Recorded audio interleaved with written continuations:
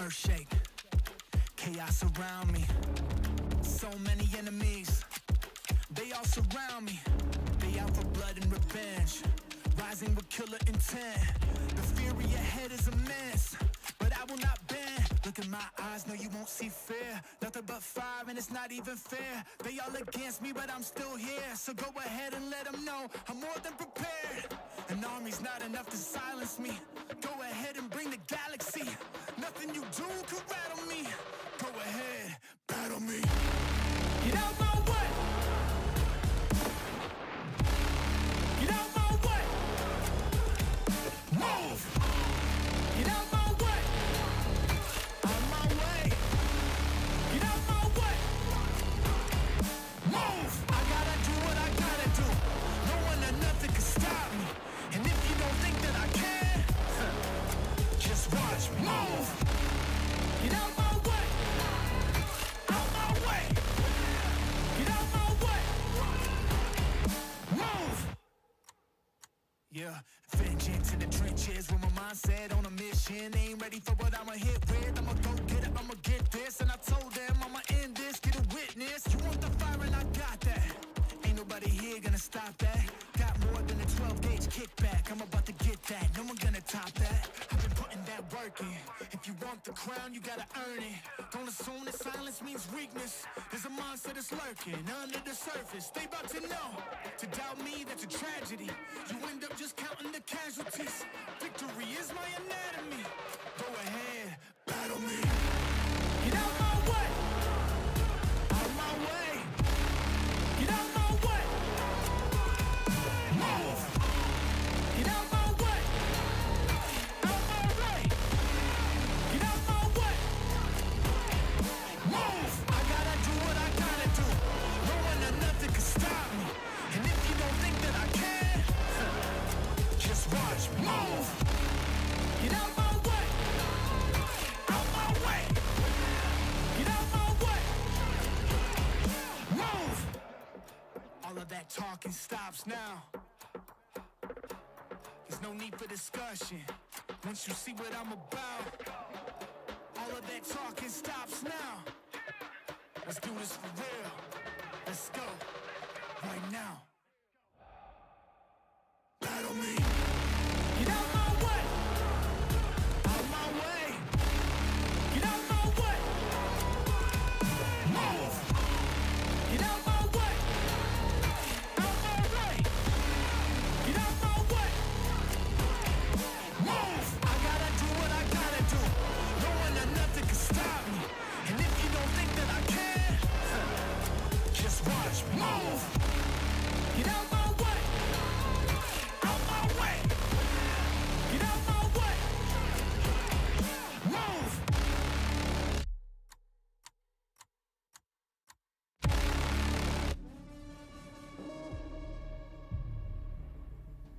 We gon' run it.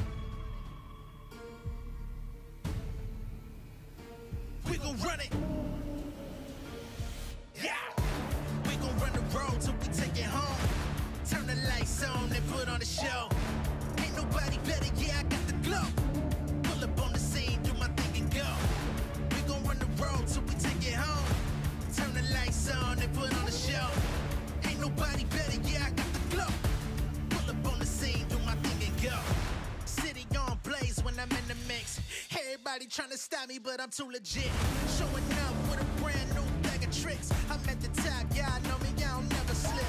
New grip on life, I live it right. Getting everything I said in my sight, I shine bright. Nobody understand what it took for me to lead. I woke up feeling like I reached a new speed. Clock ticking, I strive with no limits. Making waves without a blemish on my image. The people listen when I speak another sentence.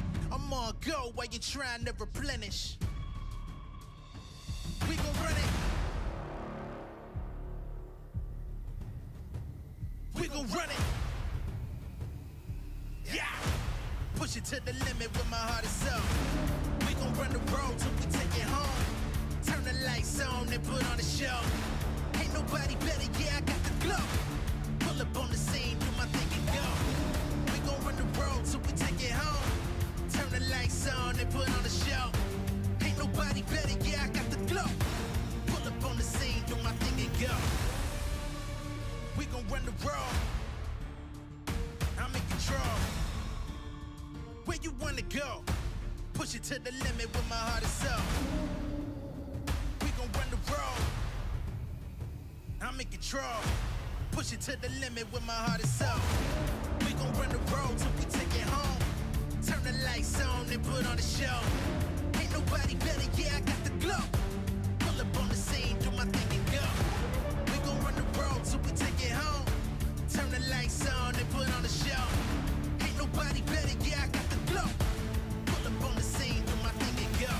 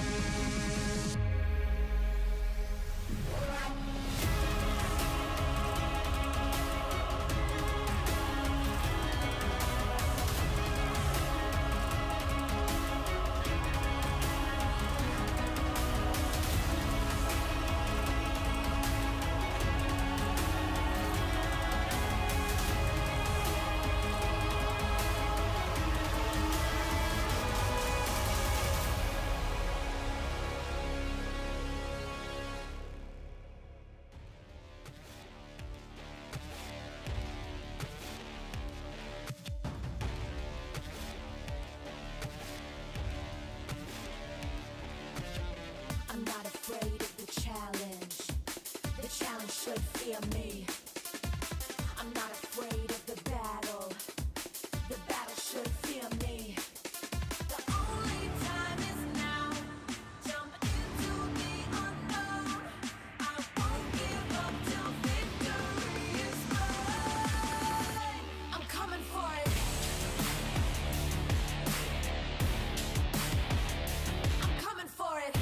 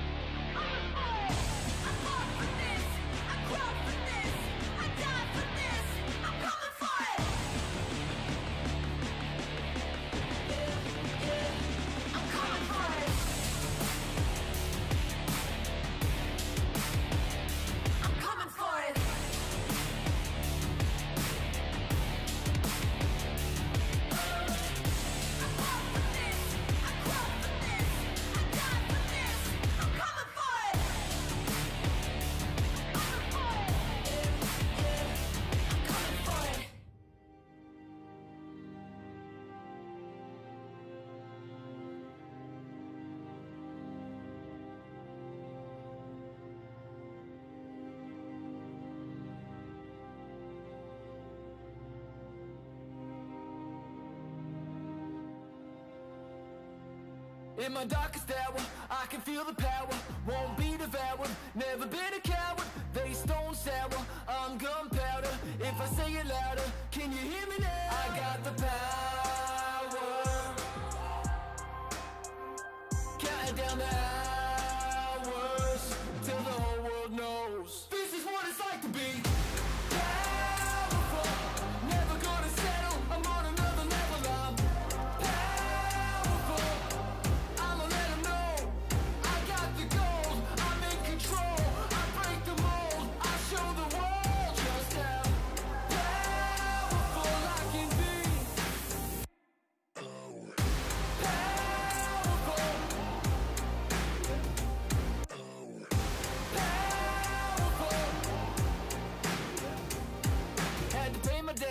Was a losing bet, and I knew what I could do, but had to prove I wasn't finished yet. Was an uphill climb, saw it in my mind. Recite the lines every time. I got the power. Counting down the hours till the whole world knows this is what it's like to be powerful. Never gonna settle, I'm on another level.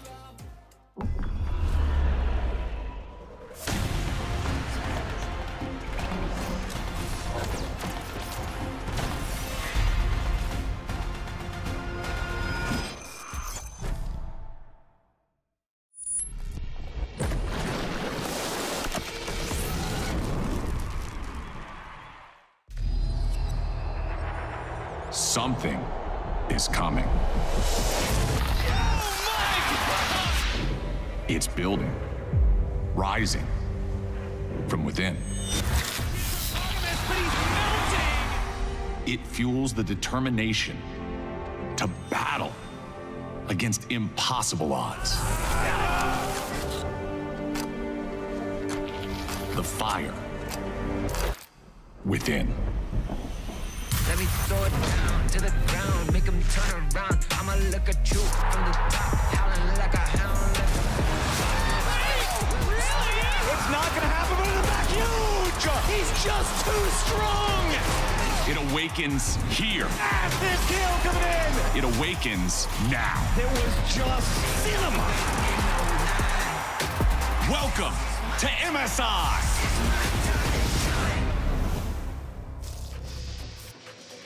Welcome, everyone, one last time to MSI 2025, live from beautiful Vancouver, Canada, who's actually been, I think, one of the best host cities we have had for an event ever. The fans have been on point. They've been, oh, they're even hugging and moving. Look at that. My name is Shox, and I'm joined here by Emily, Kobe, and Chronicler as we go through an hour-long pre-show before T1 versus Gen G. So, yeah, are we ready, guys? Yeah. So ready for this. Let's I do mean, it. there have been so many good moments throughout this tournament as well. It's been an exceptional one. I just want to say that to start, right? We look at the bracket, how it has played out, but you could pick any of those matchups and be reminded of an insane moment or a game 5 or a comeback or anything. And some of these matches going into the tournament, you would expect to go to 5. I'm looking at Gen JL, Gen G, and T1, but some of them really blew us away. BLG versus Fly ended up being a crazy banger. I'm sorry, I had to go there. But even the opening match of T1 versus CFO, that was a crazy performance to start a tournament. Yeah, absolutely phenomenal. And I think that's a great jump-off point for us. Let's look at a couple of beautiful moments that we had this MSI, the Superlative Award. So, we'll start with the first one. The only Pentakill Award goes to Doggo. Woo! It was so awesome to see Doggo have such a great performance at this tournament. He did, going in, talk about how he really wanted this MSI to be good for him because it was something he felt like he earned much more for himself rather than when he was borrowed on PSG so many years ago, and he absolutely popped off. And it's the performance against the team that currently is in finals, are about to play. The fact they did it against T1, truly the main characters of league makes it even more impressive. And he really earned that one. That wasn't one of these pentakills that is given to you. No. The whole game was about that bottom lane and using the Caitlyn pick. He had to work for it. He absolutely did have to work for it. There's also only a few people who can say they got a pentakill against Faker. I think Caps is also one of them, just so you know. Really? Are you sure? Yeah, I saw that somewhere. So moving on to the next one, because I think CFO really did steal our hearts. It is the award for best dance moves by a yes. And you can guess it. It Has goes to be driver. It has to be driver. It's gotta be driver. Oh, Here we go. Wow, we're closing in on the handoff The too. slow-mo. let's go. I also love the reactions are so good. Remember Piosik after the World Yeah. Final? Well, That's what it reminded me of. It did, and I think CFO had such a breakout performance, right? We already saw glimpses of it at MSI, but I think this time around, at the first time rather, but this time around at MSI, they really delivered the next level, both in terms of gameplay, but also out of Outside gameplay the ring. shenanigans. Yes, the next award is for revoking a player's driver's license. It has to do with the Herald, guys. Yeah, which one is this? One is There it? have been a couple. It goes to Canyon. Okay, but he's a polar bear. How can you expect him to drive? He doesn't have hands. Good point. Oh yeah, here we go. He tried his best. Okay, we're cruising. We're cruising. It's looking good. Oh no! They just Great starts edit. he just starts hitting It's like the I turret. needed to go here anyway. He still killed it. I totally meant to, guys. It's You know fine. what? But the it's thing fine. is, he only earned it after, you remember when they played G2? And then he like got in and then got Hansama as well. So he's not always bad at this, guys. I promise. No, but this one was kind of rough. Yeah, and it's didn't end up mattering, but He we still got to call killed him it. out. Yeah, got the job done. Beautiful. So next one, the award for strangest gift goes to I already know what this Doran is. Scrugg. Yeah, Yeah. the Krug. His face after he got this was so The thing is, confused. he can't read the box because he can't Yeah. see it. Yeah. We could all see the close-up on the box. It's like, what? Why are they giving me a Rog? I got a couple of hate comments like, could you not have given him like a more Krug-looking Rog? My favorite thing was his response, right? Where he was like, Yeah. guys, Krugs are dangerous. And it is one of the reasons why Doran has been really, I think, brought into the hearts of so many T1 fans. Because this player, the moment he gets it, he's like, oh yeah, guys, I'm going to fully play along, commit to the bit.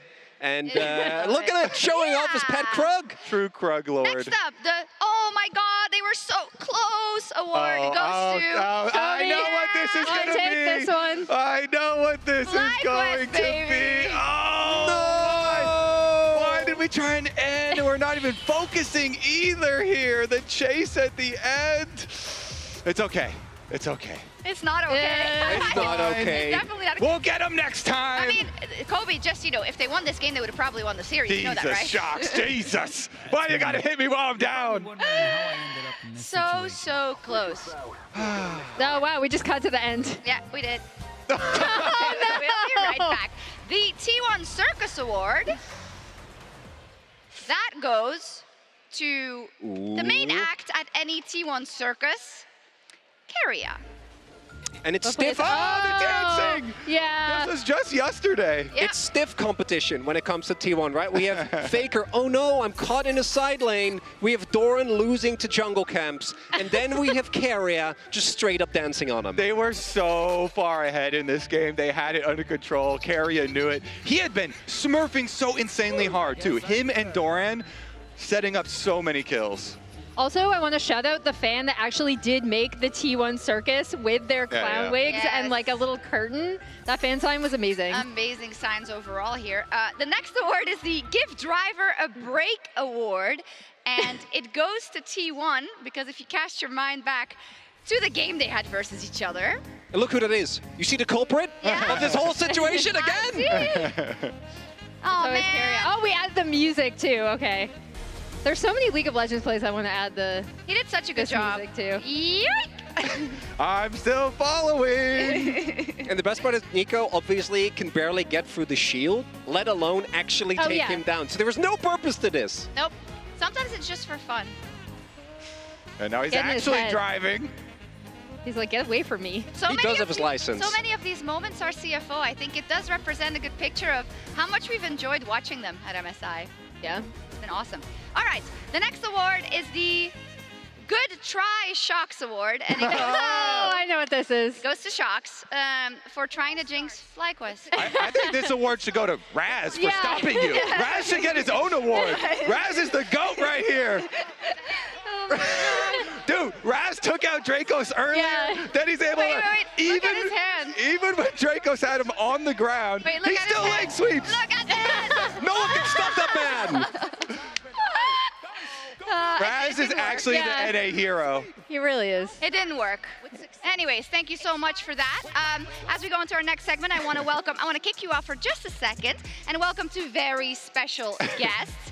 Emily, you want to take the lead here? Yeah. Let's so go, Team NA. We- No pressure, Dom, but we did win this last year. are going to Hello. play a little Hello. quiz. Hello, hello. I Welcome. can't hear you. Kadro. I can hear you. Oh, you can't hear And me? now There we're we go. Dominic. Ah, We can okay, hear cool. both of you. Okay. All right. Welcome You to gotta you carry both. me? Cozy. I like this desk. It's NA versus EU Okay. in a little trivia game. So we gotta win Let's something. go. Bro, I'm gonna grief you. I'm so bad at this. I'm so This is actually hard last time, so They're we'll see what they're she's all cooked about up. this current MSI. Okay. How many game 5s have we had at MSI 2025? I know this one. 8. Yes. 3 in the play-ins. Yes. You don't need to break it down. Did you study this or like? I mean, what? They're gonna have Our it. You know that. Our stats guy talked about it. just gonna guess. Were you in the because stats it's been the meeting? most Yeah, 5-game series. You're cheating. You're Okay. in the stats. Here's a really If easy you one. didn't I want don't to like win, that the host is NA. I don't like that. This is rigged. Yeah. Which Okay. champion has the worst record at MSI 2025? Callista. Yes. What? Wait, we have to raise our. Where's our buzzer? Kobe raised there a his buzzer? hand. Buzzer. You raised your hand the first time. You yeah, got yeah. it. Okay. Yes. Nice. We're on the board. We're on the board. We're on the board. All right. 1-1. We're good at taking one game. Okay, I'll buzz, you answer. Who Okay. were the two teams to come out of play-ins at MSI 2025? What? That's biased. Is it? G2 came out somehow. We don't need the He's stalling. And BLG, Okay, and okay, BLG, okay. and BLG, and BLG. Correct. There we go. Hey, there it is. Stalling. Name the only team involved in 3 game 5s at MSI. Yes. Who is it? T1. Yes. Oh my God! Yes. Oh, I was gonna say Chen Ji. If they get it wrong, do we just go or do we Yeah, just? it passes to you. Okay. Okay. Which player has the most kills at MSI 2025? Guma? No. Ooh. Okay. You thought that too? I actually. Ruler. No. Oh! Can we keep going? Is Yeah, it like go, Doggo or go. something? No. Okay, it's you, Kobe. You need to carry it. Jeez, most kills. Like Knight? Yes. What? What? I didn't How know that. He has play-ins. 111 Oh, kills. because of play-ins. Yeah. Oh. Yes. Plans are OP, guys. Which And champion? it's looking pretty good. What's wrong, EU? Yeah. Well, what is always Hey, don't wrong? get ahead of yourself. Okay, yeah. Relax. Which We have a champion? tendency to throw. Alright, We have a alright. tendency to throw. Likewise. Which champion has more than with more than 5 games played has the best win rate at MSI 2025? More than 5 Pick games. one. Just pick one. Okay. You go. More than 5 games played. I don't know. Rice. Best win rate? No. Oops. Wait, what did you say? Forest? Wait, did they say? No, yeah, they Yeah, did. they said They it. got What'd they it say? wrong. No. You They can said say Varus. They said Varus, and they were wrong. Okay, I think Annie, but you can make the final call. Maybe. All right, I trust you. Like- You read the It's stat not sheet. so- Annie. Damn it. Okay. I don't trust No. you anymore. Shit. Wait, maybe I actually have it. Actually. Bard. No. Highest win rate. Brom? Yes. Oh, You didn't hear me. I said it the first time. Brom You is didn't hear 10 me. and 2. Okay. Sounds like a little anti-team Thank synergy, God but they're you so still got bad that we it. got a second chance Ryan, there. I'm so thank God. sorry. I always swear when there's quizzes. I'm going to try and keep it in Wait, check. what's the score? Don't worry about It's the like a score. It's lot probably to a like little. 3-3. Four-two. A lot to a little. I don't Okay, think okay. so. Which side has the most game wins at MSI 2025? Blue side. Yes. Yeah! But it's pretty That's close. That is like- 50-50. It's 39 to 36. I knew And that. then What'd you say? Oh, okay. 39 to 36. Okay, It's okay. actually closer than I thought. What was EU's game record against NA at MSI 2025? Wait. 0. How bad did we beat them? 0-3. Yes. Yes. Wait, it's This was a 4-4. setup. It's 4-4. Yeah, now it's 4-4, I think. Wait, no way. There's no I said way you 20, caught up. 25. We caught up. It was There's no gotta way. be 4-3 or caught up. something. Chat, This where's the production- chat? yeah, Where this is it? production Say it, has where an is extra it? What the question. heck? You just want to maybe flame myself? That sucks. All right, that's it. All right, all the who won? questions That's they gave it. me. 4-4. How many No questions way. were there? It's Stay a tuned tie, for next time. and we both No suck. way. No way. I mean, we both do suck. This is All right. We GG. both do suck. This is very sus. I don't know if I trust you. Yeah, I don't trust it either. They should have given me a tiebreaker question, honestly. Yeah. Do we have a tiebreaker question? Or are we done? I'm Yeah, gonna let you give go, me but I'm one. just Okay, gonna we're done. send you off one sec, because Wait. Jason caught up with Genji's coach Kim, and after the last series win against T1, that was to look ahead at today's final in our Verizon Game Day interview. Was that really a tie? We won. Yeah, we won. I'm here joined by Coach Kim on the side of Genji, who is now on the back-to-back MSI finals leading the team. First up, congratulations on making it into the finals. Genji is unstoppable. They have been undefeated for almost about 5 months. What are your thoughts about the current Genji's momentum? 일단 젠지가 몇 달 동안 경기를 이겨왔는데 선수들 그 속에서 자신감을 얻은 것 같고요. 오늘 경기까지 연승을 이어나가면서 진짜 너무 대견하다고 얘기하고 싶고 저도 이겨서 너무 기쁩니다. 네. So Genji, now at the finals, how confident are you and the players?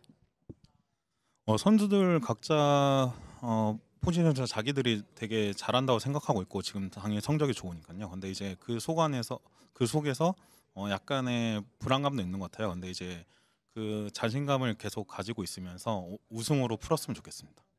If Genji win this finals, it's gonna be a monumental moment for Genji. Back-to-back winning the MSI. Chovy said he wants to make this MSI repeat happen. Is there anything you would like to say to the players before they head on to the final stage? 작년에 젠지라는 명문팀에 들어와서 선수들과 같이 우승해서 너무 좋았고요. 이번 MSI도 당연히 저희한테는 엄청 큰 의미라서 2년 연속 우승한다면 기록적으로도 선수들한테도 저한테도 너무 큰 영광일 것 같습니다. 꼭 그래서 열심히 해서 우승하겠습니다.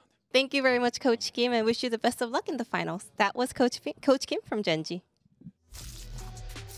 Thank you so much, Jason. I feel like he flies under the radar because we look so much, there's Mata on the other side, there's Koma there somewhere as well, but Coach Kim actually has a great legacy in his own right. Well, the funniest part is he even gets upstaged by Coach Helper because he's so expressive. So everyone's like, look at that guy. But Coach Kim has been, I think, at the core, when you look at a lot of the Genji content, the calming influence that he has and the ability he's consistently able to get the most out of his players is extremely impressive. Back-to-back MSI, that would be absolutely insane. For now, though, we are going to kick it over to Lore, who is hanging out over at the tailgate, and I believe some casters are casting some Rift-bound gameplay.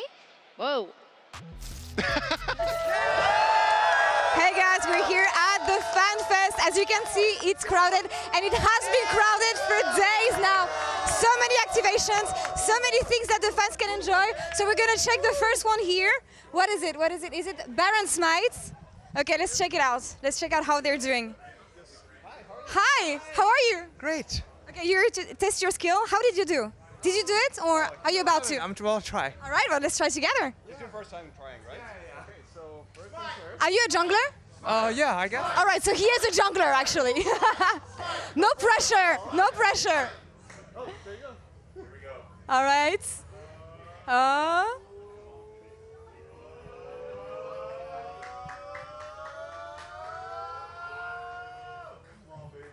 The tension rises. Oh my god, it slows down actually, it's so fun. Oh! Yeah. Pressure? Yeah. Oh, man. So I'm gonna stop bothering you, have an amazing day.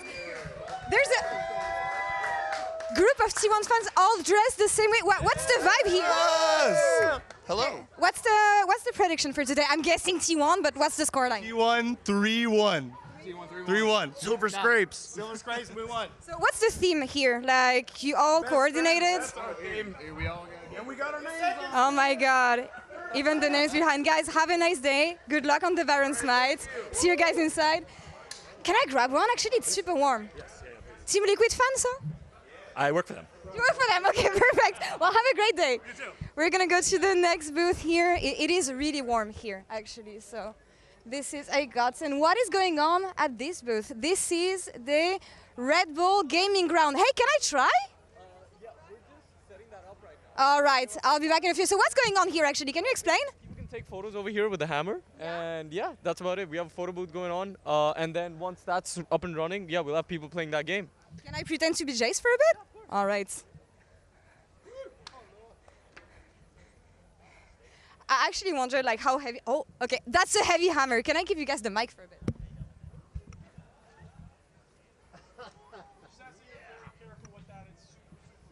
I'm gonna be careful. It is very heavy as well, so I'm gonna let the mic here. Thank you, guys. Thank you. Have fun. Oh my God, you look amazing. Thank you. Hi. I saw you yesterday, I think. So you've been here for a couple days. Yes, I've been here since yesterday. We're actually from Seattle.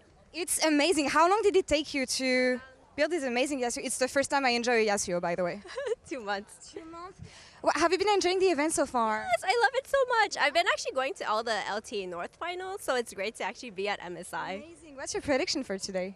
Oh my God. So T1, 3-2. T1, 3-2. A lot of T1 fans, of course. Enjoy your day. Thank you so much.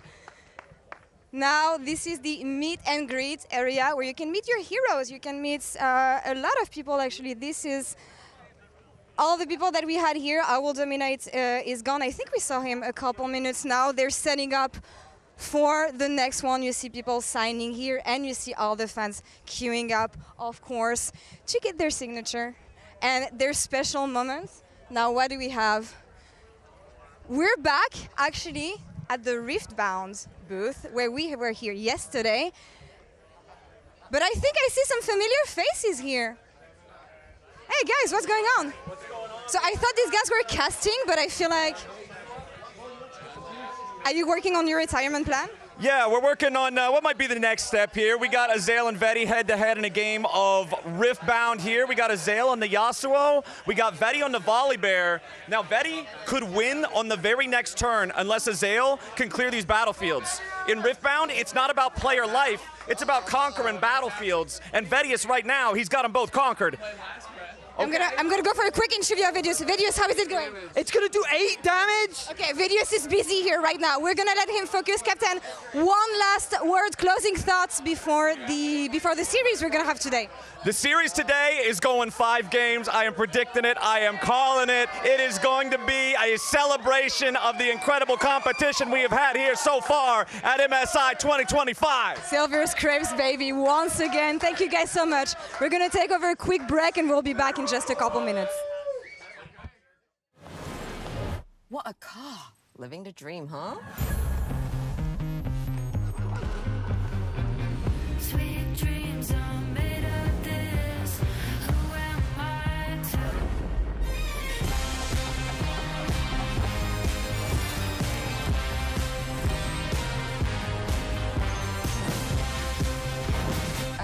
Okay. I get it now. Sweet dreams are made of this. Another historic page will be added to a legendary rivalry in our MSI Finals featured matchup presented by Mercedes-Benz.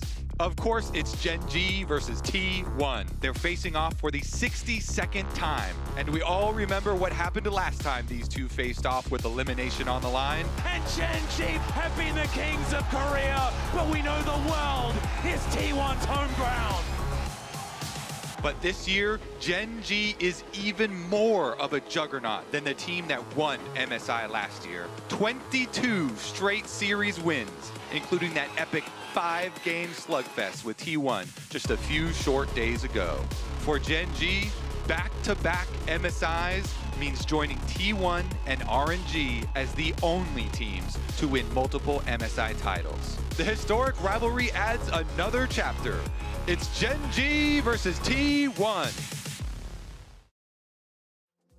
Gen G versus T1, Faker versus Chovy, and I mean, Chronicler. At the beginning of MSI, if they would have told you that this is the final, you would have said they were crazy. They would have, because T1 coming into this tournament was not necessarily expected to be a juggernaut. When I go back, even against KT, weren't necessarily favored. Against Hanwha, they were the clear underdog. And they started off the tournament by barely making it through their first series. Went to 5 games against CFO, but still were able to make it. Yeah, it's crazy. And it's a modern rivalry, right? One of the new generation rivalries, I want to say. And perhaps it's even the best. I mean, I think the big thing about this rivalry is that if you take into account the Samsung with the kind of upset victory at Worlds, right? That makes it so historical as well, both internationally and then obviously for South Korea and the LCK. These two teams know each other so well too, which is what makes their games so amazing. The first best of 5 between them at this tournament was bonkers. If the first one was already good, the second one can only be even better. I do see that we had a bit of a wardrobe change, and I think it is time to talk about something quite important. Next up on the docket is the case of international fans versus Chovy. Judge Shocks presiding, calling Chovy's lawyer chronicler to the stand. His aide Arnold wasn't able to join us, but what do you got for me? Your Honor, esteemed members of the jury, can I get a shout out from the jury? It's all of you guys. There we go. My client has been suffering this tournament. I don't think he's been given the dues he deserves. He is suffering from his own unrealistic expectations. I've seen this man single-handedly raise the level of mid lane in the LCK since he debuted. He has been an incredible powerhouse, best mid laner in the region since summer 2022. 5 championships in a row, and any performance short of absolute genius, which he, by the way, has shown consistently for the 3 years domestically, not enough. Maliciously being used to tear him down. Secondly, people always bring up the international records, right? Always talk about... Let's really go over those for a second there, because for the first 2 years, he was on wildly inexperienced rosters. This right here, you see who he lost to? The team that had one of the most dominant runs in World's history. On a team that, by the way, debuted both Bioshik and Carrier. It was a team that, the fact that they were able to make it to LCK as deep as they did, as well as to that spot, is crazy. Humble Life weren't even supposed to be there in 2021. And in conclusion, I think that my client is not being fairly judged when so many of his performances up until this point were either with teams that weren't supposed to be there in the first place, or teammates that clearly weren't performing up to par. Okay, I do hear your arguments, and I feel like I might be ready to make my judgment unless... Hang on. Oh, I've just been handed by the prosecution a huge L. And it stems from Worlds 2024. Okay, no. That wasn't his. He was holding that for some. That L was his support, okay? 0 and 15 in the last 2 games. My client did his best. Doesn't deserve to take the flak for that. He doesn't? No, he does not. Okay. Doesn't belong to him. I'm gonna ask everyone in the audience, the jury in Vancouver, do you believe in Chovy? Come on. Come on! It's pretty good, but I don't have enough evidence. I'm going to delay the case until after the game. Thank you, sir. Thank you. So.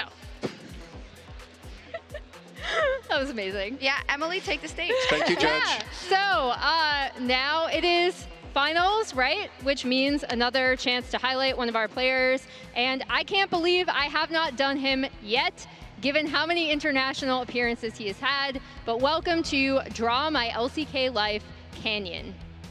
Kim Canyon Gyeonbu began his pro career on Damwon Gaming, splitting time with Punch after this Damwon roster had qualified for LCK Spring 2019.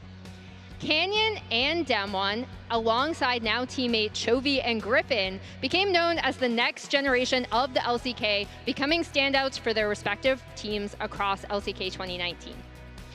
Canyon has been nicknamed Polar Bear by his fans and peers. In 2021, Damwon Kia actually released an hour-long Canyon song of him singing on a loop with polar bears just kind of in the background, kind of relaxing, you know, need something to go to bed to. When Canyon was in his 2nd year of middle school, his mom asked him what his strength was to try to become a pro player. His answer was that I had the composure not to be swayed by wins or losses. Canyon, fun facts. Canyon is widely regarded as the best jungler in the world. Now he and Genji look to defend their MSI title. And there's also a slide of Canyon fun facts. He once got to master rank by only playing Yasuo. Whoa! That's crazy. He won World's Finals MVP when Damwon won the World Championship in 2020. Has been on the LCK first All-Pro team list 5 times and has won MVP twice.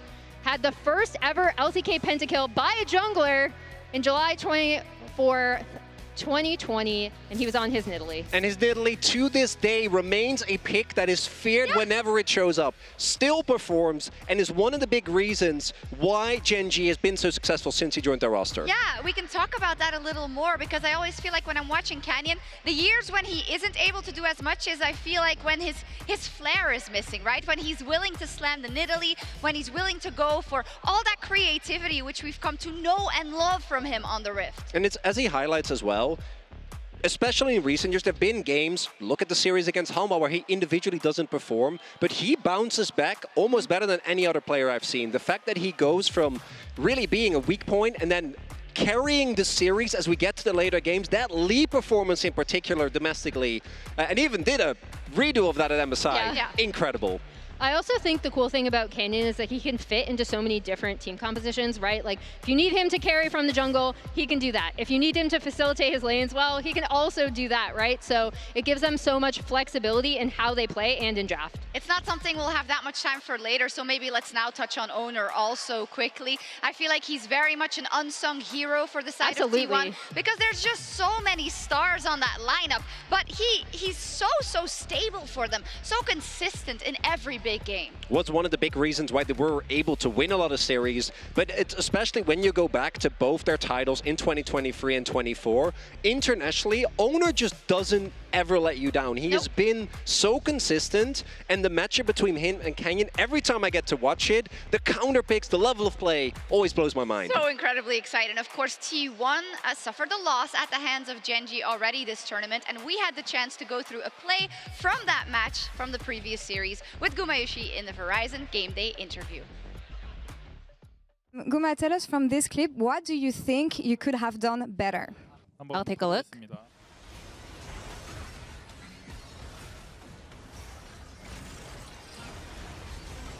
The Bartle was good.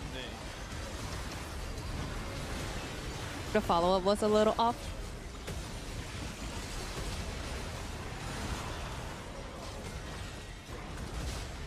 I think, so we were trying to go for a play because Senna didn't have flash, so we wanted to make a play around the Bard ult. I think the best case scenario here was follow up with a Sion ult. But overall, Game 3, the drafting was really difficult to execute. Their reaction to the Misfortune ult was so on point. The way they supported and covered Senna was also awesome. They did a great job. It was flawless. Awesome. Also giving props and a good read on what happened in that game. Gen.G just being more on point in those team fights. And that's Guma giving praise, and the guy, obviously, when you go back to some of the biggest hype videos, has been known to be a trash talker. And to me, it also speaks, and this goes for really every player. Duro wanted to be like Keria. Guma and Ruler obviously have a rivalry. Faker and Chovy literally, I think, don't do an interview for longer than like a week between saying, no, Chovy's the best. No, Faker is, I want to be more like Faker. It just keeps going back and forth between these teams. A good way to avoid losing is just don't pick Kalista. And is Kalista here?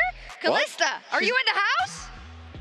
It's me! Kalista! It's not my fault I'm 0-10! I swear, please!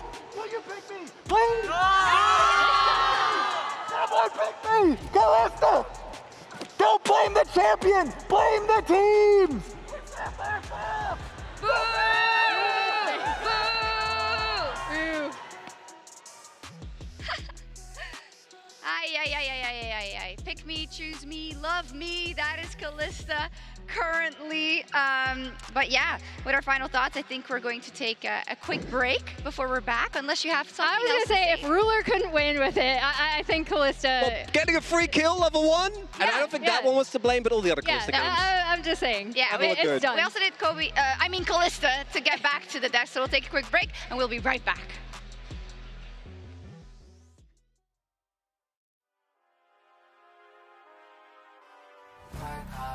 Work hard, work hard, work hard. I'm going full speed, got the pedal to the metal, can't outwork me. I'm going full speed, got the pedal to the metal, can't outwork me.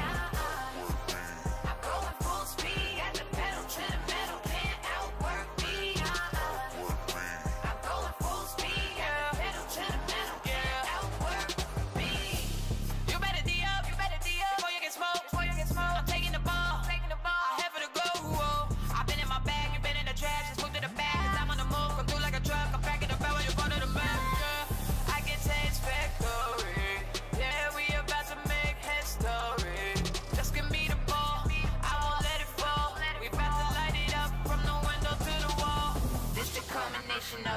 hard work. Them hours in the gym, I'm about to go berserk. Count it down, clock is on tick. Tick, tick, tick, tick, tick, let's get it in. Ow! I'm going full speed, got the pedal to the metal, can't outwork me. I'm going full speed, got the pedal to the metal, can't outwork me. I'm going full speed, got the pedal to the metal, can't outwork me. I'm going full speed, got the pedal to the metal, can't outwork me. He's a beast, he's a monster, he's a force with the man. I scanned the room, forming up the plan. Fire in my eyes, got him stuck quicksand. I don't play to lose, I just play to win. It's that hard work, effort that I'm putting in. I don't play to lose, I just play to win. Sound like broken records against me, let them records spin.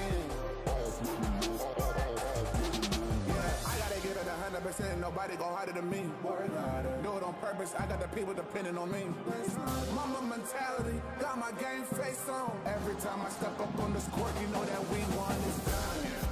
I'm going full speed, I just pedal to the metal, can't outwork me.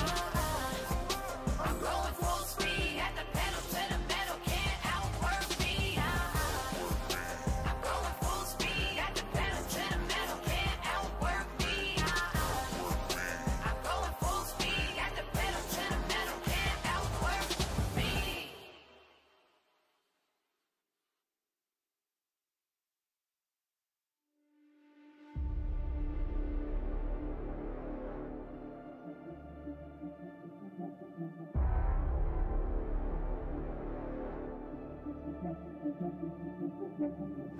Yeah, you're looking for something amazing. That's why I put in the work. That's why I grind on the daily. I'm running wild and I know that no one... Go super, go super. Go super duper. Go super duper. Go Nash. Guys, the Red Bull's running out, guys. They don't know what to do. Oh, nice, nice. Nice. Woo! Ayo, Kiki. Nice. Oh! Movie maker. Oh! Holy. Oh, yeah.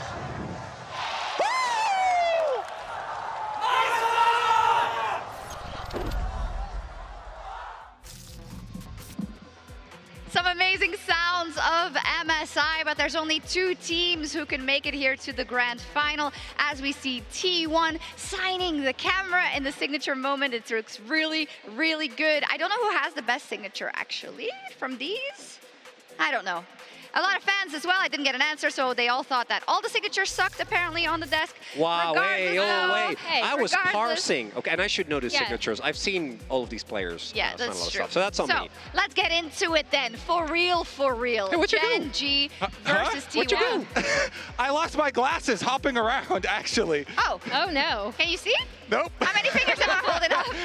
1! Amazing. So let's get into it then. Gen G versus T1. And I think we need to spend some time on just how unbelievably impressive this run from Gen G is. 22 consecutive series. We see it there on the graphic, right, Chronicler? This is absolutely unseen in Modern League. Even beating their really nightmarish opponents of the last 2 years when they tried to go for this run, KT, no one could stop them. And it is, as you're saying, I think so important to keep reminding everyone, this isn't normal. The fact that this team is able to stay this good consistently between format changes, between meta changes, is mind-boggling. And it's what's even more impressive, right, is the only team standing in front of the team right now are themselves from last year. So it just speaks to the absolute domination and consistency that Gen G have been able to pull off. And also when you take that into context that they were so good in Spring 2024 and they won that MSI, they are in absolutely the same position here, which is one of the reasons why we gave them so much faith in winning that MSI last year. Kobe, do you feel as secure in Gen G and how strong they are as you did last year? I mean, different bottom lane, but it looks like it might be the same result. It could very easily be back-to-back. I do feel pretty safe in Gen G arms. Yeah, I agree. For them also, it would be monumental if they, can I say that, if they get upset here because of their track record recently, or has for you, Chronicler, the context of the tournament, the games that you've seen from T1 made you waver? I think upset is hard because of the form that T1 has shown. Because it's important to note, especially after that series against AL yesterday, knowing how close those top three teams, T1, Gen.G, AL, have been.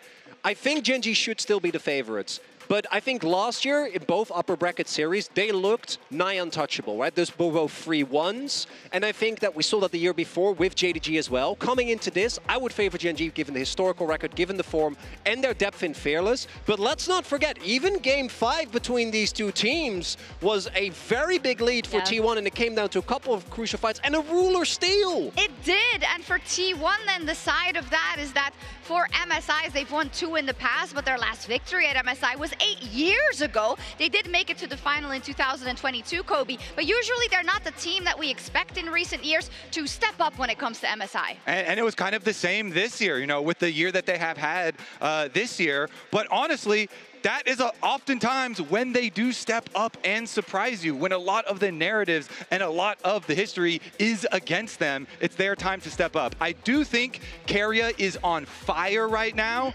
and Doran, I feel like he is going to lock in for his first international finals and very well has a good chance to actually take it. I was even taken aback when I heard that, even though I knew it in my heart, but Doran has never had the chance to play an international final, Emily. And just to paint the picture of how difficult it is to come into a roster that has been so successful, because when it goes wrong, you always think it's you. Yeah, and I also don't think he necessarily looked great with the team initially, right? Like, he was really struggling, and the fact that he not only showed up for them in playoffs and was a huge reason why they were even able to qualify here, he's also shown up in so many of their team fights, especially in these like super long 5-game series, right? I think his Ornn has been great, his Gragas, right? So the fact that he finally seems to be clicking with this team so well, especially in team fights, because that's what we know this T1 core is at their best when they are team fighting. It's been amazing to see it, and it's not even really a glow up. It's just like he's finally performing at an international event. It's also the fact that Doran is a chaotic player, and in nature, he's always been the guy that can win a game and then lose the next one. And T1 kind of feel the same way for much of their lifespan. This roster, that 4-man core, has really thrived whenever it's chaotic, and Doran has really, I think, also been bolstered by that. Yeah, I mean, he still is going to have some blooper reels, some blooper plays. That's who he is. But he's going to smile through it, and they very well could make it happen. And he got them here, right? Like some of his plays, as highlighted, even in this tournament, he wouldn't have gotten. But looking at his opponent, Keen is the master of consistency. Yeah, that's what I was going to say. By contrast, Keen is someone that you just know is so rock solid, so stable, and so reliable. So we might not always see the same highlight reels from him, but he's so consistent, and Gen.G can rely on him to show up. He's so consistent, but when I watch Doran games, I always think, what's he gonna do? And that can be positive, sometimes it's negative, but I don't think it's been too much of that this tournament, Kobe. Yeah, I honestly agree, Shox. I've been along for the ride. I think it has been fun. I do think, though, Keen, especially on the Ambessa, the Gwen, and the Cassante, has been exceptional. So it's going to be a very steep hill, and Doran's going to have to earn it. I will say one stat, though, that wasn't on there. Doran has the most solo kills of the tournament for any top laner, so he can make that magic happen. I'd love to see it again before T1, of course. They're up against kind of a mountain, right, in 22 consecutive series victories from their opponents, including one against them most recently. So, Emily, talk to us about how T1 should approach this. So I don't know if this is how they should approach this, but I do love it when they do things like this, right, which is just some creative early game shenanigans. Owner is going to end up coming up here as we play through the clip and get this kill onto Flandra, right, who's already having a tough time in this Yorick Renekton matchup. It's just not very fun. Owner's going to wait around. Notice the bot lane here is also pushing in, which is really important because T1 have so many prio lanes already. And they get that first blood, and what is going to happen afterwards is they initiate a swap on purpose, despite the fact that these two matchups do have prio in them, right? So you see that when Flandra backs, he's going to immediately TP onto the top side. But more crucially, when Doran backs, he ends up going down towards this bottom side of the map, and it kind of sets an uneven map state. Also here, more importantly, Faker is also able to chase out Shanks. And what this setup eventually allows them to do is they're going to be able to, off of the prio that's going to be here, end up getting first Drake as we play through, which is also something that has been a hallmark of theirs. Now, a little bit later in the game, Faker, you saw him getting lane prio. He is going to realm warp up to get another kill onto Flandra.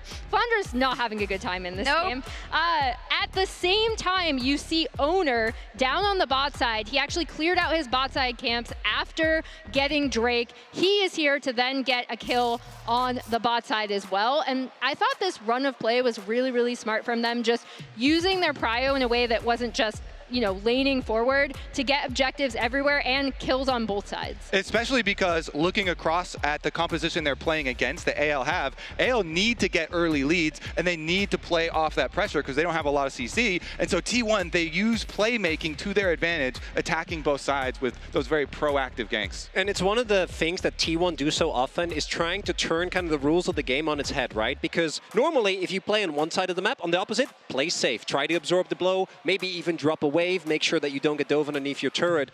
But T1 have relied on so many of these type of tempo flip. They are obviously also extremely notorious for their setups when it comes around objectives. And that is where the experience of both Faker as an individual plus the four-man roster comes in, because they trust each other blindly. Unless they get red, which is what Gen G have been doing very often. I just wanted to call out that Faker has been alone on stage these last couple of days as he was warming up. Of course, they do all the checks, but then usually go take a breather. And I think it's so cool that before the finals, Guma and Doran are now also there alongside him. At least they can make it a little bit more interactive. He doesn't have to click in practice tool. Maybe they can even do some 1v1s. I love that. Yeah. I also love the like over-the-shoulder looks that you get of Faker sometimes, and he's like alt-tabbing through 3 different games while he's still playing. And have you seen those shots where they take like the angle and you can see Faker and then he's looking at Chovy? Oh, that shot. Colin is the GOAT. That's a good one. That was crazy. And complete juxtaposition. Earlier we had the rehearsal to the opening ceremony, which is going to be amazing.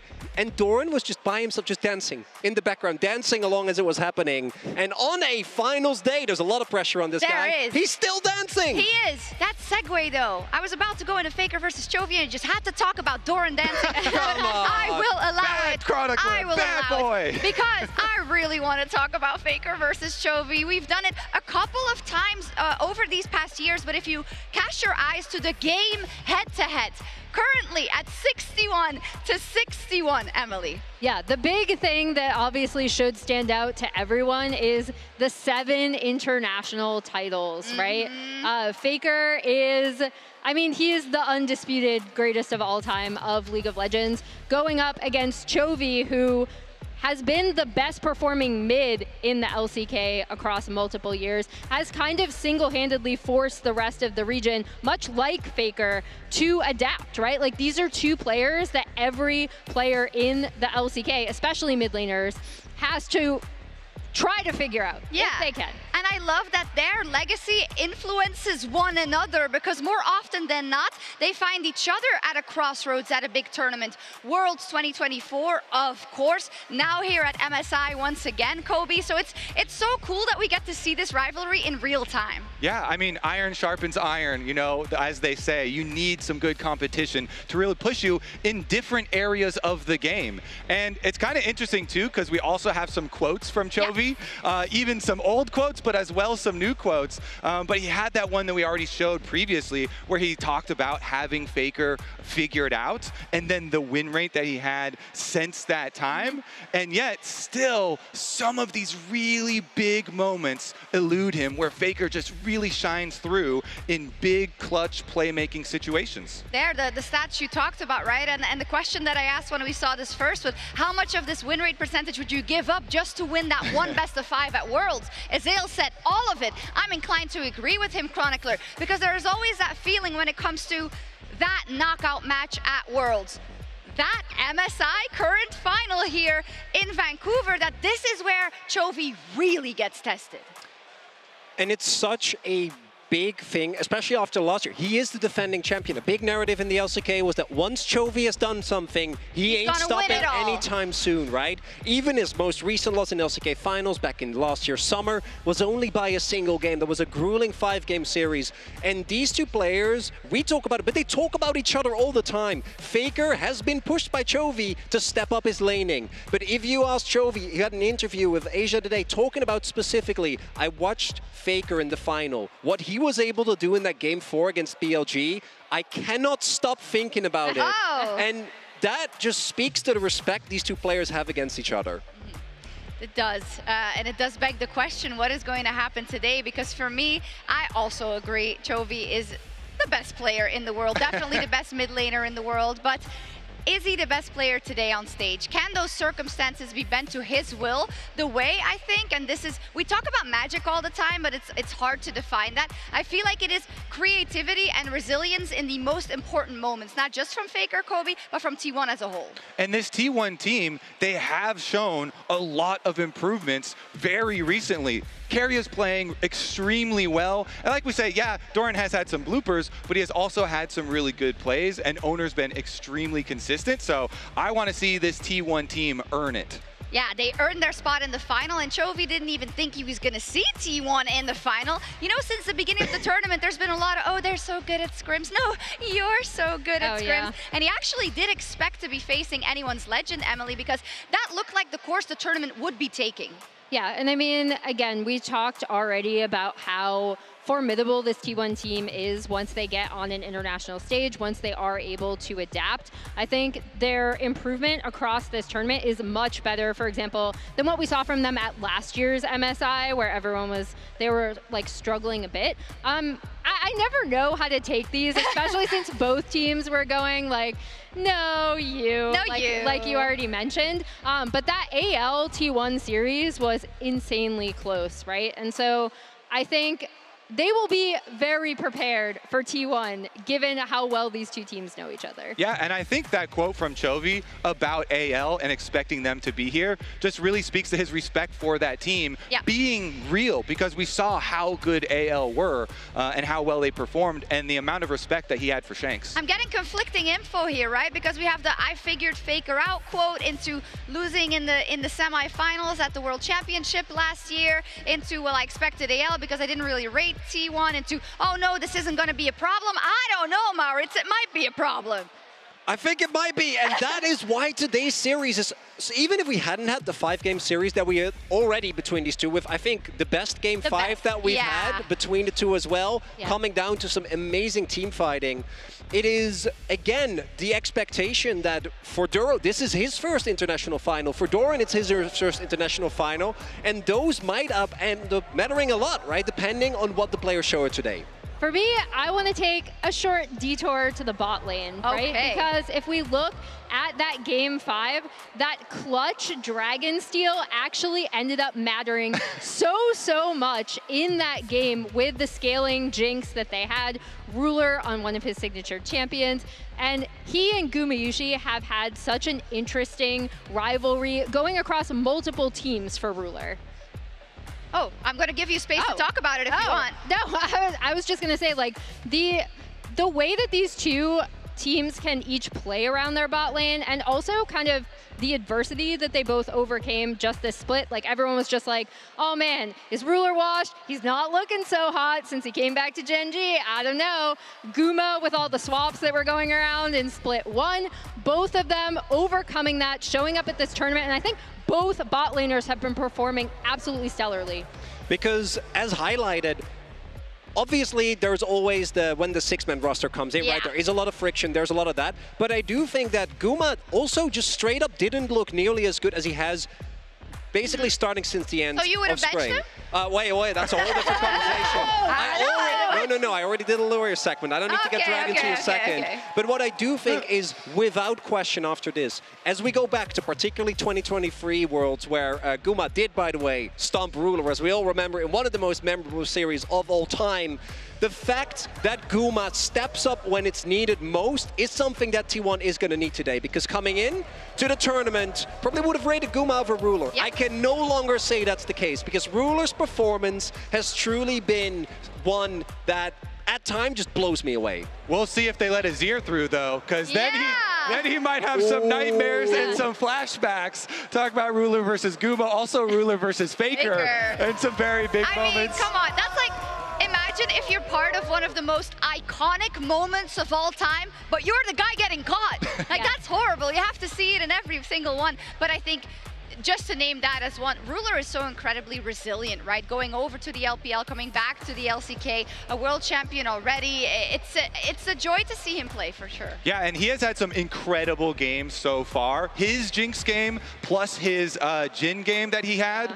And I think both of these two AD carry players, their Jhin games really do encapsulate and speak to how well their teams play around them and protect them. Speaking of AD carries. That's crazy. Wow. What do you think, Tyler? Okay, anyway.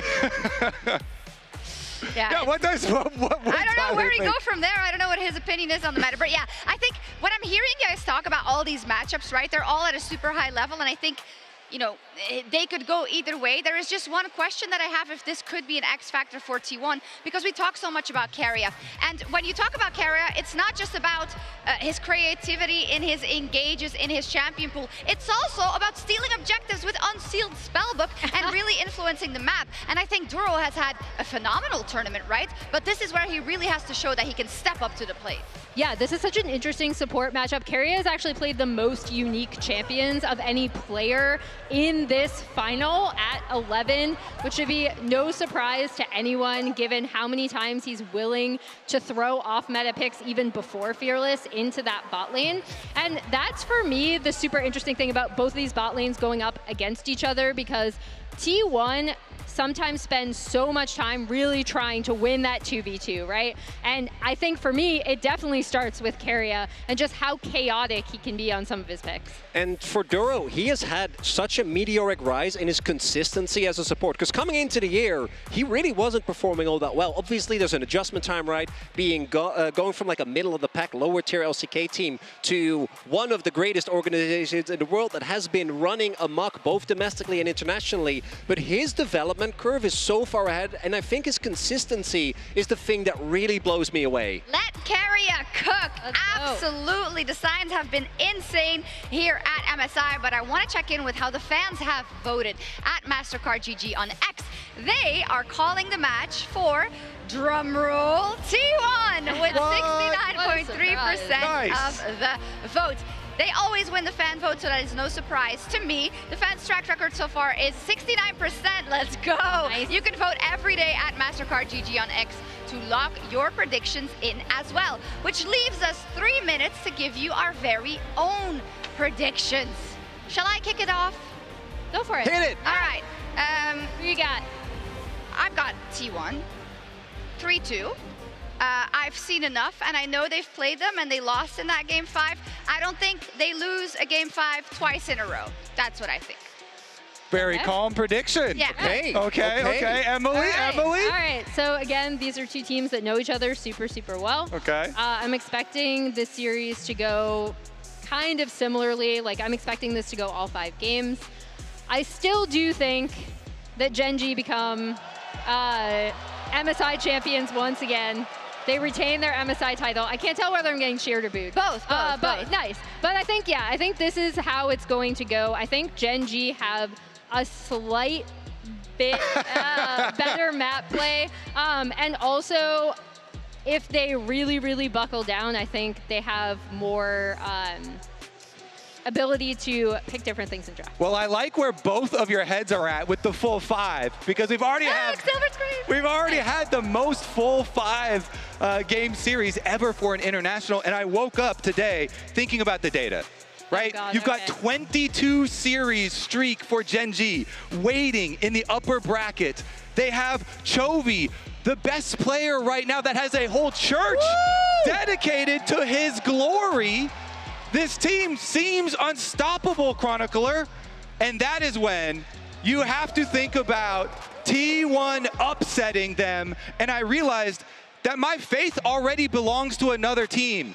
counter to the logic of pre-tournament expectations, I'm gonna go with T1! I appreciate the flames you drew around here today. Yeah, I like it. Chronicler, Well, now, your minute. now I feel like I shouldn't have gone last because this is gonna sting a little bit, but. Whoa! What? I'm pretty sure I'm getting booed. I'm going to explain this as fast as I can. To me, how close that series was something that blew me away in the first place. But I do think, looking at that game 4, that should have been a Gen G 3-1 victory. I also think that we still haven't truly seen domestic Chovy show up at the MSI stage. I think to end the tournament, he is going to be here today. And if that man shows up at the arena here, I don't think Faker, even the GOAT, can stop him because Chovy has been incredible. I've had to watch this man do magical things, and I think it's going to happen again here today. Listen, I can accept it, but I can't accept that you don't do 5 games because we need 5 games here to close out MSI. We absolutely do. I love it. We've all got a bit of different opinions going into this grand final because it could be a toss-up. That is MSI. And 22 series in a row, the best team in the world right now and reigning MSI champs Gen G with the best mid laner in the world, Chovy, at the helm.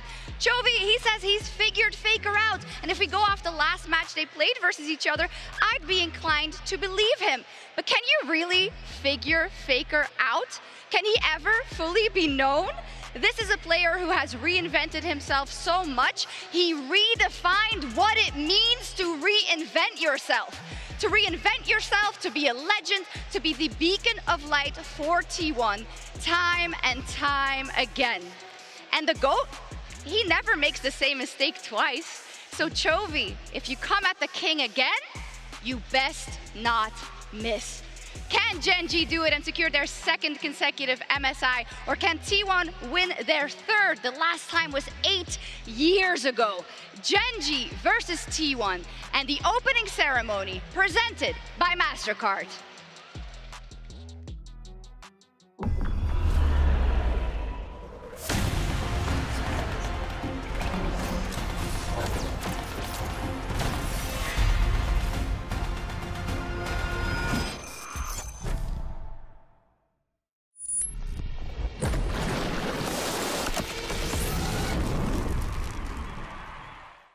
Let me throw it down to the ground, make them turn around. I'ma look at you from the top, howling like a hound. Let me take it off, push it up to another height. This is what I do. I'm a dog, not afraid to fight in the dark at night.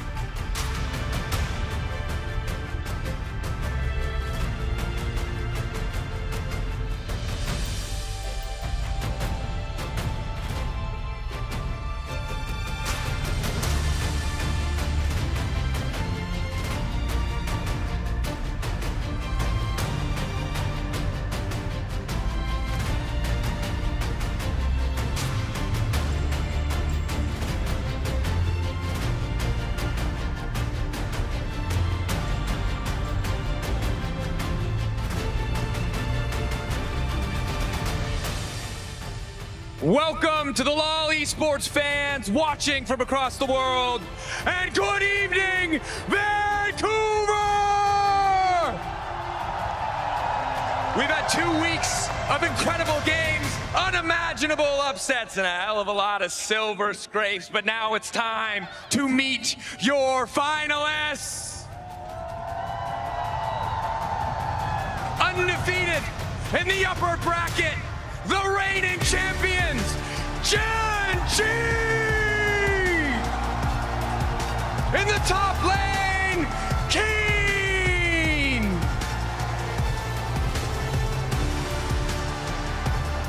In the jungle, Canyon!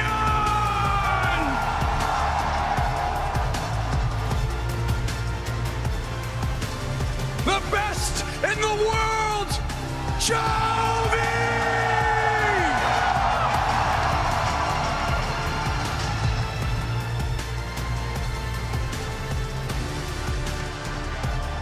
They're ready to carry! Ruler!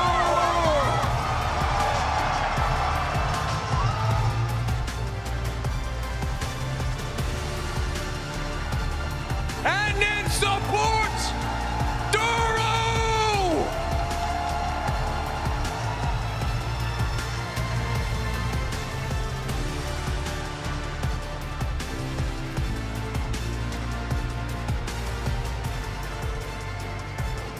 Their opponents, indomitable and tenacious, T1! In the top lane, Doran!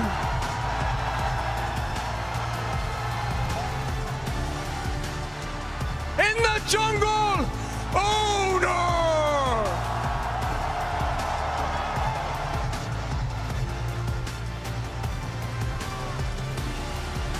The greatest of all time, Faker!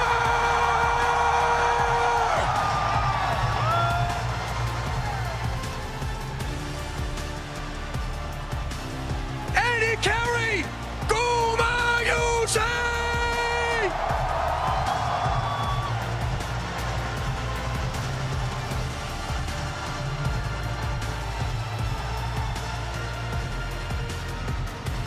Their support, Carrier!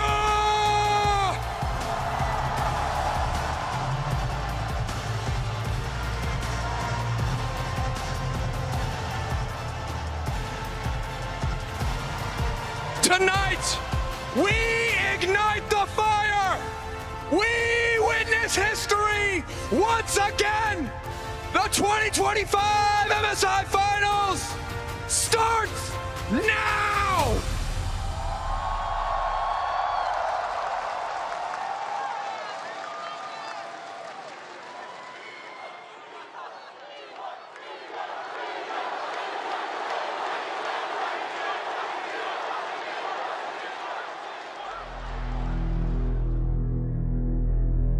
Gen.G looking to close it. So much hope domestically, looking to make good as Carrier tries to find the fight, but it's Guma isolated on the side. Looking to take down Ruler. One more auto, but it doesn't quite have the damage. Ruler living in the clutch. Gen.G holds the line. Gen.G knocks down T1 and advance to the finals.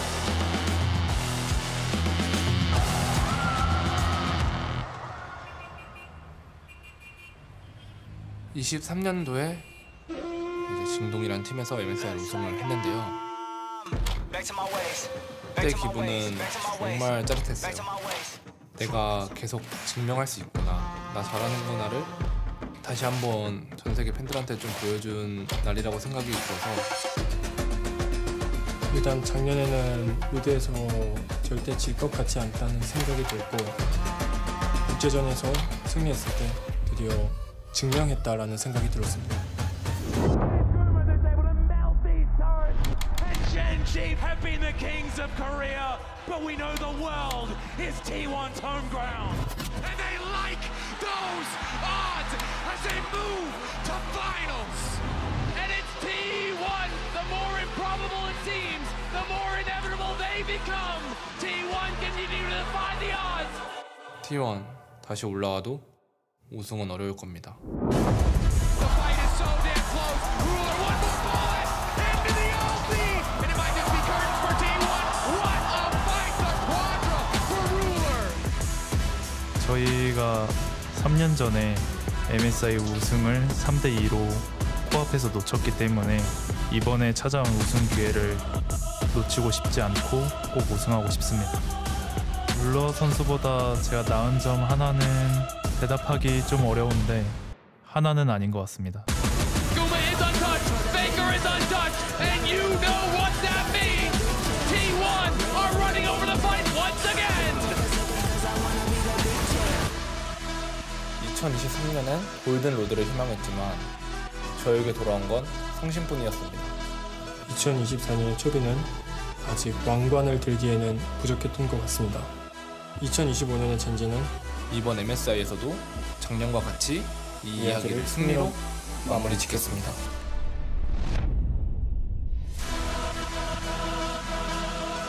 승리를 향하는 길은 언제나 저희 T1만 걸어갈 수 있는 길입니다. 젠지, 저희가 돌아왔습니다.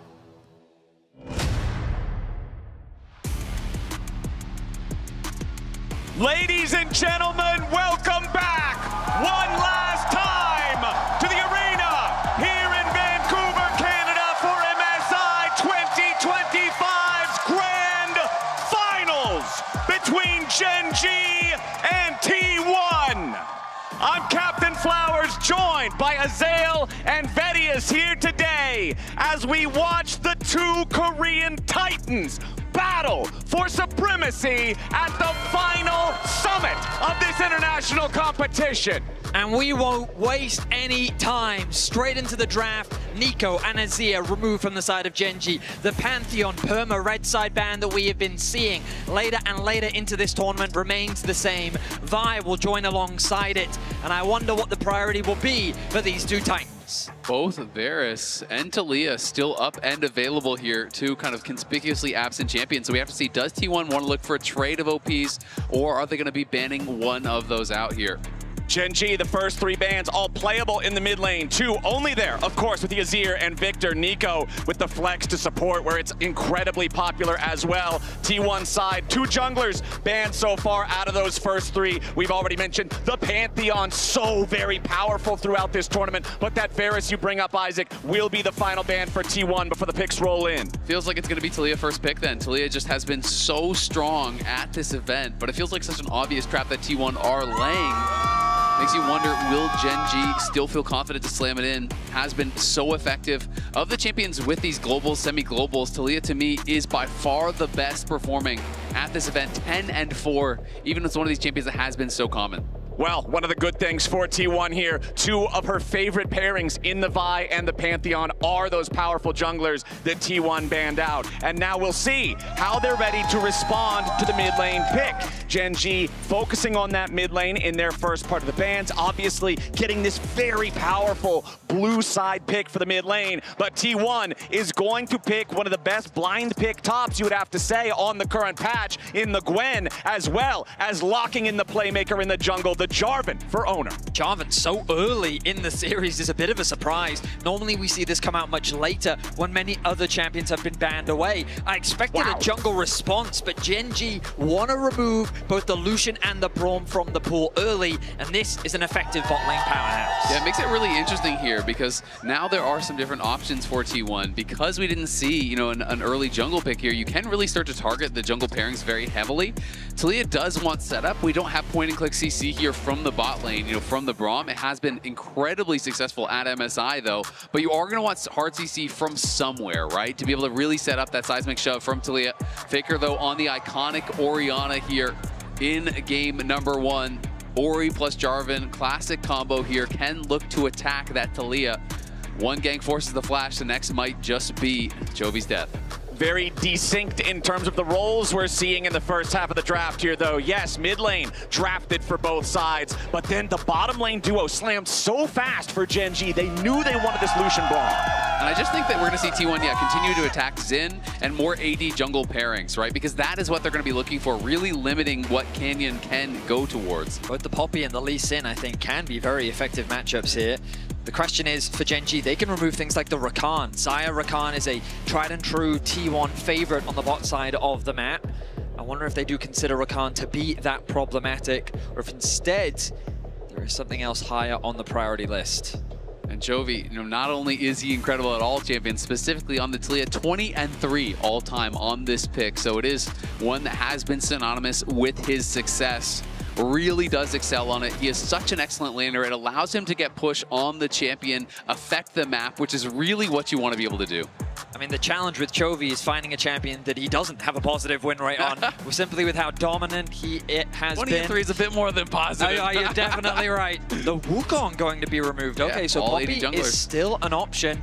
If they do go for the Poppy, Gen G's engage would be limited. They'd have to look for more engage on the top side of the map, but that would be quite risky when playing into something like a Gwen. Alternatively, Canyon's Lee Sin, it's feared, and it's also a very good matchup into the Jarvan. Can also pair up quite nicely with the Taliyah with potential setup. It is really interesting, right? Because you can totally see the thought process here. You're saying, okay, we're going to limit all of the engage tools from jungle as far as physical damage junglers. You didn't go for a hard engage on the support, and the good engage champions in top lane are things like the Ornn, which Gwen already has a really good matchup into. So they are trying to kind of paint Gen G into a bit of a corner here and force some bad matchups. But it is okay to still go Ornn and go down on CS against a Gwen and still have that value in a team fight. So I wouldn't be shocked to see something like that still. I really think we're looking at a Bard game 1 for Keria. Locking in the Jhin, a pairing that we've seen a couple times from Gumayusi and Keria. Guma's Jhin is something that he's super comfortable on. He's brought out multiple times in international competition. It seems though the Canyon's gone more of the defensive route, and we're going to get the Sejuani Jax. I mean, a very common combo that works very nicely together. Jax synergizes with the passive from the Sejuani and can match up into the Gwen very effectively too. A lot of pressure here on Canyon as the main engage for the side of Gen G. If you can find picks or flanks with the solo laners, there's success opportunities there, but that Sejuani really is the go button for the team. Final pick of this first draft will be the Alistar here for Keria to pair with the Jhin against that Lucian Braum bottom lane. Isaac, I'll go to you first. We see all 10 picks for the first game here of our rematch of the upper bracket finals. Which side has the edge? Honestly, I think I like what Gen G have more. I do think Chovy playing the Taliyah, being able to get the push in this matchup, and then you have such a strength in the top lane with Keen on the Jax, Canyon and him. That combo is incredibly powerful. Braum has been so successful at actually shutting down the hard engage that I think T1 is kind of trying to draft for. So I do have to favor what Gen G has. Very much agree. I feel like that the Braum is great into the Alistar. T1 felt they needed a little bit more engage to work alongside the Jarvan. I feel that Jhin synergizes nicely with a lot of range, but paired alongside the Orianna, it's a little bit more of the wombo combo. I think T1's composition wants to do a few too many things, and I think that Gen G's laning is just going to help them get to a mid-game point where they should have the advantage. Game 1, I do prefer what Gen G brought to the table. The crowd is ready here in Vancouver. One final best of 5. We saw these teams go head-to-head only a few days ago in that upper bracket final. It did go the distance as they traded blows back and forth, and now we get one last dance to see who truly is the better team at MSI. We saw them recently meet. We've seen them play so many times in the LCK, but the last time T1 and Gen G faced off in an international finals, Worlds 2016, as SKT1 and Samsung Galaxy, Faker and Ruler were still on their respective teams in the respective roles. It is crazy to see how these players have stood the test of time, still at the absolute pinnacle of League of Legends esports.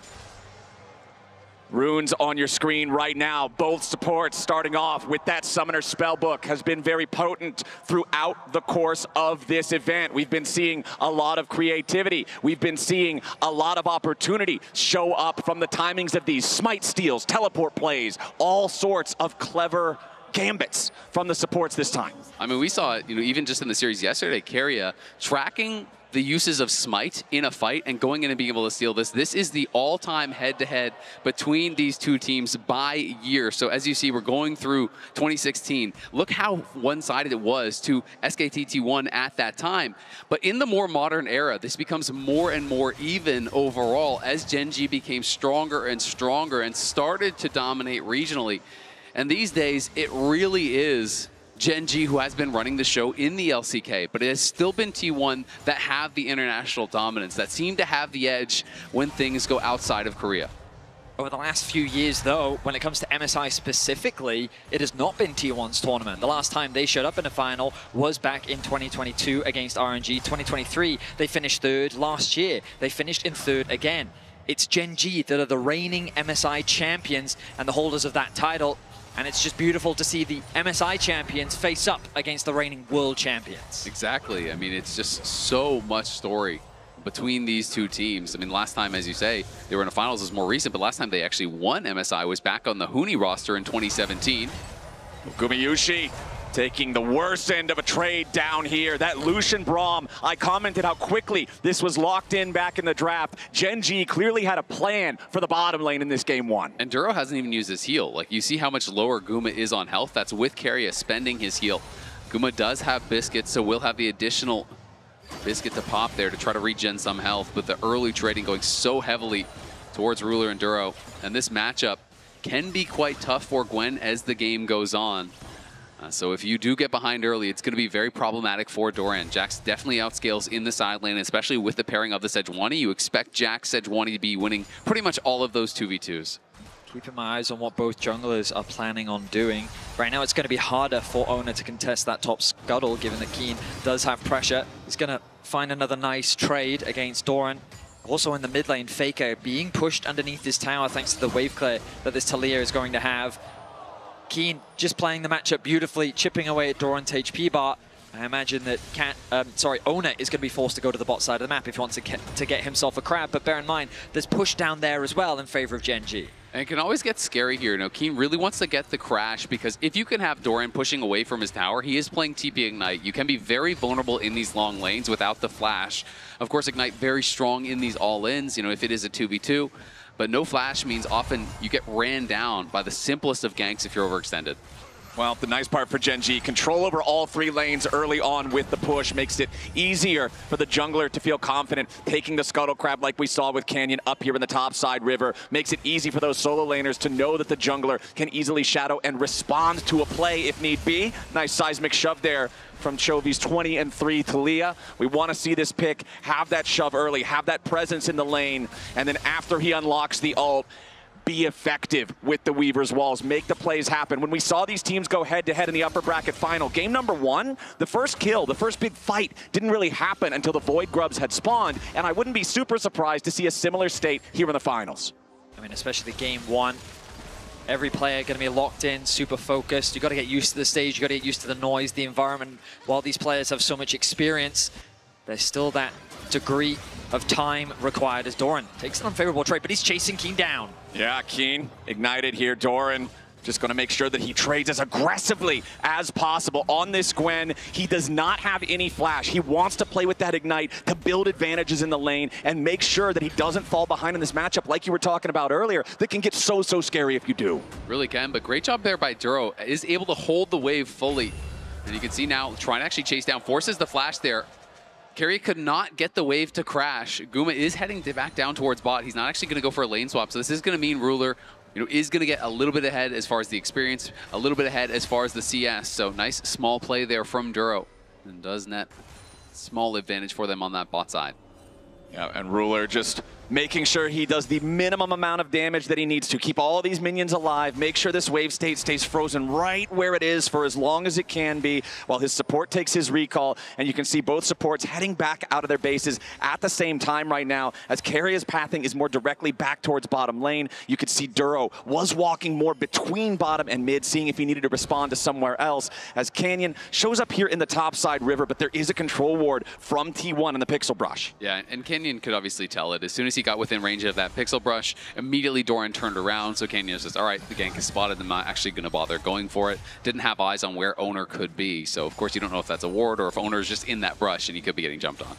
top laners continue to trade. You can see the lead that Keen has been able to build up in the 1v1. We've already witnessed firsthand. He's a level down and he's...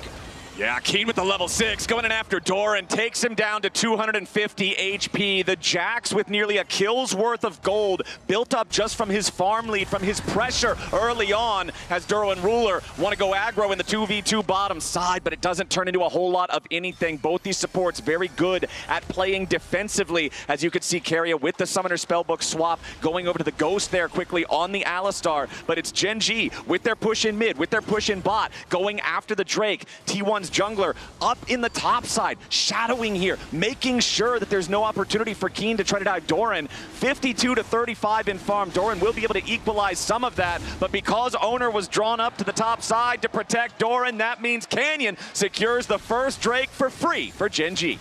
Gen G are leveraging the strength of their laners. We talked about it in the draft, but their ability to get pushed pretty much across the map, to respond well to what T1 have brought out in terms of what they brought into game 1. And that Alistar last pick, yes, it does provide you with a little bit more engage, but as we're seeing in the bot lane 2 versus 2, it's difficult to contest those waves into the face of a Braum. Another wave is going to be pushed underneath the tower, and mid, Faker doing a really good job of keeping ahead in farm, but the rest of the map is lit up blue in favor of Gen G.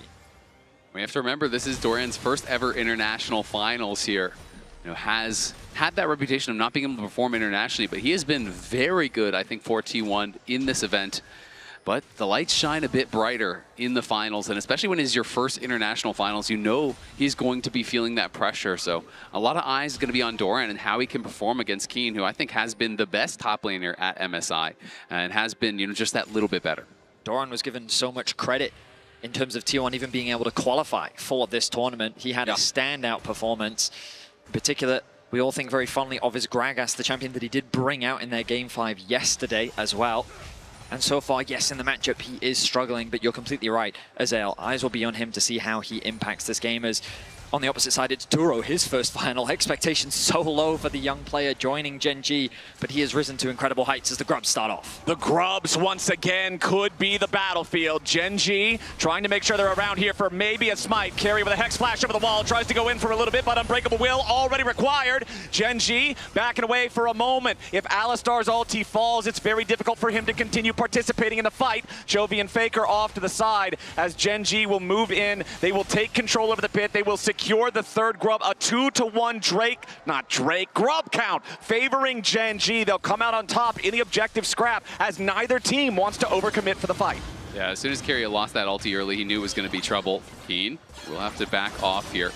Yeah, Keen trying to get away from it. The Ignite is used with the final volley of needlework. Keen dropped down to 100 HP, but it's 100 more than Doran would like. Keen still has his ulti available. Teleport can return him to the lane immediately thereafter as well. Yeah, and critically for Gen G, because they got 2 of the 3 Grubs, they do get credit towards the objective feats there, so there are 2 out of 3 on that. They got the first Dragon, they got 2 out of 3 Grubs, so they only need 1 more to complete the objectives feat here. And really Keen is just going to TP top. I love the way in which Chovy's playing against Faker on this Orianna in particular. You'll notice that when he's facing off against Faker directly, he walks towards the direction of the ball, and he kind of hopes that Faker will overshoot his Q, which means that the W then ends up missing. It's given him a couple of HP trades going his favor. The farm, though, still ever so slightly in the favor of Faker. He does have a small gold lead, but right now this early game is very, very close. Very much what we expected here in game 1. Exactly. Minute leads one way or the other in most places. The biggest one, still the difference between the farm and top laners. Keen more than a couple of waves ahead compared to Doran here on this Gwen. And again, I want to remind everyone, there is no flash on the T1 top laner. It means it's even more dangerous, not just in the context of the 1v1 against the Jax in the side lanes, but participation in the team fights. If you go in, if you mistime the Hallowed Mist, if you don't go at the right timing or angle, there's no way out. I mean, the Ignite is almost always worse in a 5v5 than having Flash. It can be really powerful in that 1v1, but like you say, you know, sometimes even if you do go in at that right moment, if you just get denied, you know, by some sort of CC, it can be difficult to actually close the gap onto some of these carries, especially Ruler here, who is going to have Duro kind of glued to his side. You have to expect in a lot of the fights, and that is going to be the primary target that T1 are wanting to look for. A very slow opening 11 minutes of game number 1 here in the finals. remember game number 3 in the upper bracket finals. We had to wait more than 20 minutes to get our first blood. Hopefully won't be the same story here in this one, but in general, gentlemen, I would have to say that the slower game state often favors Gen G. When the scraps happen earlier, when they happen more often, T1 seems to be more in their element, but when Gen G can slow the game down, they seem to be very comfortable. And the slower the game, the higher the importance of that first fight, right? Because often you do have those late first bloods, the rewards are that much greater, you're much stronger when you win the fight, and if it is decisive, you can sometimes knock multiple towers off the map right thereafter and really turn it into a game that gets out of control very, very quickly. But both these teams incredibly even thus far. We'll see if T1 wants to challenge at this next Dragon to deny that feat being claimed here for Gen G. Looking at the itemization, I think T1 should be hesitant with the Essence Reaver completed for Ruler. This Lucian is scary. So T1 not really in the best position right now, but I look at some of the vision that they do have with the TP invested from Doran. Keen not going to have that TP available either. T1 are contesting the wards, and Faker gets the push in mid. Okay, Chovy has just teleported back to the tier 1 turret in mid himself, as that vision is being taken over by Owner and Keria in this bot side river. Canyon and Ruler now have the opportunity to step up and try to clear some of it away. Defensive trap line laid down by Gumayusi's Jhin as well, if Gen G tries to step further into the T1 jungle. Now another control ward shot at by Gumayusi, but Jhin not particularly adept at dealing with those control wards, as Gen G once again in control over the river for now. Important to note, neither one of the top laners has teleport, but Keens will come off of cooldown here in about a minute. Canyon face checking into the brush. Owner and Keria find him. Faker in tow. Gen G with a 4-man attempt, starting up the Drake already. Canyon's going to be the one to tank it. Duro and Chovy keeping a defensive position off to the side. Keria steps forward, immediately popping the Unbreakable Will as Gumayusi wants to fire a deadly flourish over the wall. Keria, half HP, Unbreakable Will down. Gen G still with control over the objective. Owner ready to challenge. Gen G still trying to maintain control here. Gumayusi off to the side. Can open up with a curtain call if he needs. Deadly flourish, not going to find a target. Weaver's wall looking to block him away. Beautiful engage coming out there from Faker. Shockwave. The Ocean Drake goes over to Gen G, but they've already lost a man. Support for support as Ruler's knocked down next. T1 with a 2-for-1. Beautiful engage there. T1 had their eyes on the fight, and it was a difficult one to execute on because Gumayusi is on the side split from the team the whole time, and you're thinking, how can they actually navigate this fight as a result? But he got an early chunk on a Chovy, and as Chovy went to the side to throw down the Weaver's wall to help them secure the Dragon, T1 find the angle to actually go for the fight, and it was a beautiful engage there by Owner. Great follow-up from Faker. Keep your eyes on the Orianna ball. While the smite does come through, the shockwave connects onto 2, and the positioning of Gumayusi also contributing with the ultimate on the flank. Keria actually ends up dropping first, but T1 is quick to respond with 2 kills of their own. Exactly, and you saw what I was talking about. As soon as they see Chovy is not riding in the wall, they know he's going to be late to the fight. So that is why there's the instantaneous engage. They see the angle from which it comes. They know Chovy cannot participate in the immediate start of that fight. And as a result, the HP bars on Gen G were too low by the time Chovy got there to do anything. So the trade then is Gen G, they get the second Drake, 2-0 on that stack now. They secure the feat of neutral objectives like you were talking about earlier, but that very slight gold lead that we've been talking about so far does swing the other direction now, about plus 500 for the side of T1, as Keen wants to get a little bit of damage here, but Owner shows up in time to prevent the demolish proc onto the turret in the top lane. And you can see T1 really wants to defend that tower because they know now if Gen G gets first turret, that is feats of strength going their way. So those towers, I think, will be defended very strongly here by T1. They're only 1 kill off the feat of warfare here and will be looking for that first brick of their own. But it has been mostly Keen with the push on the top side, and he does have Demolish, so if he can ever get access to that tower, it is quite dangerous.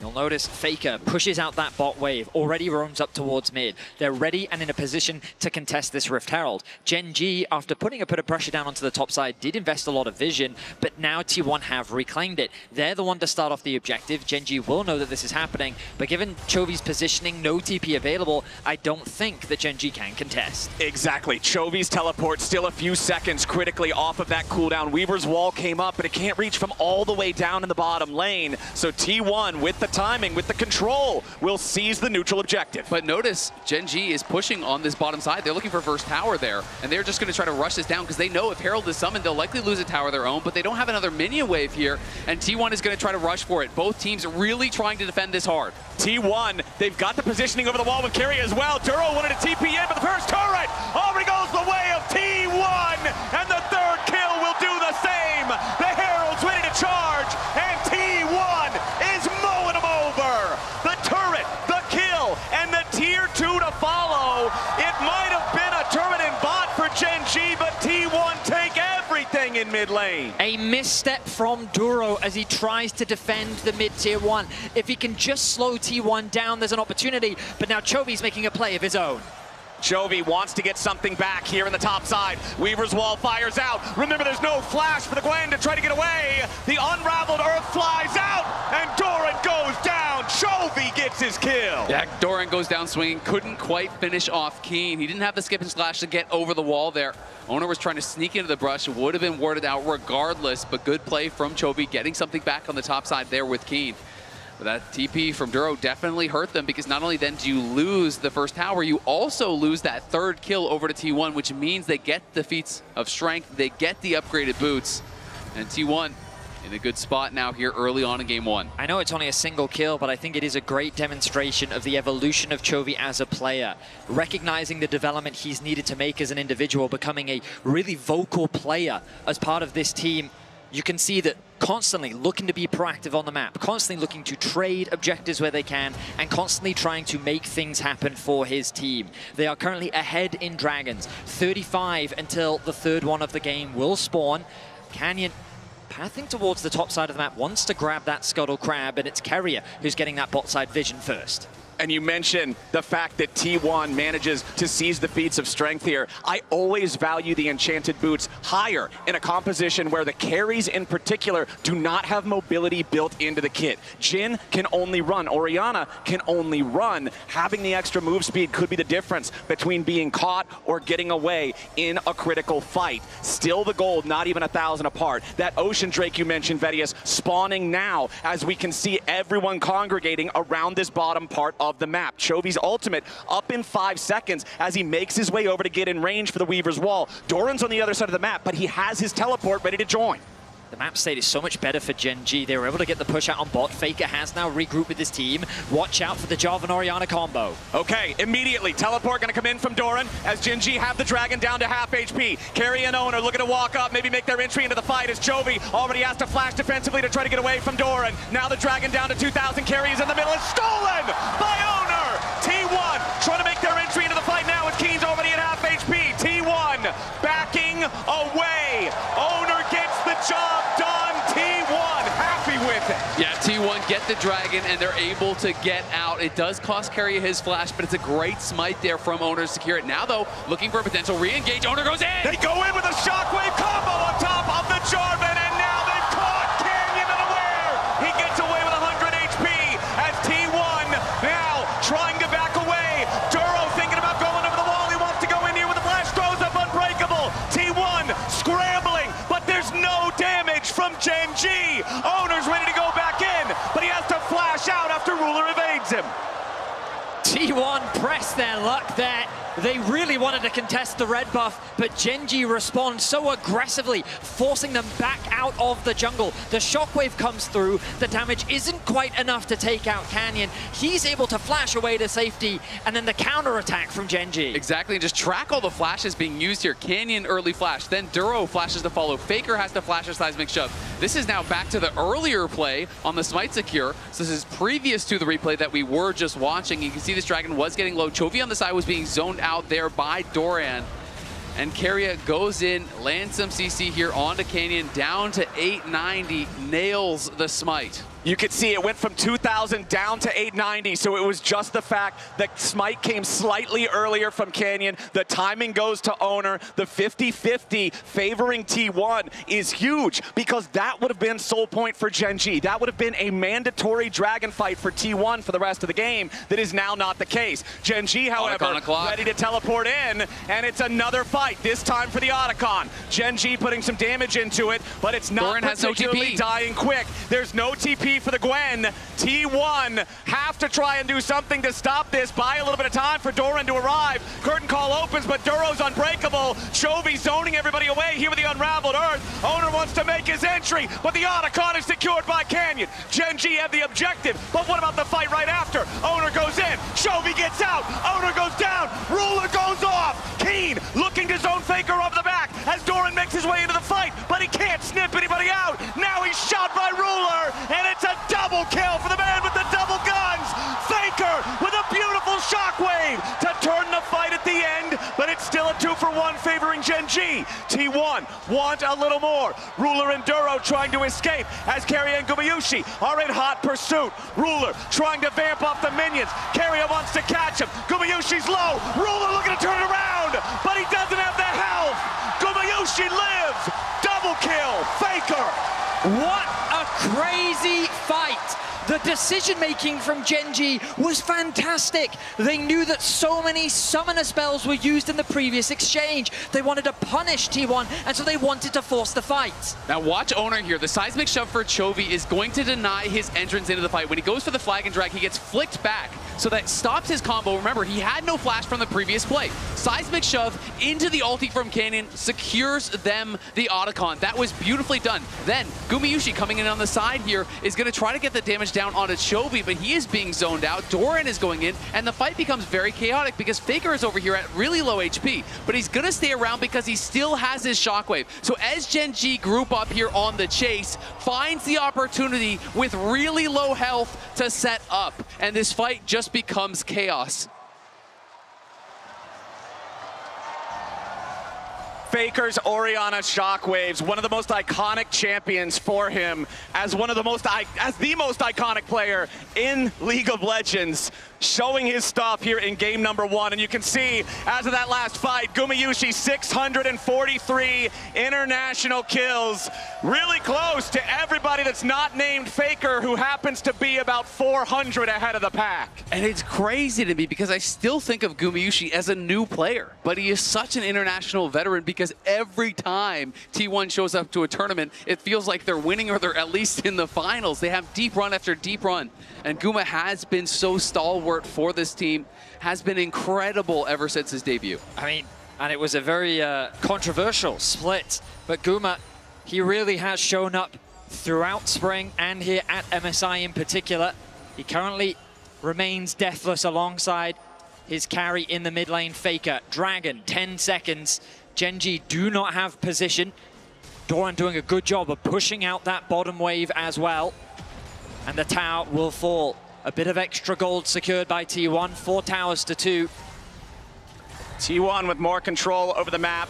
The gold lead favoring them by a little bit shy of 2,000. Gen G trying to fight for control of the mid lane push, but it is T1, like you mentioned, Azael, that has control over the river. Canyon wants to step up. T1 burst him down to half HP. Gen G, their jungler's hurting a little bit. Calling from Ruler is a big whiff. Important tool there, no longer available as Gen G split up and retreat. T1 maintain their control the entire time. Doran has already started the objective, and it looks like Owner and the rest of T1 are now ready to walk over Gen G. They used too many resources. Canyon got chunked, but they still might think about it. Doran's gonna run interference. The Dragon is already claimed. Keen wants to go in, and Chovy's firing off the Weaver's wall, but Keen's already all alone, exhausted in the middle of 5. Keen just dies. Gen G are completely confuddled, and T1 are happy to teach him a lesson. Gumayusi with another kill. T1, Baron just spawned, and they're invited to come say hello. It's an overforce from Keen. Ruler and Duro were nowhere near that fight. And T1, poised, calm, collected, punish Gen G, shut them down, and will easily secure a Baron. It's Keen getting a little bit nervous there, a little bit antsy, forcing the play early.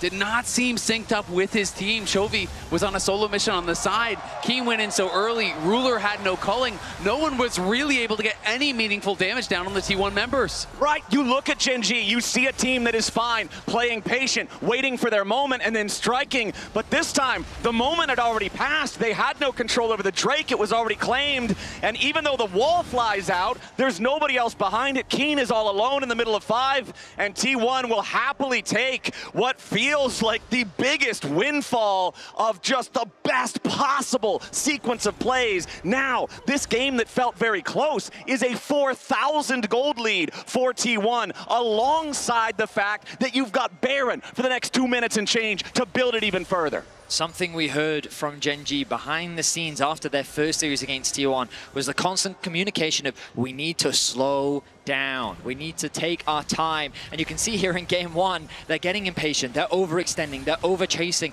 and T1 are the ones that are waiting to punish Gen G's mistakes. Now with the Baron buff, they're beginning their siege, and they're looking to put more pressure on a Gen G. And Keen is still on the top side. He does have his teleport here, but it's going to be very difficult for Gen G to defend. Faker pushes out mid, and now he's going to go top to try to answer.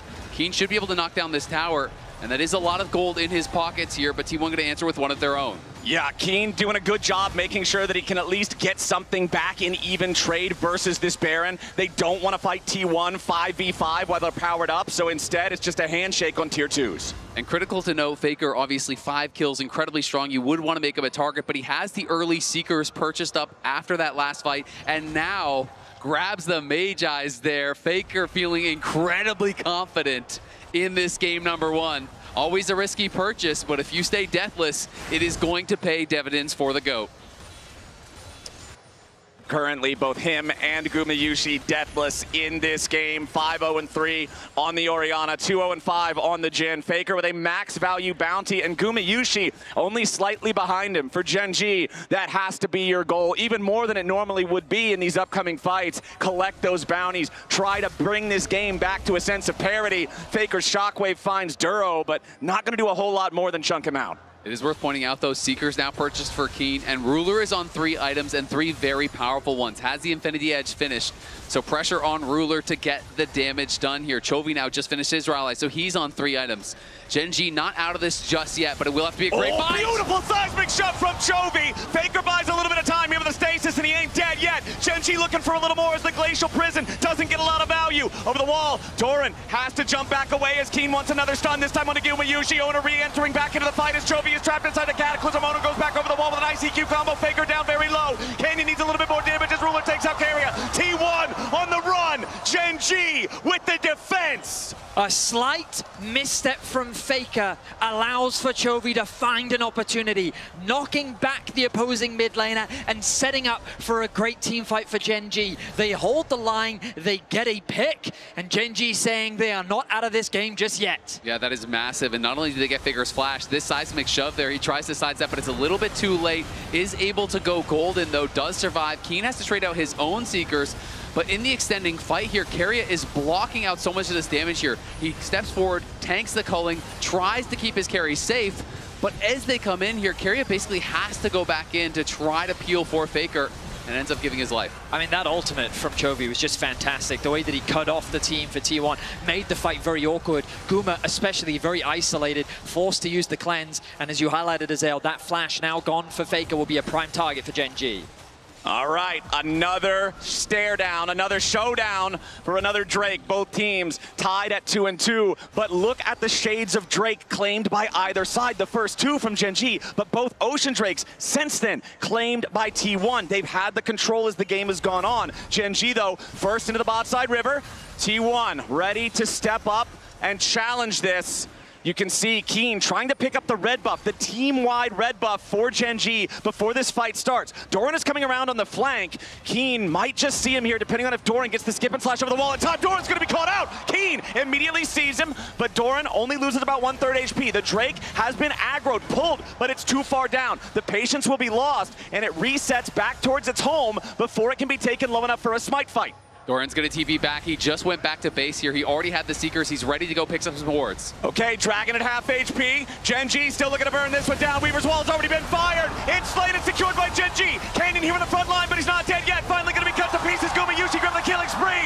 G, defensive positioning, as finally the Jax makes his way in. Owner trying to escape back out as Ruler is under pressure off to the right. Keen in the middle of everybody, trying to do the damage, but it does not work. T1 have already won the fight and they want even more. Gen G running into the wrong side of the jungle, and T1 hunt them down. Chovy sidesteps a deadly flourish as Ruler and Duro try to fight back, but Keria runs them over. Gumayushi's on a rampage. Gen G are aced. The coordination is simply better for T1. Keen went the long way round to try and make a flank happen, but T1 just focused the target in front of them, and this time it was Canyon. An ultimate comes through from Chovy to try and separate T1 from the fight, but the shockwave only connecting on the Canyon really sets up the fight for T1. A great double smite there, though, from Duro and Canyon to be able to secure it, but then Owner gets in the back line here. The ult on both the carries is able to get out to safety, and then Guma has been bought enough space that he's winning the duel against Ruler, and that means Ruler and Chovy cannot assist Keen, cannot assist Duro, who are in the midst of all of these T1 members. Chovy's able to get a great seismic shove to actually slow down the chase, but you just know they're on the wrong side of the map, and T1 back to live. We gotta go because they're on Baron. The Baron is claimed by T1. These fights not only major wins in themselves for the T1 squad, but the timings setting them up now in back-to-back Baron situations to claim a massive reward after. T1 is just playing these fights better. Keen is constantly looking for these flanks, but he's taking a little bit too long, and in that last fight you saw, he wasn't able to connect the Counter-Strike onto anyone as T1 just patiently play around this Jax. Chovy is doing absolutely everything that he can, and I think that if Gen G played a little bit more on the front-to-back style, they would have more options, but T1's target selection is good, they're in a great position, and now they're looking to try and close out game one. And it's just a tough situation here for Keen. He had to use his Seeker's Arm Guard so long ago in that base defense, but he's gotten no gold since then. So he's still just stuck on that Seeker's Arm Guard with no progress towards the Zhonya's, whereas Faker has finished his Zhonya's, Owner has finished his GA, Doran has finished his Zhonya's, and Faker now has 22 stacks on the Magi's here. T1 have all of the luxury items that they will need to try to close this one out.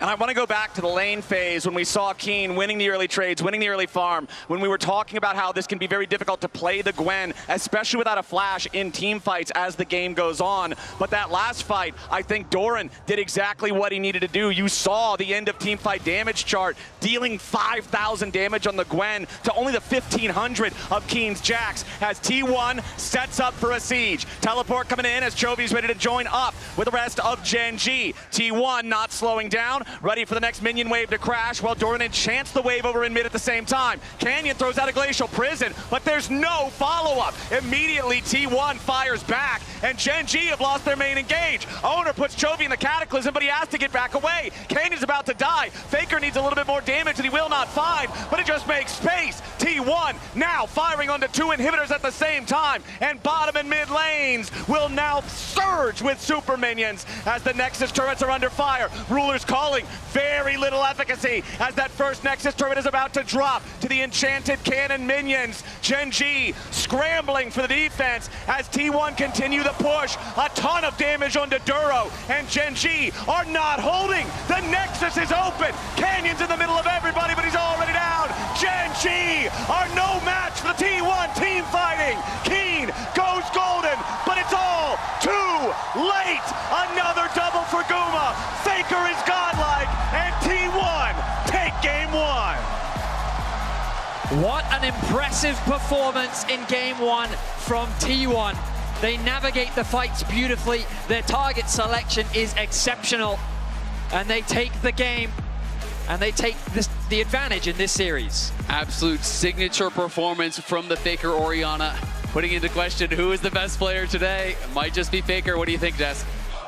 I think it might come up Faker once again, but we're not going to call the series before it's over. That would be disrespectful to a Gen G that has been so strong. But we do have to talk about how good T1 was in this first game, in not necessarily an easy game to navigate in terms of drafts, and not necessarily an easy execution in team fights around those objectives, as Kobe is holding up a sign, but we can't see him yet. He's holding up his prediction. He is. Well, I'm holding up the Faker quote. Faker from the intro quote. Yeah. Always goes hard, but he said, "We are back." back. And that moment by the Otacon fight, Shocks, where they had just lost it and it looked like T1 were going to get run out of Summoner's Rift, he finds a shockwave to keep them in it, and then they're able to turn that into the entire game. It's so often at MSI, Chronicler, it's been these kind of one-offs that have turned around the whole game, right? I'm thinking back to Ruler's Dragon Steel, for instance, but also this where he gets the two members on the edge of the shockwave and it actually influences so much. To me, the game was twofold. On one hand, Gen.G really wasn't able to deal with the upgraded level of T1. I think that this was one of the more one-sided games we've seen between these two teams, and I think a lot of it came down to particularly the way that T1 was setting up the team fights. These multi-tiered engages was something that previously we saw AL do a lot. I also think I was surprised by the performance from Keen, who normally is consistent in that game, really didn't show up on Jax. Yeah, and for the really early part of the game, right, it looked like Gen.G had everything set up, they were playing it slow, but thanks to the reliable Cisco network, T1 get a pick, mid, and 2 towers with the Herald. So they actually did, Gen.G, that is, end up trading this Herald for pressure on the bot side. Guess what? T1 recognized we can just pop Herald mid, race you to try to get first turret. And even though Duro tries to TP in to protect this, it just doesn't work. And this is kind of where the game broke open for me for T1, because after this, they were able to set up around objectives for those team fights they love so much. Exactly. The reason I like this one so much is because it actually was not a team fight. It was a macro decision where you want to shove really hard with Herald. When you can get the double tower value out of a Herald, that is so big. Not to mention, as you said, you know, the teleport coming in for a little extra freebie on Braum. Yeah, and I love that they recognized, okay, like Gen.G want to race us for first turret. That's fine. Like, they're trying this cross-map play. This is our response.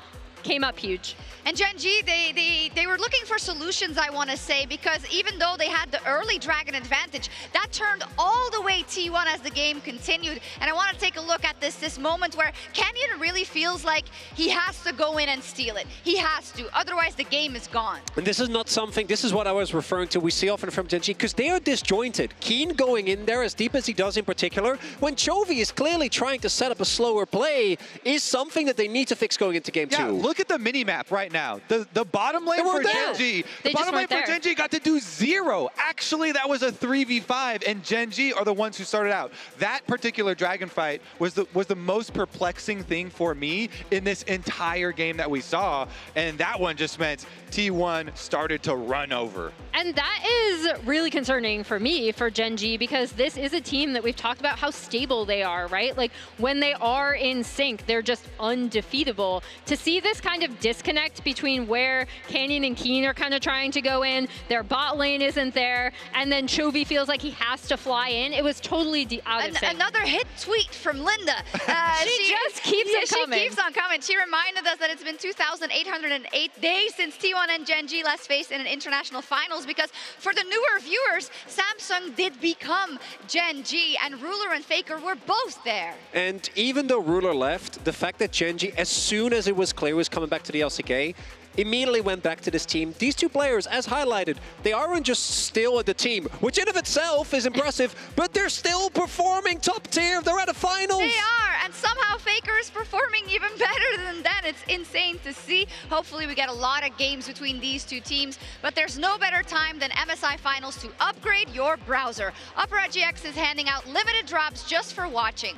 Official champion themes to reskin your browser, and a Riot Hub where you can watch MSI without tabbing out like it's 2012. It doesn't flame out, crash out, or steal your RAM, and yeah, the tabs glow. Upgrade to the gaming browser, download Opera GX, and we're gonna go to a quick break so you can do that right now.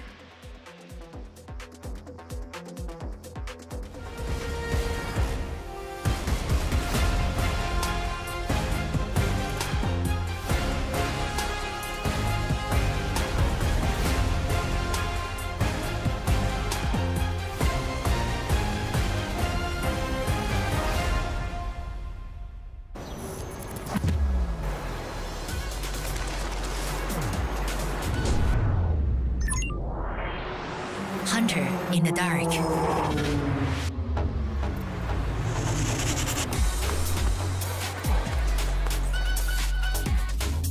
Master of 9 shots. Oppo Find X8 series. Powerful camera, powerful AI.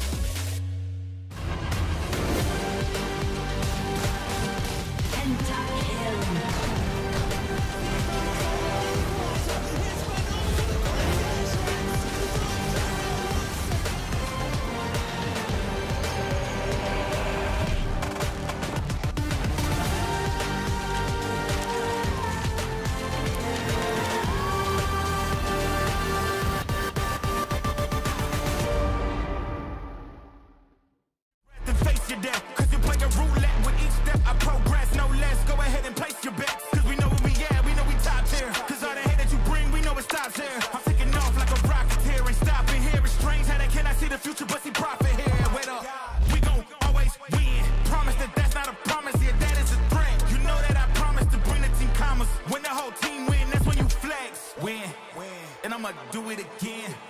Watch me win. Then watch me do it again.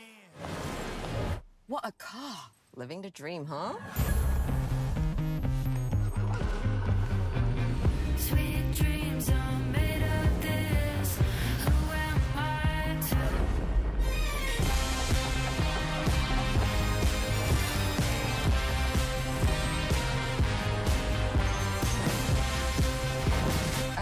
Okay. I get it now. Sweet dreams are made of this.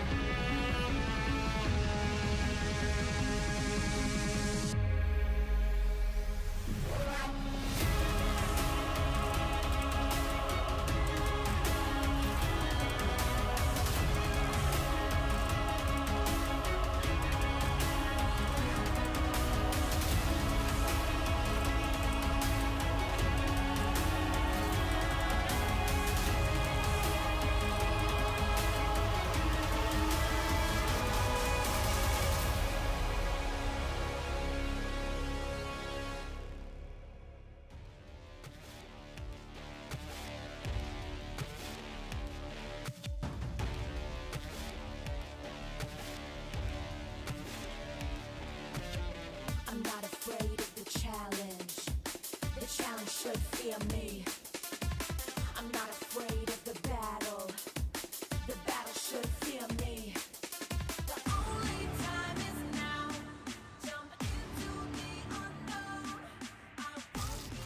Let me throw it down to the ground, make them turn around in the dark at night. Welcome back. We got to mess around with the new physical card game, Riftbound, coming out soon before the cast. You can see Vedius and Azael playing a little PvP here. Vedius was caught off guard, I think, a little by how much damage Azael's cards did, but we had and then he counterspelled. Yasuo's looking cheap, we'll just say that much. Hey, win wall is win wall, in-game or out of game. But ladies and gentlemen, there's only one game on all our minds right now, and it's game 2 coming up between our 2 finalists, Gen.G and T1, here at the MSI 2025 Grand Finals. Game number 1 was a slow burn at the beginning, but then T1's superior team fighting reigned supreme and earned them the win. We were skeptical of T1's comp going in. Both Azael and I agreed that we favored what Gen.G brought to the table, but when it came to the straight-up team fights, T1 simply executed better, and they were able to outperform Gen.G, who I do think need to slow the game down a little bit in terms of how they approach these fights. Absolutely agree. I mean, draft is so interesting because, to me, draft is kind of like a force multiplier, right? It can build you an advantage, but it cannot win you the game. And that is why it is so fun to watch these teams at the absolute pinnacle of the game execute on these compositions, because sometimes it doesn't go how you expect simply because someone performs at a level that you didn't anticipate or is able to think of a different way to play that you would not have considered. And I think that really is what makes it such a beautiful game to watch. Certainly is, and I'm curious as to how these teams will adapt moving into Game 2. In Game 1, we saw the Nico, Azia, Victor bans come through from Gen.G to try and put some pressure on to Faker, thinking that they could get themselves the Talia, potentially get themselves the Varus, and the man just brings out his tried and true Orianna. That Orianna just doesn't fail. The shockwaves, finding opportunities again and again. We remember back to the first Drake fight when they tried to use Chovy's Weaver's Wall to secure the objective, and Faker instead starts off the fight with a catch on the 2. We remember the bot lane fight where Faker's at 10% HP, but he still has shockwave, so he sticks around to guarantee that T1 can win it. The focus on mid lane did not do the job in the draft in Game 1 for Gen.G, but it is fearless. The whole tournament's fearless. Those pools will naturally shrink over time, and getting to see the adaptations has been one of the most fun things about this tournament, if you ask me. Gen.G back on the blue side, T1 back on the red. The Nico gets banned away again by Gen.G, but this time they're going to ban the Rumble with it. Over on the T1 side, 2 of the same bans that they banned in the first phase in Game 1, the Pantheon and the Varus, they're going to stay there. The only one missing is the Vi. Yeah, the Vi Poppy trade is kind of prime real estate right now with the Annie gone. I really do think that these junglers are going to be the priority. The question is, though, like, do you necessarily want to prioritize the Vine knowing that that Poppy is open? And so that means that for Gen.G, what is that first pick going to be? We know we've seen Galio be very valuable, but mainly as an answer into the Rumble. So now that the Rumble's gone, do you consider taking the Galio away in this series in game so that you can potentially increase the value of Rumble later on in the series? Yeah, it will be really interesting. Azir going to be the final ban here. We have to see how high is the Vi priority going to be in this series. Are they willing to actually lock it in? Instead, it is going to be the Ryze, and I do prefer, we've seen a lot of Ryze versus Ahri Vi, and I really do kind of prefer the Ryze side of it, simply because you naturally become so tanky with the builds that we are seeing that it is very difficult in the later stages of the game, even with a good engage, sometimes to be able to burst down these Ryzes, because we're just seeing Roa, Archangels, into Zonias. So your time where you have to get ahead is pretty limited. Like, you really have to be able to push the pace in the early game to actually focus down this Ryze. I think that for T1, they should avoid picking their jungler right now. They should even consider their bot lane. Well, the reason why I was going to say... I believe they disagree. They do, in fact, disagree. I was going to say because they could save their jungler for third pick and then see what comes through from Gen.G and then either respond with a Poppy, or if a Poppy does come through, you have things like the Trundle. But instead, they really value the team fighting power of the Wukong, even with the Annie gone. I wonder if they do pair it up with the Ahri that you were just talking about, Azael. I also think denying Wukong from being Ryze's partner is a big goal with this pick as well, because a Realm-warped Wukong into the backline can be a serious threat. So we saw Faker playing the Corki yesterday, so it could be mid-Corki. They kept that flex potential open until very late in that draft, and then they did lock in, I believe it was Azaya pairing with it for Guma to then reveal that it was going mid lane. So this absolutely could be a mid lane Corki here for Faker. Was very effective on it yesterday. Now the question is, do we have matching roles? Vi has been very high priority in the LCK and is going to be prized very highly once again here for Canyon. But you could see the stats came up on the screen. 6 wins, 10 losses here so far at MSI. Very popular pick, but not necessarily a high win rate. Not a high win rate, but you know what Cam-Win's win rate is on this split? 100%.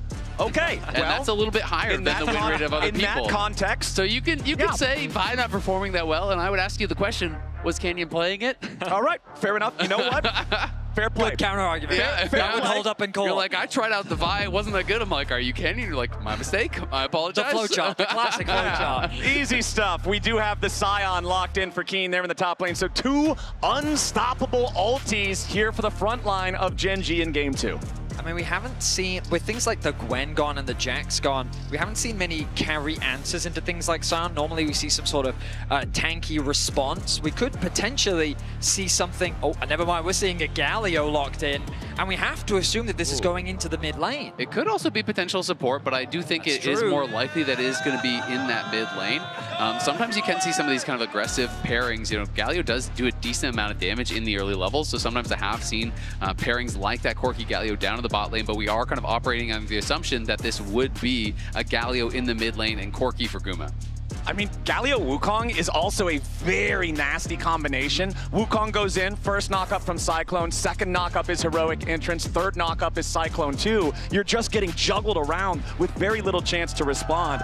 Very powerful combo in the scraps, as we do see double AD carry bans from T1 in the second half. The Kai'Sa and Xayah banned away, while Gen G are getting rid of one of those potential carry top laners that could be played into the Scion. They don't want to see Doran Zambesa. Yeah, and both these bans here for T1 make a lot of sense. Kai'Sa obviously as a pairing with the dive, and Xayah as someone who can actually survive the dive. The other option, if you are looking for something that is defensive, we have seen Senna. Jhin obviously is already gone, and then Ezreal. Those are kind of some of the ones that I do think can both work well with and against dive. So those are potential options here for Ruler. And again, you know, even more ability to flex things around. Like this could be Poppy support, this could be Poppy top. Like there is a lot of flexibility here with the T1 draft that is keeping things pretty spicy, honestly. It's always the question of, are they cooking so hard that it's insane brain and like they've completely outdrafted, or have they cooked a little too much? Because the question have they outdrafted their opponents or themselves? Exactly, that is ultimately the question. Sure, Poppy can be very good into the Vi specifically, and I guess you could argue that by prioritizing these other bans, T1 have opened themselves up to get this potential counter. Gen G just rounding things out with a little bit more scaling. The Senna in the bot side of the map with follow-up engage from the Nautilus means that they've got good CC, good front to back, and good late game insurance. Yeah, I actually really, really like it. As you said, you know, good front to back does help, you know, with the dive. You know, you're sending in that Vi, the Scion, the Nautilus into the back line here, and it's going to be Camille in the top lane. Doran had a spectacular performance, I remember, from playoffs here, you know, in the MSI qualifier, stole an Otacon away with the primed Q3 on the Camille, was really sick. So it will be Poppy support, it will be Faker playing the Galio mid. But again, Ruler on 100% win rate Senna, Canyon on 100% win rate Vi. I mean, Gen G wins a lot, so they have some pretty good win rates, but I feel like this comp for Gen G is absolute comfort. I was really hoping we'd have a little bit more time to talk about the potential Camille, because we were just kind of fishing about it, looking at the potential picks that Doran could go for Azale, and then just like that, he slams it. The moment that fifth pick was available, they lock in this Camille. Galio Camille, I mean, this combo has been around for so long in League now. It gives you so much backline dive access, and we thought that Gen G's composition was about the dive. Well, T1 said, you know what, we'll do you one better. You try to dive us, not only do we have ways to dive back, but we've also got the Galio to assist with the dive or to provide peel. And it's going to become a question of which AD carry can survive the longest, because those two will be the main targets in these crazy team fights. And I talked about some of the success that obviously the Gen G members were having on their champion pairings, and Doran has won all 3 of the games that he did actually play on the Camille this split, including that one that I was mentioning, you know, from the MSI qualifier run. It is definitely something that he is comfortable on, pairs really well with the composition like you were talking about, Vedius, and answers tanks well because of the true damage that everyone knows about. As you're scaling into the game, you really can still threaten these tanks with the true damage on the Q3. T1 already got the early lead, going to be looking to try to push us to match point here, but Gen G with a classic Gen G composition that can play through side lane for Chovy, that can have Ruler on this scaling champion. Looks like it's going to be a tough recipe to beat. All right, Team Runes on your screen again, and once more, just like game number 1, it supports with Summoner's Spellbook, but as we wait for the action to start here on the Rift, Lore is standing by for an interview with Pobelter and Lorlo. Absolutely. Some fun familiar faces here with the crowd. How are you guys doing? I'm freaking excited. So you were leaving the mood, the atmosphere here during game 1. How was it being with the crowd? It's great. I mean, I think most people in the crowd are rooting for T1, so when they won, everyone was really excited. Who are you rooting for? I'm T1 fan for sure. Okay, T1 fan. You were telling me that you think T1 has the better draft. What are we looking at here? I'm mainly looking at Faker's Galio. It's an OG pick from him, and they have the Camille dive comp. Honestly, I'm looking at the Camille and Galio combo. Pobelter, any comments on that? I think Gen G is the better draft, actually, because they have 4 bruisers. Everyone besides Senna is really hard to kill, and they have low DPS on T1. But T1, I mean, Faker Galio just has, like, plot armor or something. All right, let's see how this one goes, guys. Thank you so much. Casters, over to you. For anybody who might not remember that plot armor he's talking about, remember just last year at the World Finals, Game 5 against BLG, Faker's Galio surviving in impossible situations. This guy is so good on this champion, and we will see if he can pull it off here against the Gen G comp. The beauty of hearing both of them talk about the draft just goes back to what Azael was saying, with compositions largely being amplifiers rather than definers. And it's just great to hear that converse opinions about the draft, the strength and weaknesses of both sides, and ultimately with the teams of this caliber, it's going to come down to execution. It absolutely is, and it's always something really funny to me when I would do interviews with coaches, and I talk to both coaches, and both of them are like, yeah, we absolutely crushed the draft. These other guys didn't even see any of our picks coming. It's embarrassing. And then you go talk to the other coach, and they're like, can you believe they picked that? That's terrible. Like, what were they doing? And so even at the highest level, people have such diverging opinions on what is more important. Is it scaling? Is it side laning? Should you be playing for engage? Should you be playing for, you know, champions that have early dominance? And so it does make it so interesting, and it makes drafting so difficult for these coaches, where I feel like they've been able to shine more than ever because of Fearless and because the complexity has been ramped up in the draft so much as a result. And we've also seen teams struggle, especially in those Game 5s when that pool really does get pinched. Of course, we're a very long ways away from that. But Sion, so far at MSI, it does feel like few teams have found effective answers into the champion. He feels so stalwart in his matchup. He feels so safe, just the way that he passively generates HP and becomes this immovable force. Doran already feeling that pressure in the early lane. Exactly. I mean, it has a lot of AoE wave clear. You can actually be an early lane bully. You scale very well. Like, he is just a strong champion. But these two teams are incredibly familiar with each other. They have matched up so many times. This is T1 versus Gen G this year. T1 winning the 1 series, Gen G 3. But as you can see, the game score quite close.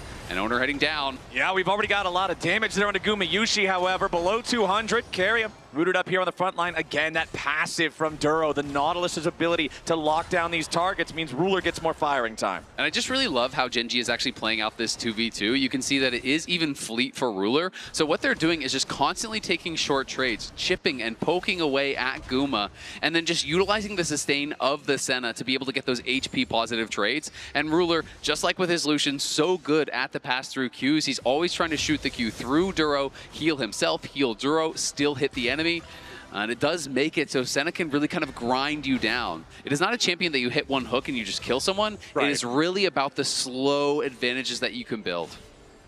All right, Gumayushi already swapping up here to top side. We see these swaps from bot lane to top pretty often, especially on champions that want to go for something like an early tier or like an early call. You're happy to take the base as soon as you have the money to buy that item and start stacking immediately. And oftentimes the swaps favor the team who swaps first. You end up earning yourself a tempo advantage with that choice. Definitely can, but Ruler up there pretty quick as well. Did go for the Swifties, so it's going to be running straight up. And Swifties obviously helps to keep you safe, but also one of the really overlooked things is it just helps you to stack. You can actually close the gap a lot more easily. Your Q has the slow. You can get in for that second auto to be able to grab an additional soul. But so much of the power here of Senna, especially with these modern builds where people are going Shiv rapid fire, you need the AD from souls to actually have any sort of a punch behind your autos.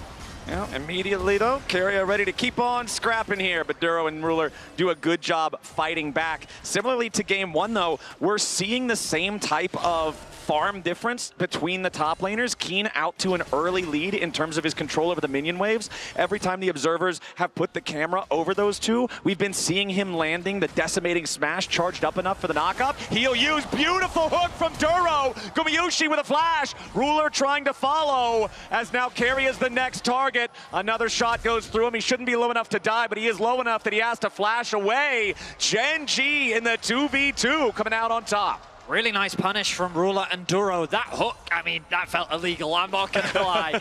Weaving between Carrier to connect onto Gumayushi means that they force them back. Trade of flashes between the 280 carries could open up the junglers to set their sights on the bottom lane matchup, but it's T1 to initiate the swap once again as Duro actually TPs towards the river. Gen.G starting off the drag. Yeah, Duro TP down, Carrier did as well, so both those supports getting down there.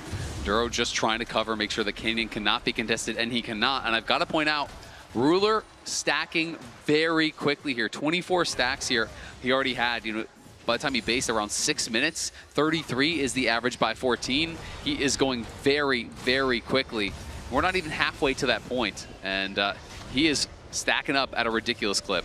Yeah, that could be a big problem when you look at the fact that T1's composition is 4 melee characters. If Senna's range becomes the entire screen, very difficult to deal with her at all. And this is one of the problems, Senna, I love playing this champion. When you play a melee champion that can't hard engage on the Senna, it is just free stacking. Champions like Braum, champions like Tom Kench, champions like Poppy, who can't just threaten 100 to 0 like with a Nautilus hook or a Blitzcrank hook. You just step forward. Every time they go for a Targon charge, you're just going to be able to actually get a stack each and every time.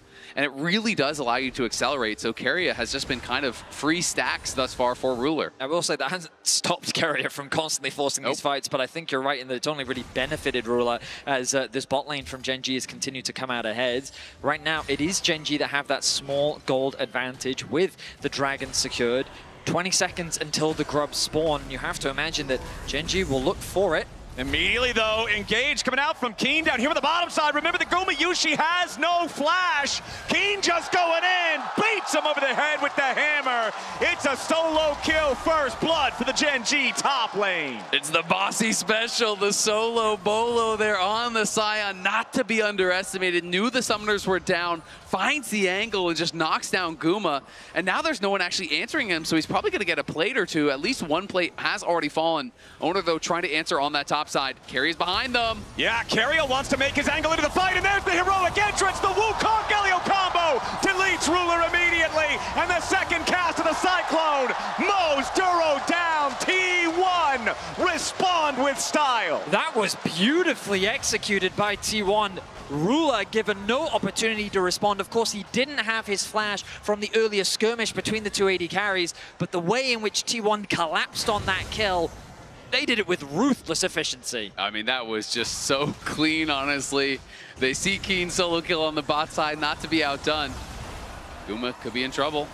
Yeah, a lot of danger there. The Dawning Shadow doesn't hit him, so critically not low enough towards that 0 HP mark as Canyon forces Owner back out of the grub pit. It's still 2 grubs over the side of T1, though. Doran ready to go in, wants to chase after Canyon. Faker and Owner dealing with Duro off to the side as another Nimbus strikes, ready to set it up with a Justice Punch, knocking him up into the air, and Owner ready to knock him right back down. Feat of Warfare, 3 kills, T1. Yeah, Faker even able to donate that over to Owner, who now passes Mako with 1,110 assists internationally for 5th all-time. T1 also should be able to grab that last grub if they want. They're not heading straight for it. Owner did win the Smite fight. Keen is here. I think that's the big problem. The Scion making his way back up towards this half of the map as Doran is ready to escort Carrier away. And just so much credit to Carrier with the game sense to be in that tri-bush to begin with, to start the play off, to initiate onto Ruler back when this first started, what feels like a minute and a half ago, and set up that play for the T1 Wombo combo. It earns them that Feat of Warfare. It earns them the grubs, 2 out of 3 of them at least, as Canyon does pick up the last. And you can see Keen setting up a large freeze on the top side, so Doran is going to run back. Will lose about a wave there just because of this. These small things do add up over time, building that experience advantage. You can hold this wave forever as Scion. It's not going to be an issue. Of course, eventually, he will be breaking it with that Bomby Cinder, but nice to deny that full wave of experience and gold from Doran. And Ian feels monstrous right now, and it's Guma who's had a lot of the pressure thrown towards him. Dying in the 1v1 definitely doesn't help. But admittedly, he's still ahead in gold for now.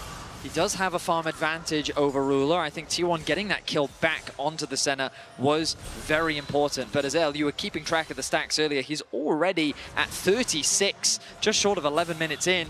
And I mean, Ruler is by far and away ahead of pace. Way ahead of pace. I mean, the average stacks at 14 is 33.7 here at MSI. So, of course, he is already a couple above that with 3 minutes to spare to meet that clip.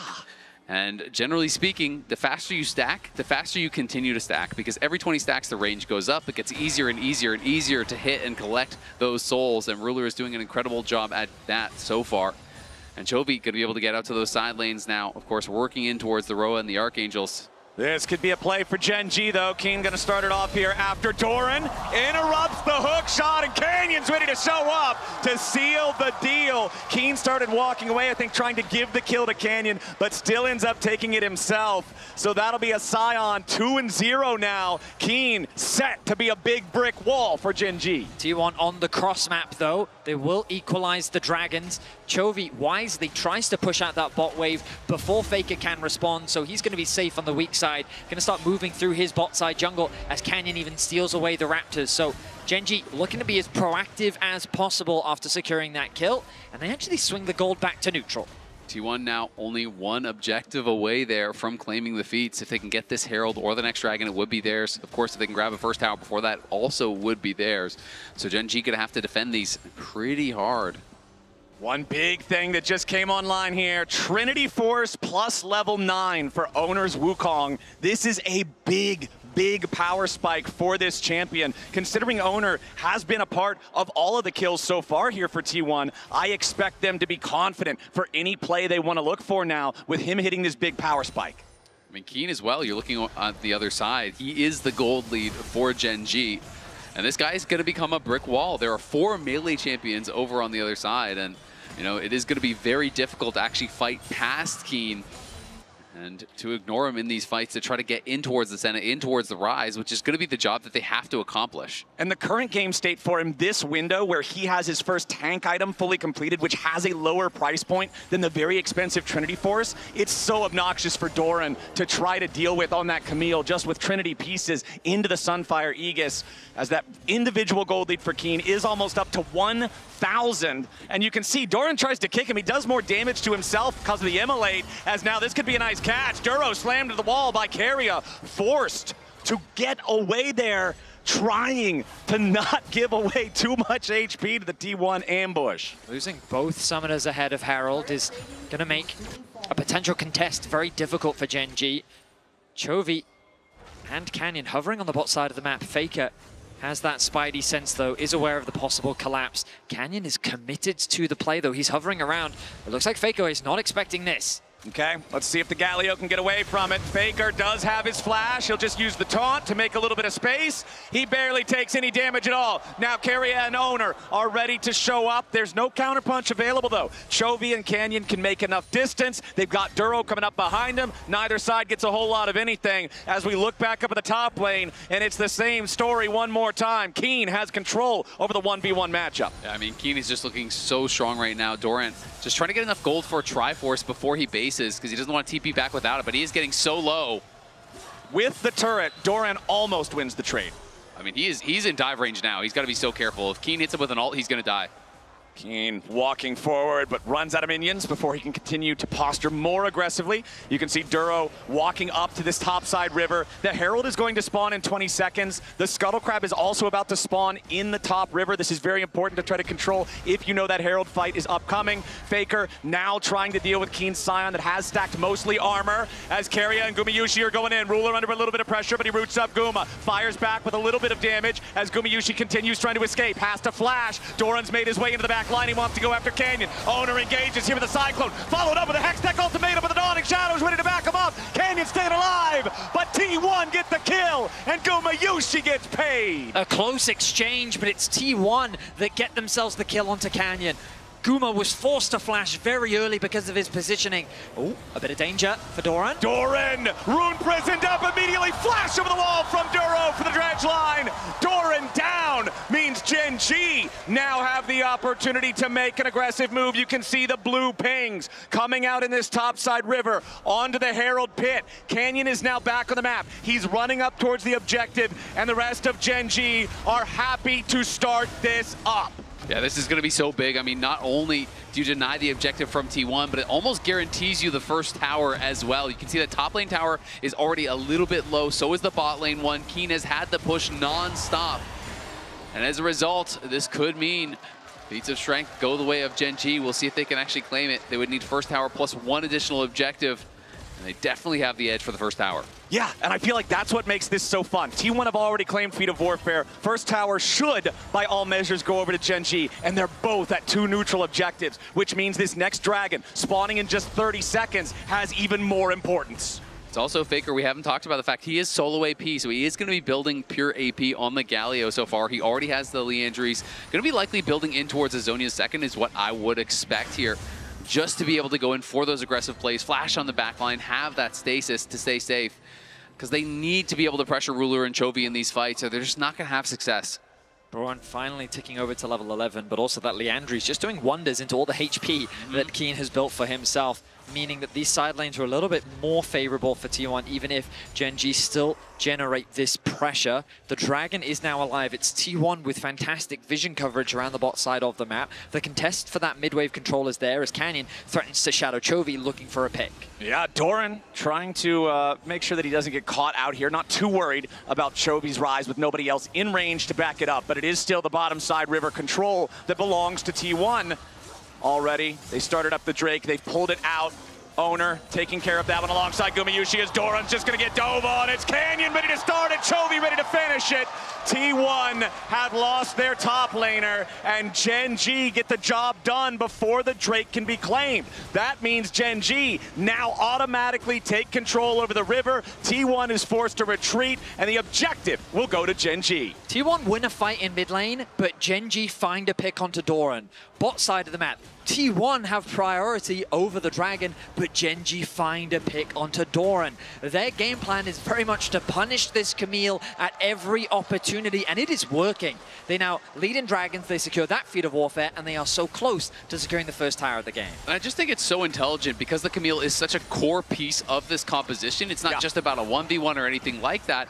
A lot of their success depends upon Doran being strong enough to fly into the backline here with Owner and Faker's ult over the top to be able to knock down these carries. And they're putting Doran in a spot where he is just constantly on the back foot. Gen G going to be able to take this tower, you have to think, no problem. They don't even have to use the Herald to do it. And that is fantastic. That is going to be the feats of strength there for Gen G. So they get the upgraded boots. They have the side lane advantage here for Chovy. And they are looking really strong. And remember what I said last game, feats of strength with immobile carries just feels that much better. When you look at Senna, when you look at Rise, they're both just running. And now Gen G can get them where they need to be even faster. 1,500 gold lead for the LCK #1 seed. As Keen will face check into a brush. I don't think he's ever really worried about doing that. We'll see, though, if T1 can punish. They try to unload onto the tank. Keen ready to flash away as Ruler's trying to back him up here with the Dawning Shadow. Tons of damage onto the Scion. Duro makes his entry into the fight. Keen's gonna die, but now his dead body's ready to go. T1 try to disengage. Gen G looking to fire back, but they won't find. Here comes Duro. Ruler's got the first kill into Owner as Faker tries to get away, but the Justice Punch will find no escape. A double kill to Chovy's Rise as Doran and Gumayushi barely hobble away. Canyon doesn't want to let him, and he's still looking for a little bit more. Doran and Gumayushi barely getting out of that one as Canyon still seeing if there's an opportunity here. He has the ulti if Guma sticks around, but he won't. He bounced over the wall. He gets back to the safety of the base. The fight for Gen G as they are so hungry for even more. This fight started by their blue buff. It ended in T1's base. Absolute insanity there as Duro even hops into the Herald, gets 3, if not 4 knockups, driving through the entire T1 team there. They did knock down Keen, but it took them so long. It took them so many resources and so many players to be able to do it that it bought time for the rest of Gen G to arrive and turn around that fight. I think you summarized it perfectly, Azael. Once they'd used all those resources, they were forced to retreat, and Gen G just hunted them down, pick after pick. A healthy gold lead is now what they sit on as the fight for the Scuttle Crab. Ooh, Doran takes it. Keen might be really hard to kill, but he's not a very effective crabber at this point in the game. 887 bonus HP on this Scion, though, and it takes forever to bring him down. So it comes back to what Azael was saying. All of the focus comes down onto Keen. Exhaust was used, he flashes away. There's that multi-man knockup, but they eventually get that kill. But at this point on the re-engage, Gen G's in the better position. Exactly, and Duro, he gets chunked out of the fight and he realizes, you know what, I can still be involved. Look at this, drives through everyone on T1. Let's count the knockups. 1. He hits 2, he hits 3 as well onto Keria and Doran.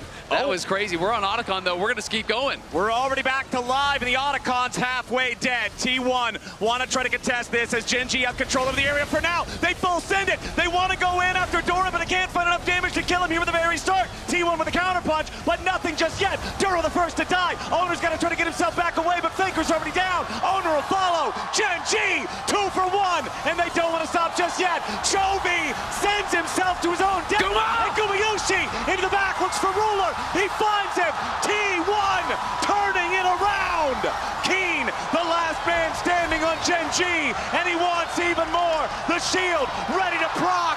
Gumayushi ready to drop, and it's a bloodbath in top lane. Keen is big man on campus. He will not be knocked down, but what a fight there from T1. It looked like it was going to be all Gen G, but they got a little bit too excited, went a little bit too aggressive. The early part of the fight went fantastic for them as Doran goes in on Chovy, gets chunked down incredibly low from the focus fire, and Ruler is just kiting it out alongside Chovy. With the carries unthreatened here from Gen G, I was thinking this was going to be a slow fight, but it was going to be theirs. And Carrier's Poppy knocking Keen out at the very start of the fight makes it look so advantageous, but then Chovy goes in too deep, and T1 is quick to punish. And what happened there? Keen thought he was in the Realm Warp. He stepped just barely out of it. He was too far. He thought he was on the very edge. So Chovy thought he was going in with the Scion. He shows up by himself, gets burst down, then Guma flashes onto Ruler, knocks him down, turns around what could have been a disaster there, but tiny differences. If Keen was in that Realm Warp, it could look pretty different. And the biggest takeaway from this fight is Keen is the raid boss in this game. Yes. T1 will need to find a way to get through him, and you can see the Corki damage.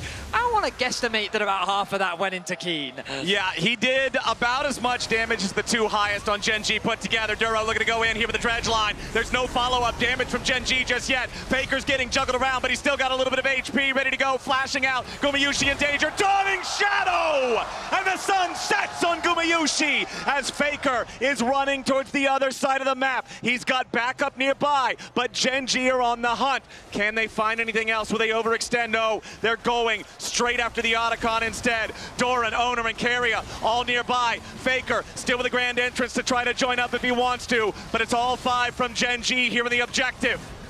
They don't have Gumayushi here. Oh, that Keria.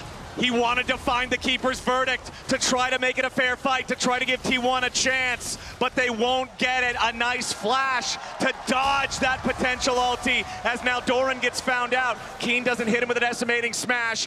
Duro still walking over here in the Nautilus. The ulti's not available, but Vise is immediately into the dredge line to follow. Doran's gonna Hex Tech ultimatum, but the only ultimatum is you're getting out of here. Gen G, 13 kills. It all starts with Chovy finding a TP flank behind Gumayushi to find the AD carry isolated and convert it into a pick. When they knew they had the numbers advantage, they forced T1's hand and started off the Otacon. Great map play, great pick from Chovy. Gen G firmly in the lead here in game 2. Yeah, I mean, they're just looking so strong, and with Doran, the focus on him, he has been put so far behind, it doesn't feel like they have a true second threat. It's pretty much Guma versus the world. Like, his damage is the only one that seems like it's doing anything to Keen right now. Faker, of course, is building AP. He has the Riftmaker as that second item. Yeah. Owner's on 2 items as well, but it's just not going to be enough to ever threaten Keen.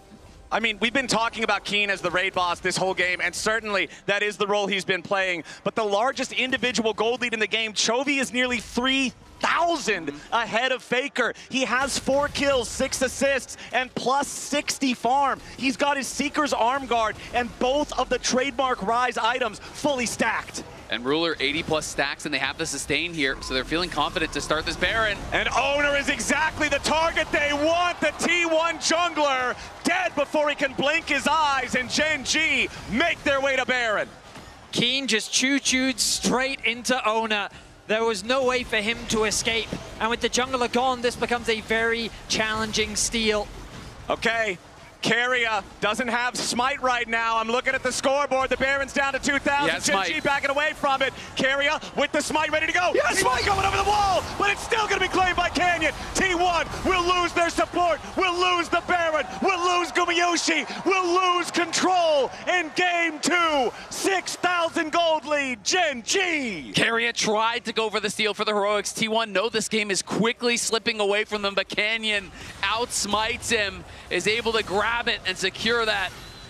And again, another kill on Doran after the fact. This Camille picked late in the draft. This Camille, so important for the comp. 2 and 6. There's not a single man on Gen G who's not ahead of his counterpart. Game number 2, they're in total control. I mean, Ruler's closing in on 100 stacks here. This is ridiculous how quickly he is stacking up. Gen G feel like they have this one pretty much wrapped up. It was the late swap over to Smite, and Gen G realized, okay, there could be a contest. We got to back it out. But then T1 just decided to go in. Keria flashes in. Guma goes in. They full send it to try to burst it down. Ooh. It is smoked down from about 1,100 HP. This was not the upgraded Smite for Keria, so it had to be lower. I do believe it upgrades based on how many times you swap to it with the spellbook. And I think that was his first Smite swap. And now he's on it again here. So this would be an upgraded one. And they're going to need to try to steal this dragon away because it is Ocean Soul if Gen G get it. T1 obviously already up against it. But if you give Ocean Soul to a Scion this far ahead, you're never killing him. I mean, look at how tanky this composition is. Nautilus, Vi, Rise, Scion. You add a little bit of Ocean Soul spice in there, you've got yourself meatball soup. There is no way that T1 will be able to punch through it. They have to realize that. It's 25 seconds until the Drake spawns, but the bottom side river is totally controlled by Gen G. Gen G just continuing to exert their pressure on the map. They know that this game is theirs. T1 getting a little creative as Owner creates a flank. He's trying to avoid the vision, staying in the darkness, and he's not yet spotted. You know, if you don't find Ruler, can you even hurt anyone, right? Like, there's stasis and everything. Owner's finally going to be spotted now, and they could just look to try to pincer him. Chovy's not afraid at all. Yeah, Owner did a great job playing around the fog there for a little bit, but once Vi targets you with the ulti, the clone can't save you. Chovy on a rampage. T1 jungler dead for 45, and the dragon's alive. Ocean Soul for Gen G. An easy pick for Gen G. A slippery play from Owner. But it's the MasterCard priceless moment. Dragon Soul secured. Keen with the dive. Immediately engages on Doran, and Chovy's ready to follow. Doran is sent to Rune Prison, and Chovy is the warden. Gen G keeping the push going. Owner still dead for another 15. Doran dead for more than 30 seconds. A Baroned up Gen G making their way into the T1 base with a 10,000 gold lead. With a Dragon Soul, they've got their sights set on the Nexus itself. Gen G continue pushing forward as Keria tries to dive after Chovy. Keeper's Verdict ejects the Rise, but the Dawning Shadow reinforces Gen G health bars. The first Nexus turret still stands as Guma tries to get some damage back, but Keen is simply too tanky. T1 finally have their jungler back alive, And with Doran about to respawn, they're thinking about trying to find something here on Gen G, but they're so strong, they're so tanky, they've got so much regen, but T1 still thinks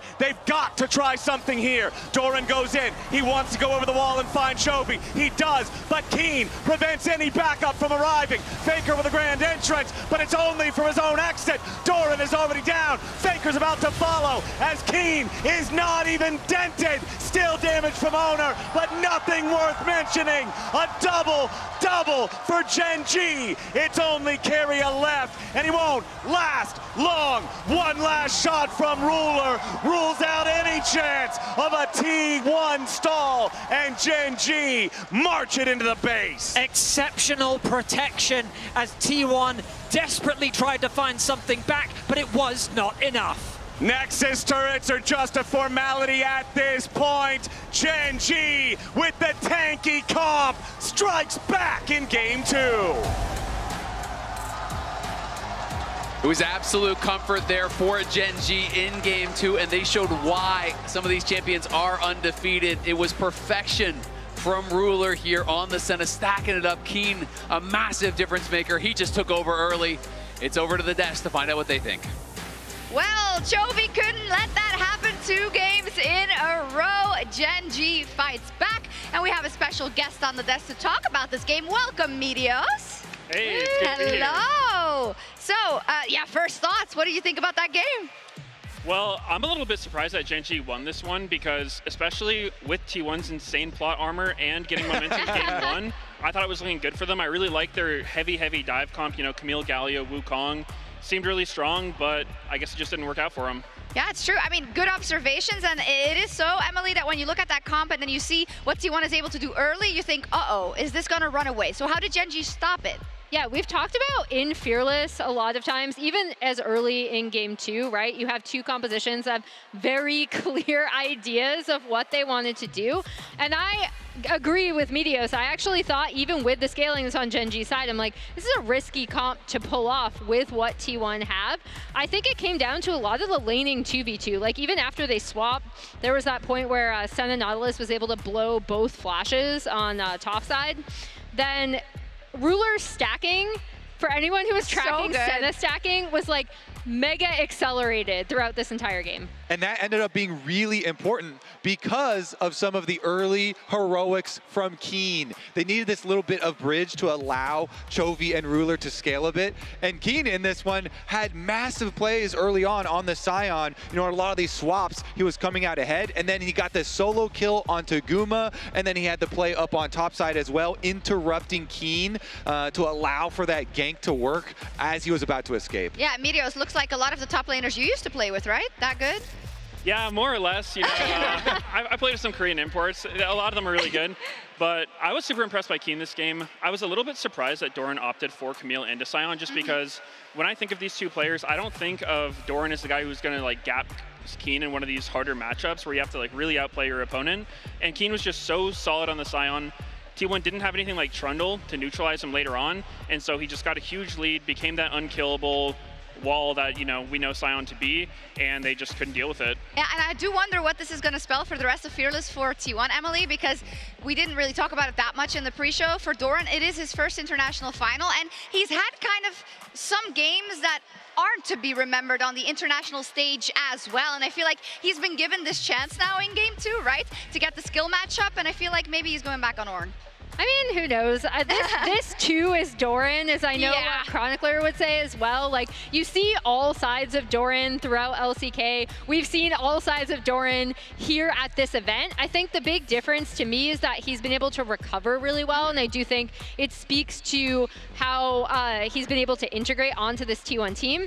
I will say, I want to pull up a team fight from just before like 19 minutes, where Keen actually just walks in, face checks, and because he's so large at this point in the game, Big boy. It just takes so long to kill him.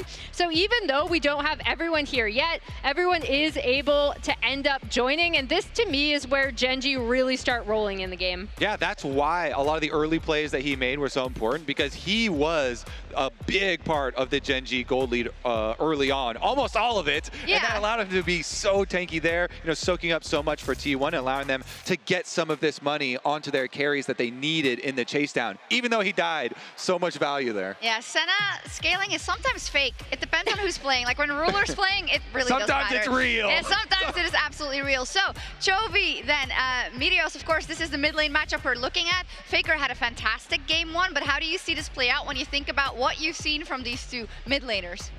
Well, historically, it does seem like Chovy usually gets the best of Faker, especially domestically, but internationally, I don't know. Coming into today, I was kind of expecting a 3-1 or 3-0 from T1, just because they have that magic behind them. So many times I've seen T1 internationally where time and time again they manage to look like the underdogs coming into the tournament and then winning it the entire thing. So I still think they'll win, but yeah, you're definitely a believer. You've mentioned the magic, you've mentioned the plot armor, and regardless or if you subscribe to that narrative or not, you feel that in the game as Gen G. And Kobe, I think we also saw it in this game where this were a couple of fights, right? Like the one where Gumayushi gets a triple that you think, no way. It just proves that Gen G does have to keep their head in the game the whole game. Yeah, exactly. I'm also thinking back to the early one where Keria was camping in the brush, and then he got the surprise, 0.4 Faker to come in with the Galio ult, and you started to think, oh, maybe some of this T1 team play is actually going to pull out, but Gen G closed it up very nicely, and wanted to point out that big rise damage on kills. Chovy made a lot of his damage really count. He did. It seems like we're on course for 5 games. Yesterday also, the blue were wins for T1, and they've picked blue going into game 3, so we'll take a quick break, and we'll be right back with that one.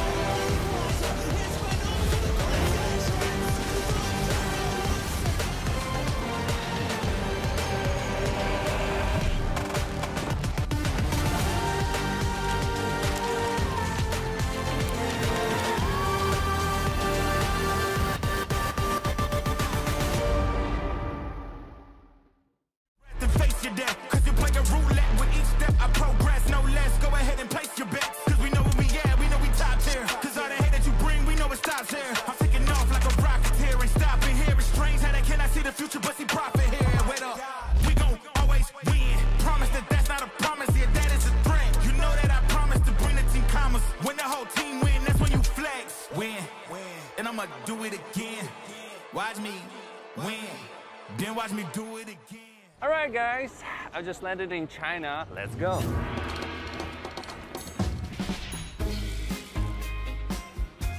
Play the local way, pay your way. Have you ever seen the Great Wall at night? Play the local way, pay your way.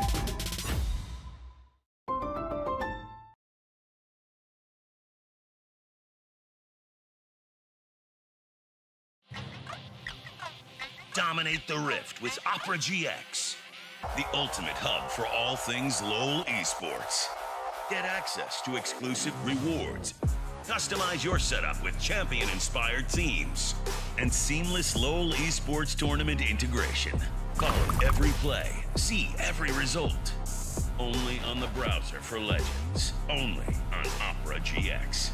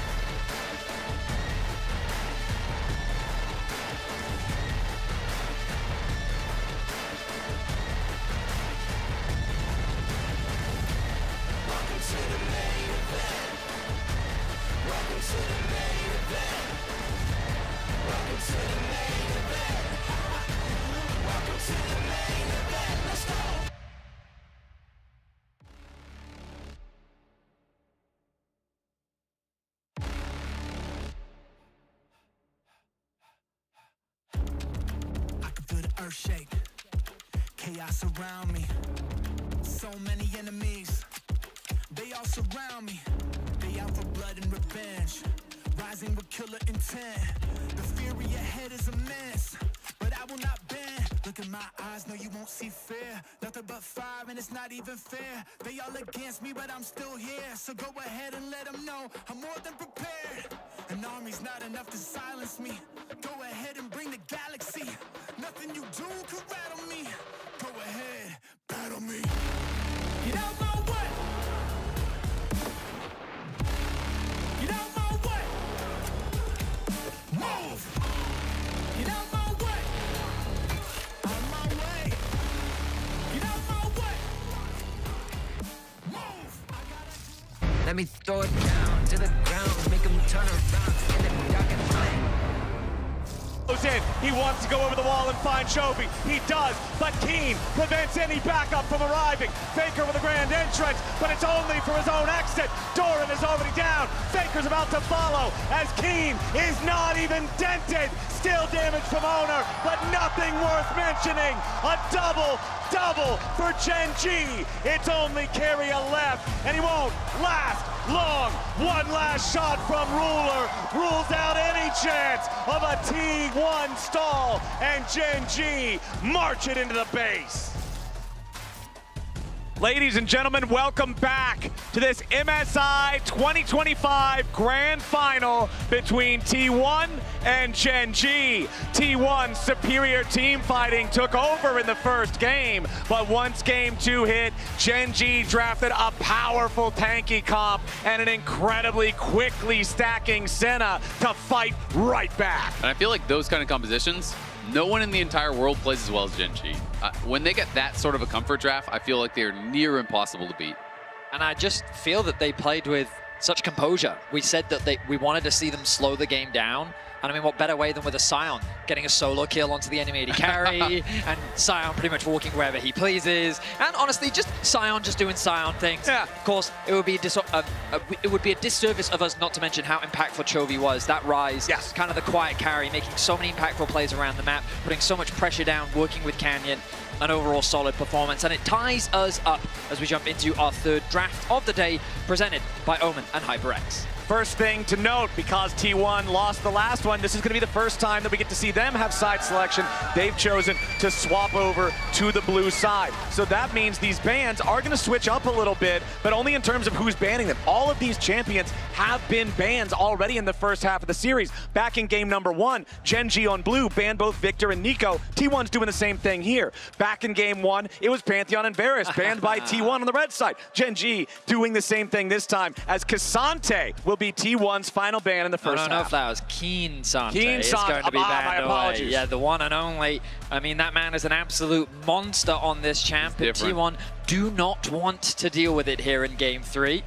I mean, if I just saw that Scion game, I'm like, wait, Cassante does more damage than that Scion? You're not allowed to play that. You're completely right. Ooh, okay, with the Skarner ban, the typical pair-up alongside the Azir, that does suggest that Gen G are willing to give that one away. Yeah, the posters are amazing here, I gotta say. The Azir being open is the big thing that I'm looking at here. T1 with that first pick, and there it is. They'll lock it in for Faker. The Emperor of the Emperor of Emperors will make his way onto the Rift. In the hands of Faker, no less. Gen G will have to have a good response. We saw with the Victor ban coming through that they were prepared that they could get their hands on it, and I think the response here is fantastic from Gen G. Get Keen on the Rumble, a big power pick in the meta as well. You do still have the Xin Zhao available too, and with the Poppy already removed, the Xin Zhao Rumble would be a fantastic pairing. Absolutely, but I mean, Faker, so iconic on the Azir, 7-1 on it this split, and he has been known for this champion so many times. Ruler and Faker have history with these champions, catching him, with the flash ulti. It is his most played all time. It is a nearly 70% win rate all time. It is a dangerous proposition to give this champion over to Faker. Especially when it's been banned in the first 2 games. Now here in game 3, getting through as the pools do become smaller naturally. T1 lock in the Nocturne for Owner. Nocturne getting it locked in. I do wonder if we would get an Ornn as an answer into Keen's Rumble here. Would give them some additional engage. Yep, there it is. I do think it's a really good matchup for Ornn. You actually can trade very effectively with the Bellows Breath because Rumble is quite short range. It's actually really risky for Rumble to go in for some of these trades. Ornn can do very well in the early stages, and then you kind of just outscale and you have this incredible engage for your team fight. And it feels like they are already setting up for clear. They want to play, front to back in this really powerful scaling style. I was really excited to see Chovy Silas.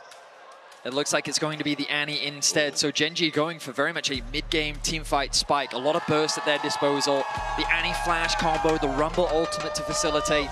But I already like that T1, they're building a teamfight comp in response. I'm thinking champions like Ezreal would fit nicely in what T1 is drafting. I mean, I think I'm banning Ezreal Xayah if I'm Gen G, probably, because the reality is it's like you want some sort of a scaling carry like you're talking about for Guma, and you want something that is going to be easy to kill if you're Gen G. They need to have a great dive target. Senna is already gone. That has already been played. Jhin is already gone. That has already been played. Instead, they're going to be targeting some of the supports here for Keria, which is interesting to me to see how they're going to react. I mean, Rel rises in priority a lot with a lot of the engage supports already removed from the pool.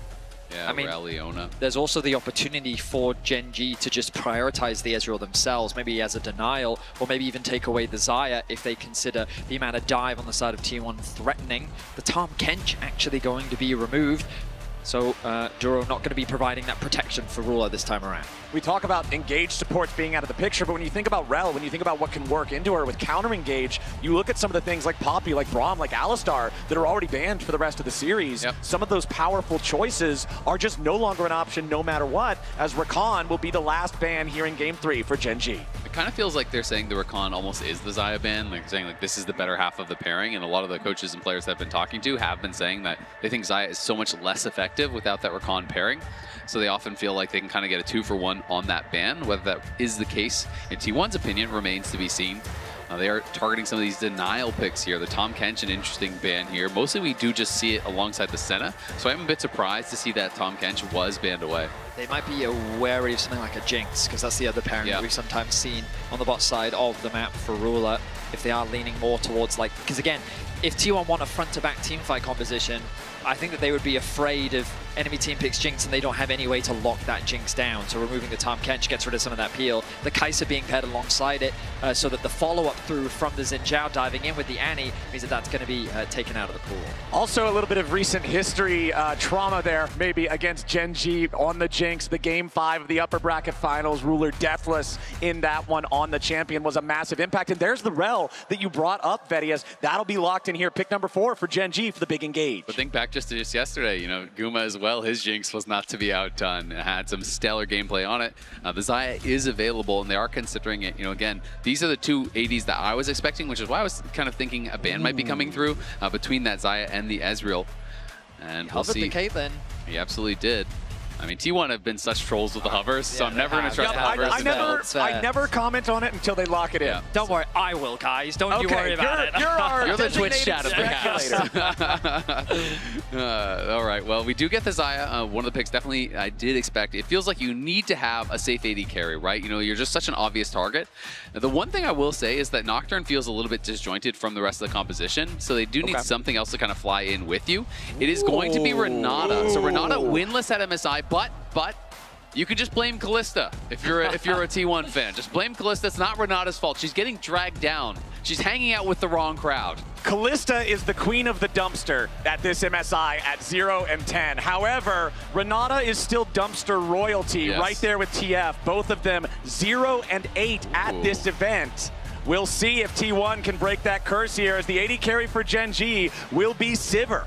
So Sivir rising in priority, it feels like over MSI. With the Kai'Sa banned out, this is a pick that people don't traditionally think of it as working with a dive comp, but it enables it because of the ultimate, because of the speed up, and you can kind of ricochet through the front line to access the back line here.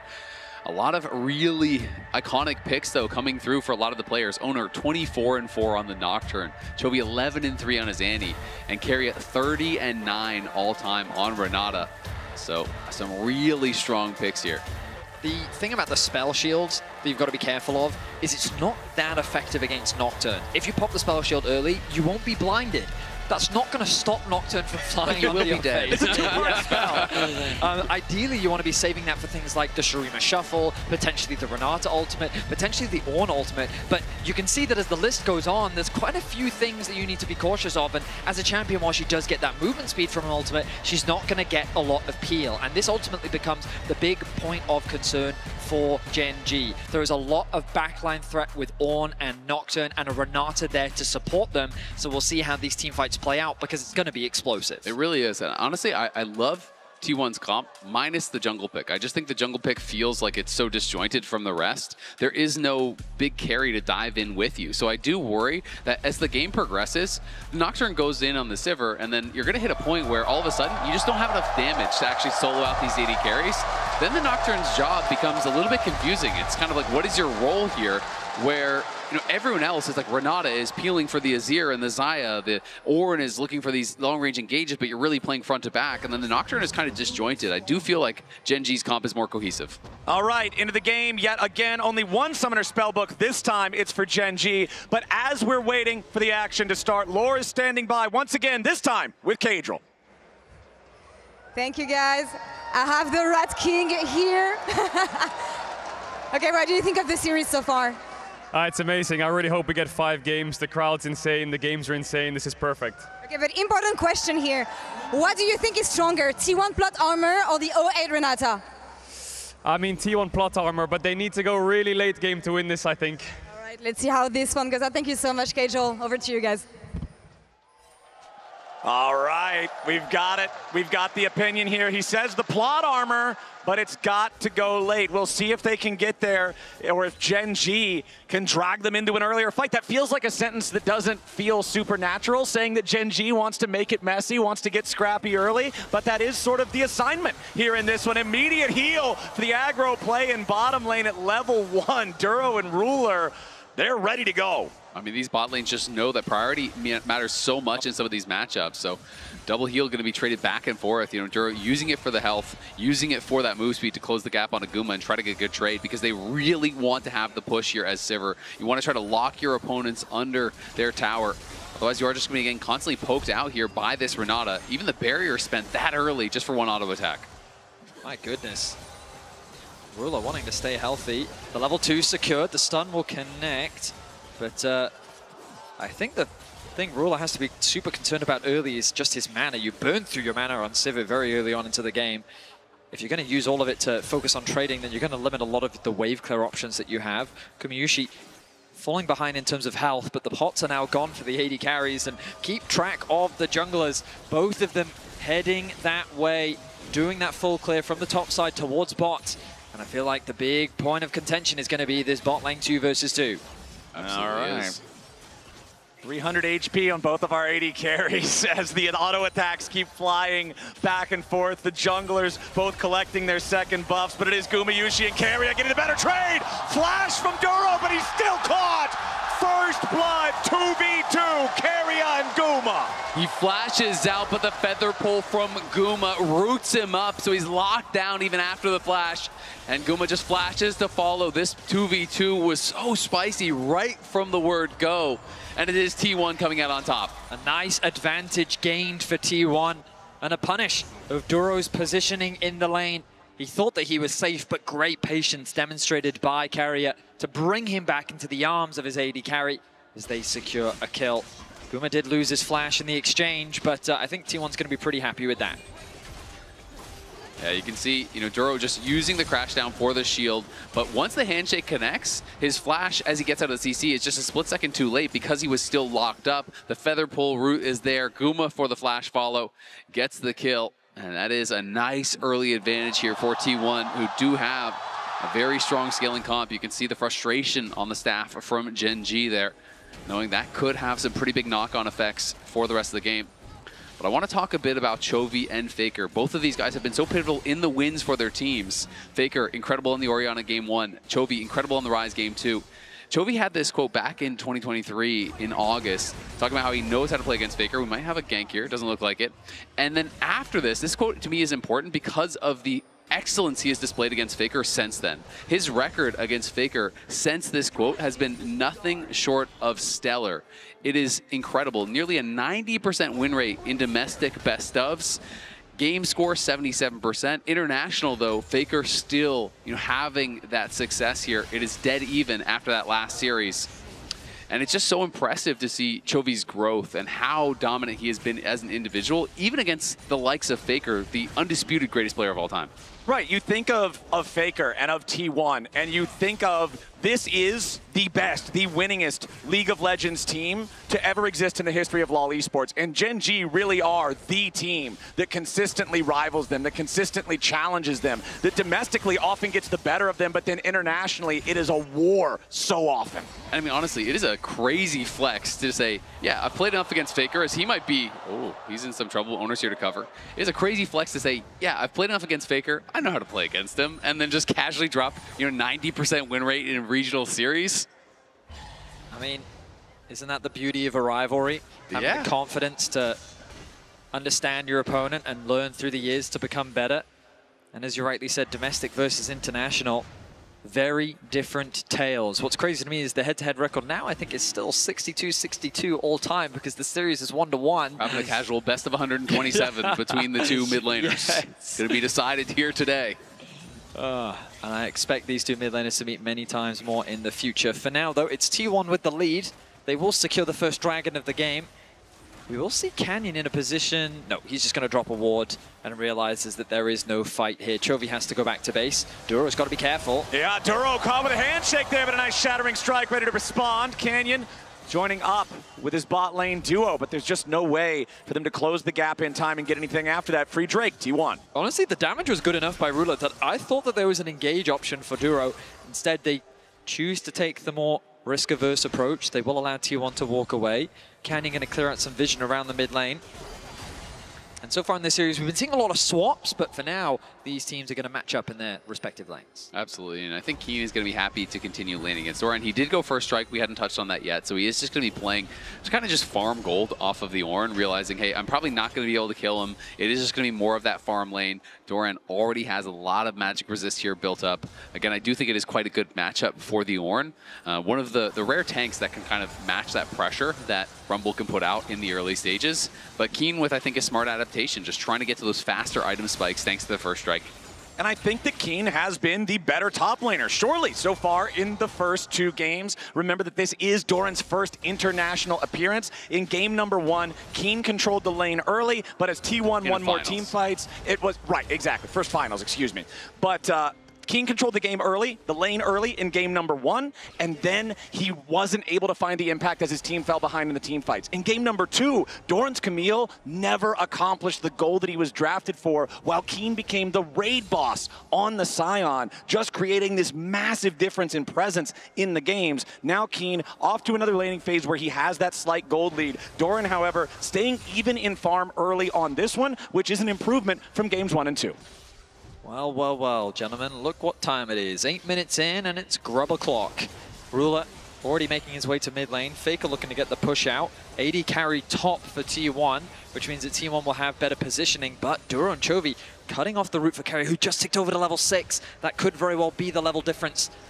Okay, keep your eyes on the engage going in immediately. Doran trying to use the Ornn Horn, but it only finds its way on a Canyon. Now they got to try to continue to look for a little bit more engage. The lights go out, but enough. Ready for Gen G as they tried to fight back. Canyon with the flashback over the wall as Ruler fires out with a ricochet. Doran trying to get his way out as the Shurima shuffle defends T1. Gen G take control of the topside river. There's no kills, there's no bodies, but Gen G no longer deal with resistance. T1 forced all the way out as Gumayushi lets the feathers fly, but nobody on Gen G is under threat. Critically, T1 and Owner secured the first grub. It won't be all 3 for Gen G, but they control the top side of the pit. Yeah, Gen G going to be able to walk away with 2 of those grubs, so they will get credit for the objective take here. Chovy critically got a ton of damage down early. We can see the equalizer used on Goom on the top side, but Chovy on the other side finds Faker as he tries to enter right here. Chunks out Faker incredibly low. Keria had to spend the heal, and this kind of meant Faker couldn't really get very involved in the play. So even though the hostile takeover was quite good from Keria, the fact that Faker is just fully zoned out there by Chovy and by the Tibbers made it really hard for T1 to have enough damage to punch through. That Azir wall buying enough time for T1 to escape. You could see how low the health bars were, but that was just a taster of the fights to come. We're expecting this game to be hectic with the engaged compositions that both sides have drafted. But still, 1-0 the scoreline for now.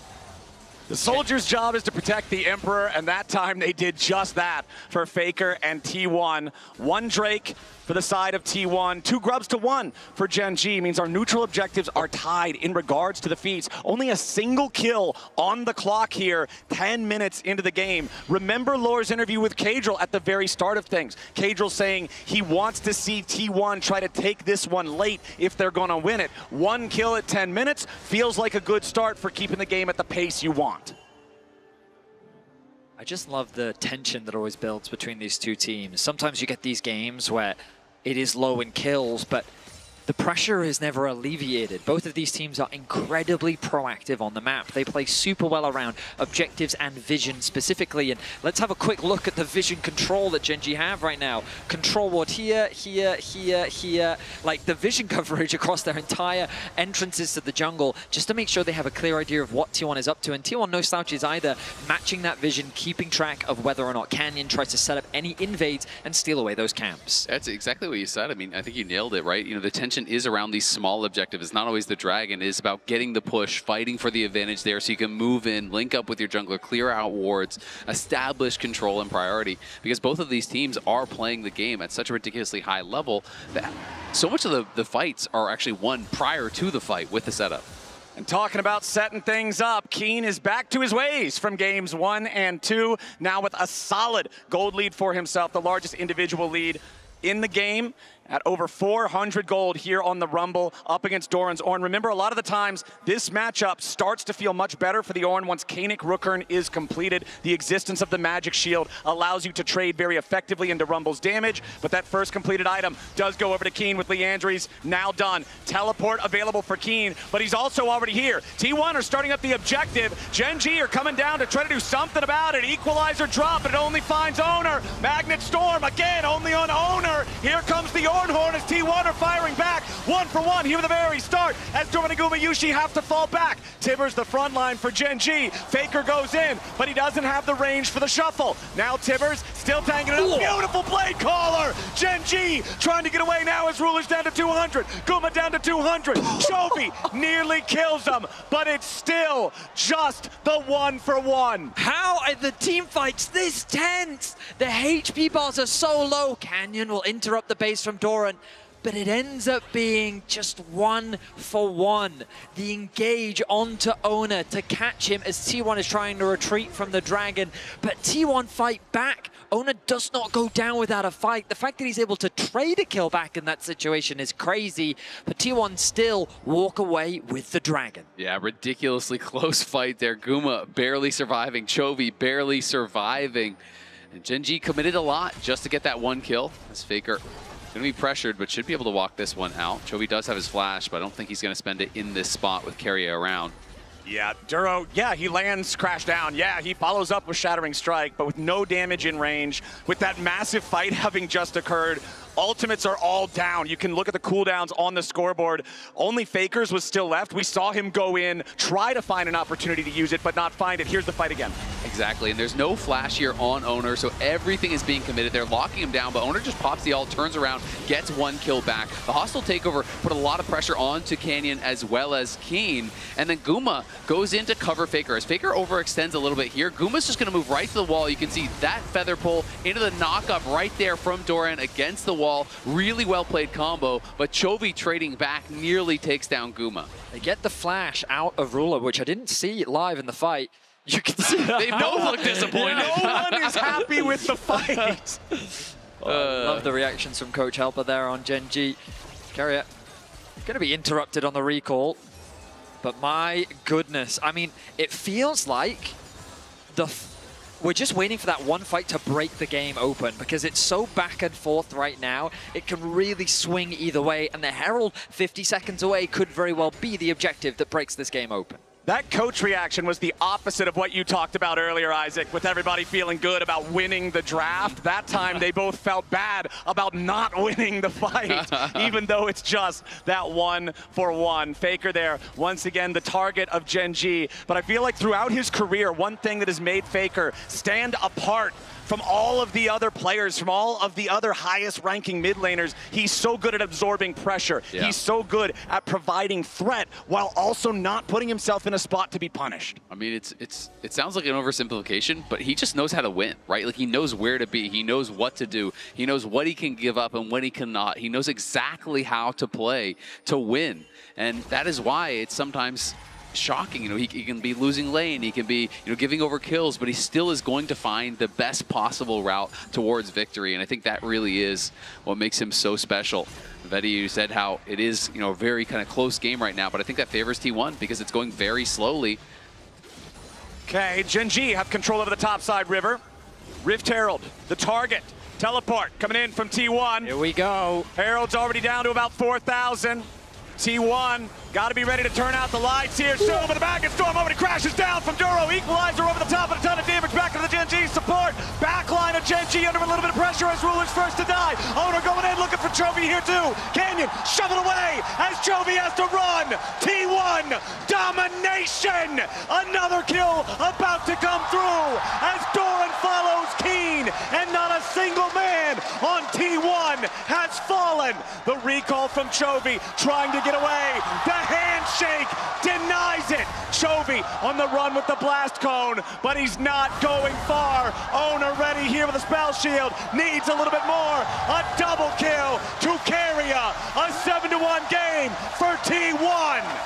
It is a great engage from Duro, but it is a better answer from Keria. The hostile takeover hit all 5 members of Gen G, and that completely changed the course of the fight, completely changed the course of the game. We have to watch this one more time. Duro finds T1 as they're stacking up. You think this is going to be the incredible engage, but watch Keria here. Hostile takeover comes out.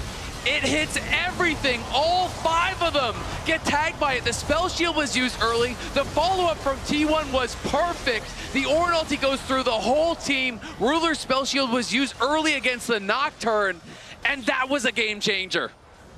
An exceptional response from Keria. Nice indeed. And I mean, in that fight, Chovy flashed forward to try and follow up, but he actually only connected his ultimate onto Doran. So the fact that he flashed forward then meant the response from Doran, he could CC Chovy, knock him into the air, and he's removed from the fight in an instant. See, I told you it was Gliss's fault. Renata's innocent.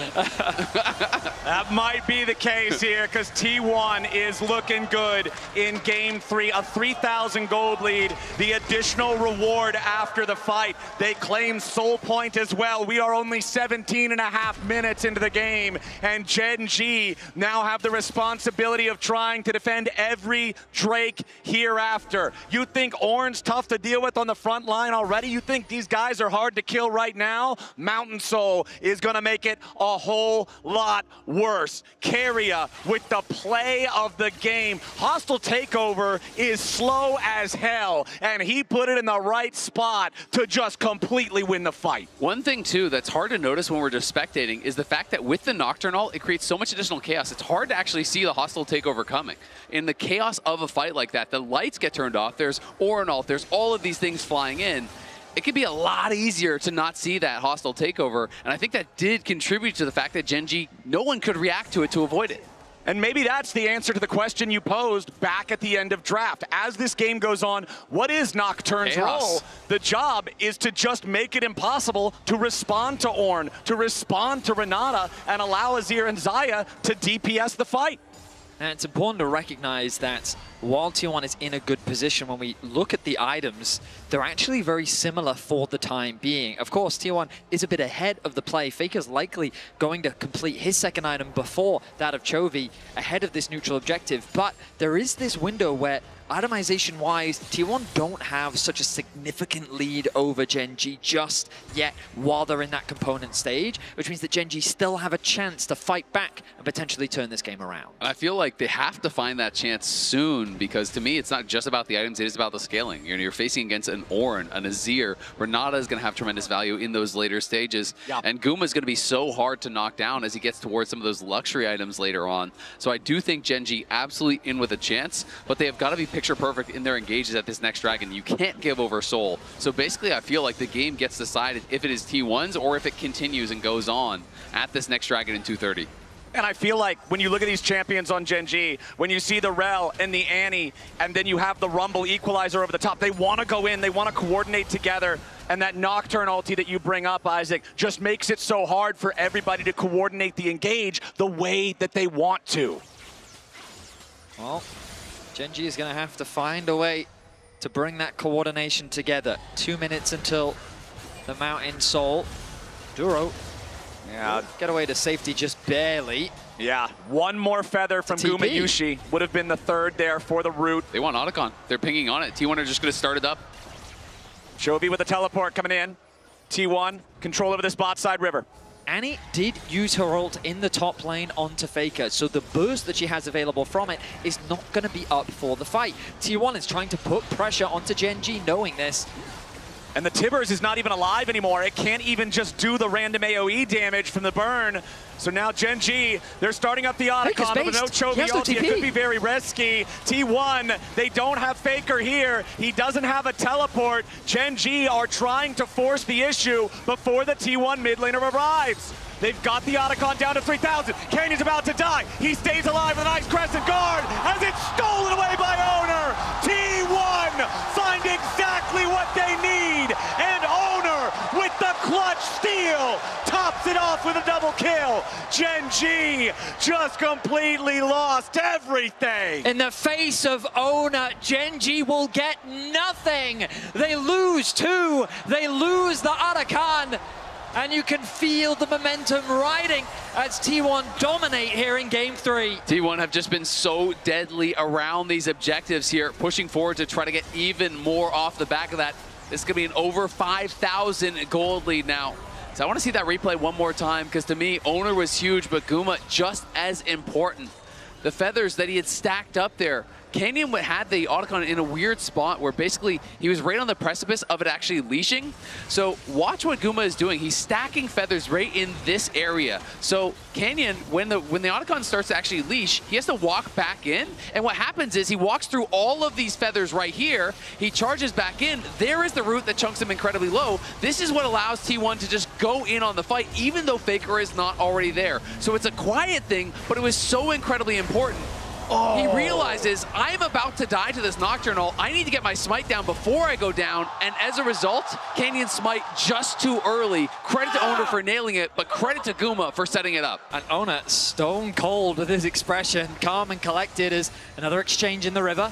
And this exchange is because the Mountain Soul for T1 is alive. They've got a 5,000 gold lead. And if they secure the Soul, Gen G knows their chances are disappearing fast. Duro already at about 60% HP. He's looking for an angle, but the vision coverage by T1 is just too good. Look at the bot wave. T1 have pushed that one all the way to the tower.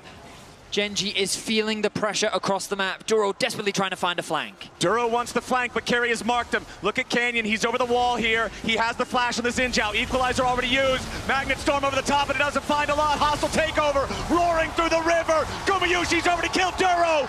3 dead on Gen G. T1 are ruthless. Owner is unstoppable, and that Dragon Soul is free for the taking. T1 taking full control now. Duro thought he found an angle to get in on Faker, but there was no one to follow up at all. Faker was barely threatened. T1 turn around the fight easily, claim the Soul, extend the gold lead even further, and it feels like T1 are about to send us to match point. The team fighting in this series has been nothing short of incredible. Ruler looking to get a bit of revenge. Yeah, flashing after Carrier to get this kill. One more auto attack is what he needs. Shut down on the enemy support. Carrier 2-0-10 before that. But the cost is still the Mountain Soul for T1. T1, 13 kills to 2. Decimated this team fight. The Rumble ultimate used very early on. A nice engage and the flash follow-up from the Xinjiao, but he doesn't quite connect it. The darkness is dropped and immediately Gen G just becomes scattered. Ruler's not hitting anyone in the team fight. He doesn't feel safe. He is literally paranoid at the Nocturne flying at his face, and everything falls apart for Gen G. And T1 absolutely dominating there in our MasterCard priceless moment of the game. Faker's follow-up after the initial engage as well from his team was fantastic, and now you have to think Gen G with this composition that is very much one punch. It's about the initial engage here. It's really only Ruler that does much consistent damage, and it doesn't feel like he's going to be enough. Mountain Soul is going to be so hard to get through. And even though Chovy wasn't caught in the hostile takeover in the fight, Owner just zeroes him out and kills him. Chovy, the team only has 2 kills. Chovy's the only one without an assist or a kill on anything. The Annie has been invisible in this game. And bad goes to worse when you realize Doran now is upgrading items for his team. He already has his upgraded Caning Rookard. They have the upgraded Nashers there on Faker, and they are threatening this Baron here, but will pull off. All right, Gen G, Deep they TP. gotta make something crazy happen. Chovy looking for an opportunity as T1 try to back away. Owner's gonna turn out the lights. Chovy's been found waiting in the brushes as the hostile takeover with the Doran ulti combine to instantly execute Gen G. T1 with a quadra kill for Gumayushi. He wants the Gen penta. G thought they had a plan, and T1 deny it. Exquisite execution from T1 as they dismantle Chovy's attempt for a flank. No room is given as Carrier's ultimate sends them to their grave. The Baron will be secured, and T1 is dominating in game 3. This game is mandatory VOD review for every other Renata Glask at the tournament. Keria is showing how it's done. He has been a massive difference maker here for T1. The positioning has been fantastic from him in every single fight. Gen G, they realize we have got to send it, but look at this, over the wall. Plus the Nocturnal has the lights turned off. He is out of vision. The positioning is perfect from Keria. That is why this guy has won as much as he has. Faker now in trouble. Yeah, Faker's been caught out, tries to use Emperor's Divide to make himself enough space for his team to show up, and yes, he does. Now Owner enters into the paranoia. His target is Keen. Keria ready to follow up here, goes for the handshake, finds the enemy top laner. Faker's on a killing spree, and Ruler tries to run. Owner's in hot pursuit, and the Fear Tether doesn't have the range to proc just yet. Ruler's the target, Gumayushi's the killer, and Faker cashes in. A double kill for the Azir as T1 break into the base. There is a cost for attacking the Emperor himself, and Gen G have been forced to pay it. The Nexus is in their eyes. T1 with a 5v3. First Nexus turret the target. Hostile takeover zones Gen G away. T1 19-2. 13,000 gold ahead. All they need is a minion wave. They've got it here at the Nexus. Duro's next to die, and Chovy's Annie is about to follow. T1 in the strongest performance thus far are at match point. Incredible performance here from T1. The Nocturne combo with Renata did go crazy. I talked about the execution. I didn't see that angle, but they made it look incredible. The only execution that game was the execution of Gen G at the hands of T1. 20-2 in kills. Let's head over to the analyst desk to break it down. To break it down and to emphasize just how incredibly impressive it is that T1 plays their most convincing and their best game of the tournament when they're about to go on match point versus Gen G of all people, Colby. It is insane. Jocks, they are so confident. They are styling out there from the very beginning. Guma flashing forward, getting the kill, flashing the T1 emote. Yeah, I was so glad that the observers kept it on that bot lane 2v2 as both bot lanes were like, you know, using all of their summoner spells, trying to blow stuff just to get to level 2. And then Keria's Renata, they talked about it in draft where Azael was like, you know what? Don't blame the Renata. It's one of his best champions. It worked so well with this Nocturne and then also with the Ornn combo on top of it. These team fights are crazy. I'm sorry, Renata, that we talked badly about you. As Azael said, it's the crowd you hang with, because apparently Keria and T1 can pilot it just fine. That was an insane support gap. I am blown away, right? And obviously, it wasn't even necessarily as much about Duro, because he has to go in on these plays. It was about the ability of Kerias. This was the early game. When both teams just looked like they would get like one, there's two, a word we can three, use. 4 kills. But we're not I'm not gonna respond to that. And they were consistently able to all get out alive. But once the actual 5v5s broke out, the team fighting was insane. And I very quickly want to highlight, Gen G have been in tough positions. They've reverse swept before. They've gone to 5 games a lot. But they need crazy resilience to come back after a stomp that one-sided. And the coaching staff we saw needs to be able to give them that support as well, because as you say, it is a confidence game most of the time when you have two teams that are so good. And when it comes to confidence in the bot lane, I want to take a look at this early 2v2, because what exactly happens there? I mean, this is kind of what we were talked about. Both of these bot lanes were scrapping back and forth, trying to blow each other's sums, right? And there is a crucial Keria handshake coming up soon as we go through this B-roll. But basically, they were just going back and forth, trying to get to level 2. And Keria on this Renata absolutely ends up owning them. And I understand why Gen G want to go for this, because they have a summoner spell, right? They have barrier versus cleanse. So in the combat, you should be stronger. But as Duro is going to miss his flash positioning in a fight that's about to come up, ends up making such a big difference in this lane, because I think that this lane is really snowballing either way. If Sivir can get ahead, you can really make a lot happen. But right here, if he flashes out of that recall, he lives. He dips. That's why you said it's a support gap. And Maurits, we were talking a little bit as well about how Xayah has fallen in priority for a lot of marksmen globally, but it has always been something that Gumayushi really, really, really loves. And I actually think it's giving them a huge boon in these fearless drafts because he's able to slam it whenever. It's also something that Ruler loves to play, obviously, given his track record on the champion. But it's something that I even commented on yesterday.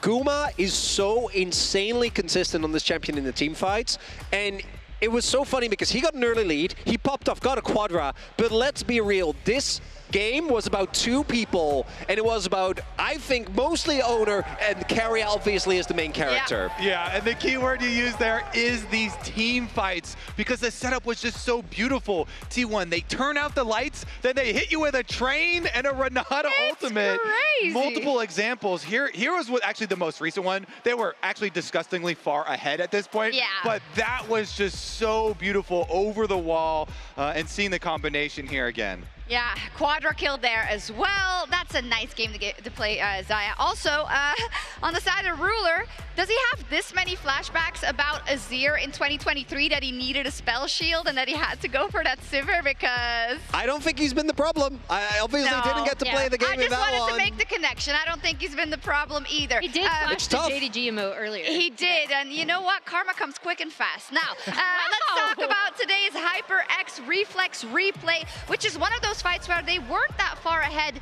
yet at the Herald. This ended up deciding the fight. So we have Gen.G already set up here, and they know they're about to 5v5, right? So their goal is going to be take care of Keria, because he is the biggest staller. If it's a long fight, they are not going to be able to actually win. So as we roll the clip, we are going to see that Gen.G, very aware of this, is going to try and follow up as Duro goes in. Again, if Keria lives, this engage is a disaster. Crucially, Duro finds him in the engage, but this flash right there from Keria means that there's a bailout, there is a multi-man ultimate, and Doran follows up with a beautiful Ornn. Yeah, this is exactly how you would want this Ornn, Renata, Nocturne combo to work, right? Nocturne turns out the lights, it affects what people can see. That flash out into the hostile takeover is just absolutely beautiful.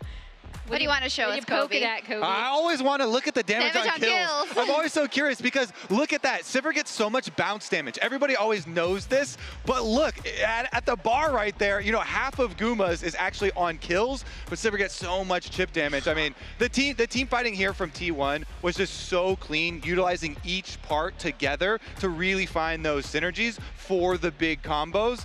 And I mean, Keria here just looking like the best support in the world. Unbelievable. He's got his buddy back, right? You know, Guma wasn't there for the whole way, and it does show that they play very well together, and that does mean that T1 gets to match point first. And I think when you look at the expectations coming into MSI, first and foremost, you would not say they would make it to the final, let alone make it to match point first, let alone perhaps being the team to break that 22 consecutive series streak from Gen.G, Maurits. It's insane. And I feel like every time, if you only watch internationals, you keep going, why are these guys trying to lie to me? What do you mean T1 isn't a favorite? What are you talking about? Because every single time, and this split, I do think, obviously they struggled a little bit. They were still third, right? We've seen this team barely make it to Worlds like they did last time. And with T1, when they're in this form, to me, a lot of it does come down to draft. I don't like going too ham on draft, but I feel like Gen.G is fairly predictable, and T1 is making such good use. That Renata into that amount of short-range bulk-up damage just did so much work. They could very well finish it here. I don't think they will. I think we will go for another Silver Scrapes. Vibes are on T1, I don't know. Gen.G has chosen the blue side, and it's been a pretty good side today. And NA fans, while MSI is coming to an end, there are more LoL Esports events coming up soon. This September, the LTA Finals will be in Texas, baby. Scan the QR code on screen to grab your tickets now. And we will see if T1 finishes the job or if Gen.G brings us to yet another Silver Scrapes.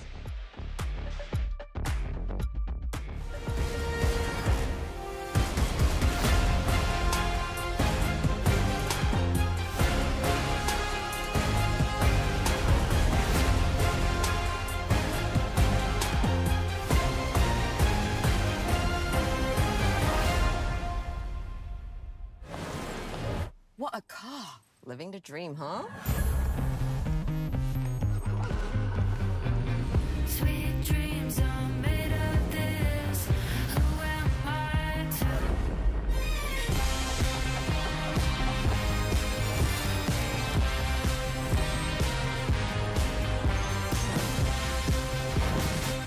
Okay, I get it now. Sweet dreams are made of this.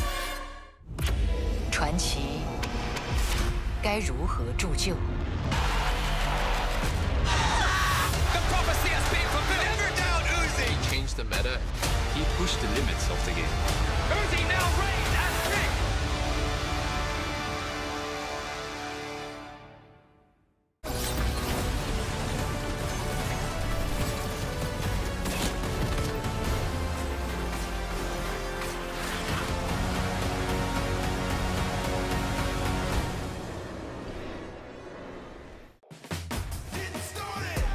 Level up, start my engine and I rev it up.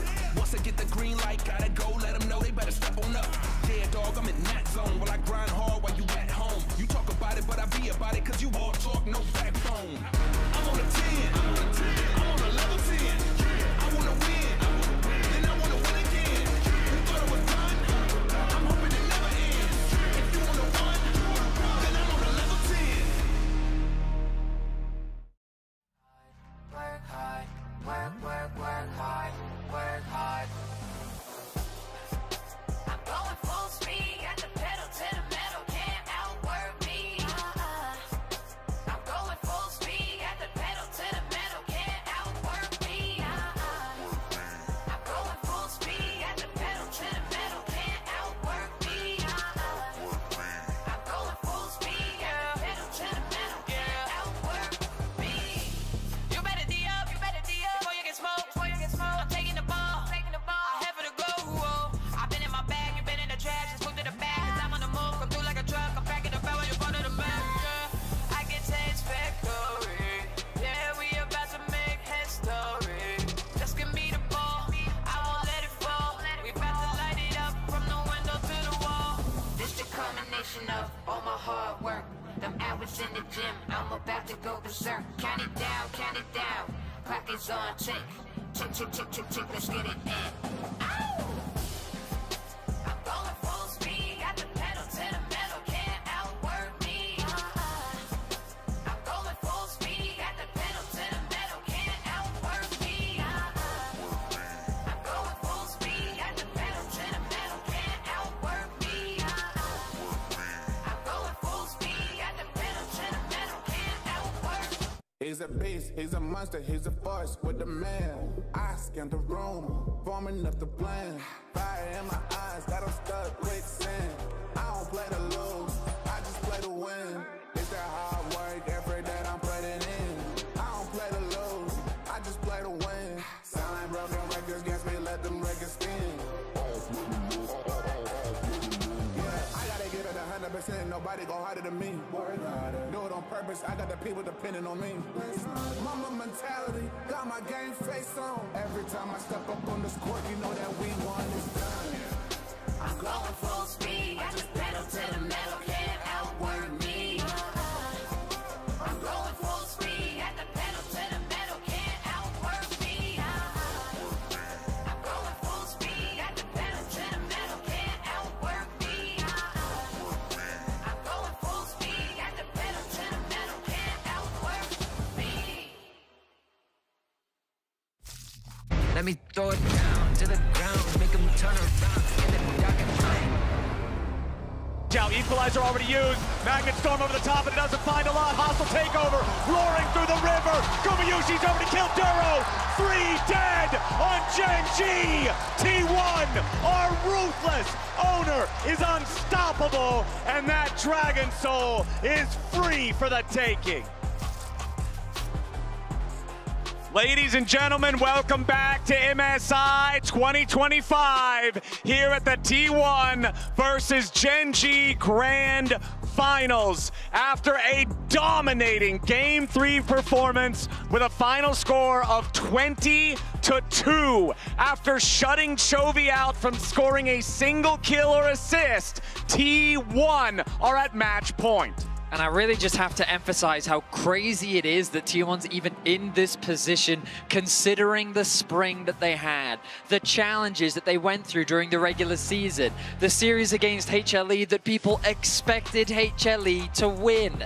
Now for them to be not only in the grand final, but at match point, pushing Gen G to the very limit after losing to them in the upper finals, this team really just has a magic that cannot be explained. It's more evidence for my theory that we're all just background characters in an anime that is centered around T1 and Faker. It's all just for the plot development. They need to have a little bit of struggle before the success to make it believable, Vedius.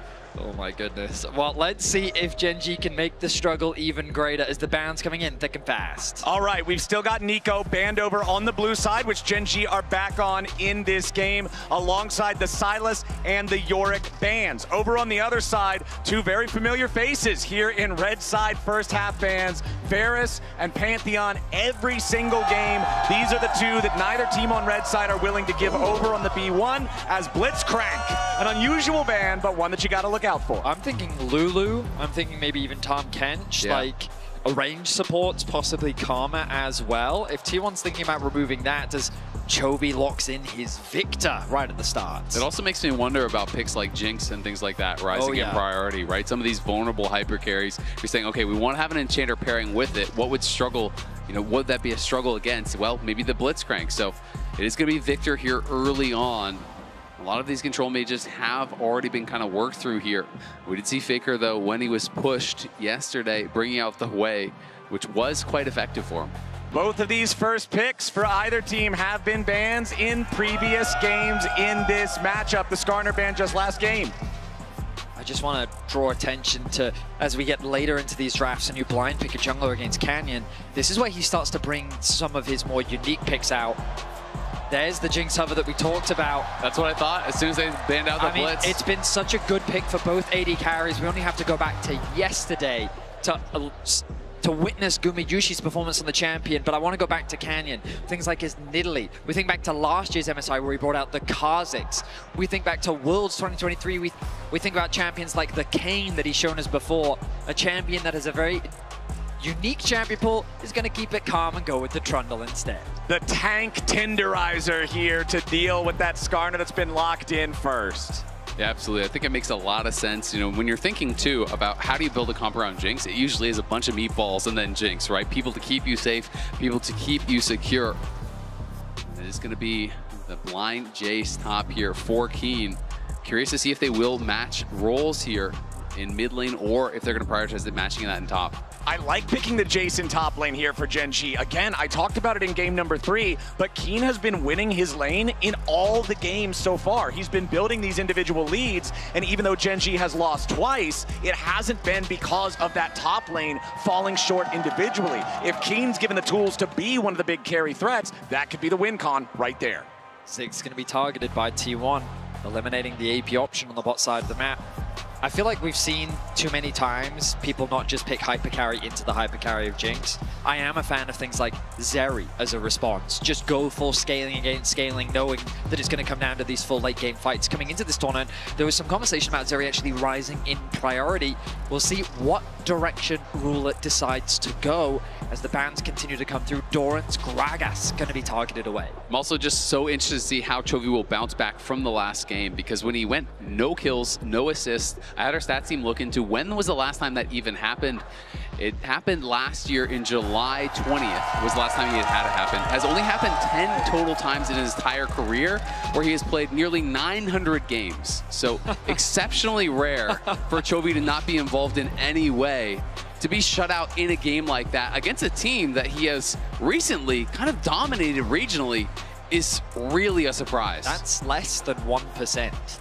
It happens, yeah, so we can essentially just round it and say this happens 1 out of every 100 games, maybe, and it happened there in game 3. And all likelihood happened early in his career, right? You know, so it's before Chovy was Chovy, probably some of those happened. So it is crazy to see that. Lulu gonna get banned out here. They are potentially worried about something, I think, like a Lulu Zeri, like you were talking about matching hyper carries on the other side. Ezreal is also still open. A champion that is synonymous with player like Ruler, and if they want to go for something like a Ezreal Karma, potentially, if they want a little bit more poke, Victor, Jace, Ez, very long range, very difficult to play around these neutral objectives just because of the sheer amount of poke. Oh my goodness. It's a very similar composition to what we saw yesterday from T1 when they played against AL, just that traditional front-to-back style. Doran's Keen going to be an additional front line to help protect Gumayusi. If they want to go something more standard too, they can also go the MF route, which Ruler has liked, but it is going to be Zeri instead. They will not have the Lulu pairing that was banned away, so clearly T1, we're suspicious of that coming through, but it will be the Rakan to give them that hard engage, which I think is something that they would have needed anyway. And I like the K'Sante pick here for T1, not just for this game, but because it's a bit of insurance. If this does go to Silver Scrapes, like the last time these two teams went head-to-head did, this also removes the K'Sante possibility for Keen in a Game 5. As Faker's Game 4 pick, it is Control Mage and a Control Mage with the Hui. This is what I was expecting. We saw it yesterday, when it was that Game 5, when he got pushed down in his champ pool, and it was Control Mage type of situation. He went to the Hui, he performed well on it. So I'm not surprised whatsoever by these picks. This is what it was for T1. Hui Jinx, as that final game yesterday when we went to 5 here against AL, that got them across the finish line. This is the tried and true for them. Guma and Faker on hyper carries, 3 tanks around them to keep them safe. But on the other side, you have Trundle to shred those resistances. You have Chovy and Ruler on these hyper carries, and you have Keen, who has been playing so well in lane with the potential to create a side lane advantage here over the K'Sante. In these late series drafts, I feel like people show too much respect to the Jinx, and the moment she gets a kill, she just snowballs out of control. Now looking to match with that scaling, Gen G still have ways to fight back should things fall apart a little bit in the early game. It's just about taking the game slow, which in the early game this series largely has been. It's an exciting moment. T1 find themselves at match point, and Gen G putting a lot of emphasis on their carries to stand strong here in Game 4 to hopefully bring us to Game 5. Gen G ready to lock in against a T1 squad that is 1 game away from winning this entire tournament. Game number 4, we are on to the Rift. And Betty, as you already mentioned how unlikely it was that T1 got to this point. For Gen G, the expectations very much that they would be here. This is a team that is on a 22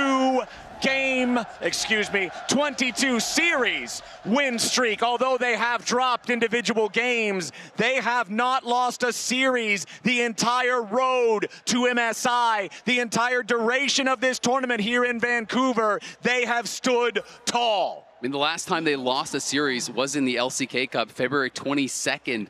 Has been so long since they have actually been taken down.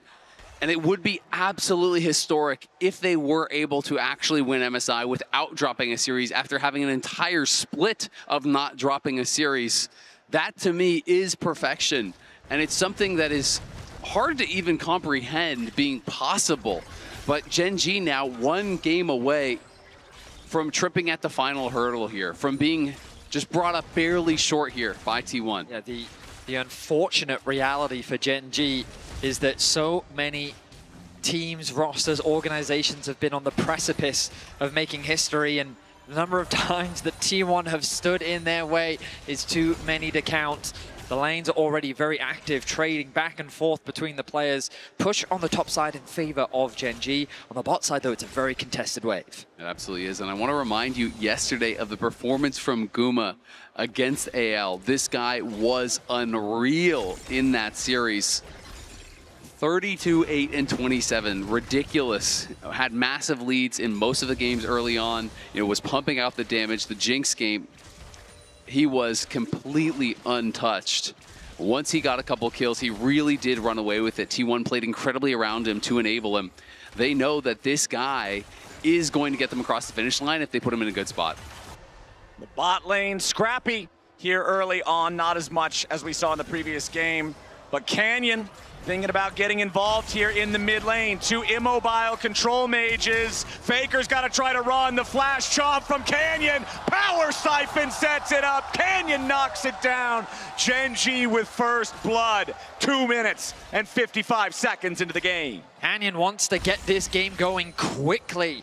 Hui is a champion that once that flash is gone is easy to lock down. Once he used the skill in that mid lane matchup, they were quick to capitalize. Chovy and Canyon draw first blood here in game 4. I just think the gank was perfectly timed. They were waiting for Faker to actually use his skill. As soon as he used the EE for that chomp, he doesn't have his fear available. And that is really your defense in most cases from these ganks. So as soon as that happened with Canyon in that side wave, you knew it was going to be incredibly hard for him to survive, and Gen.G, able to bait that out, able to execute on an early gank.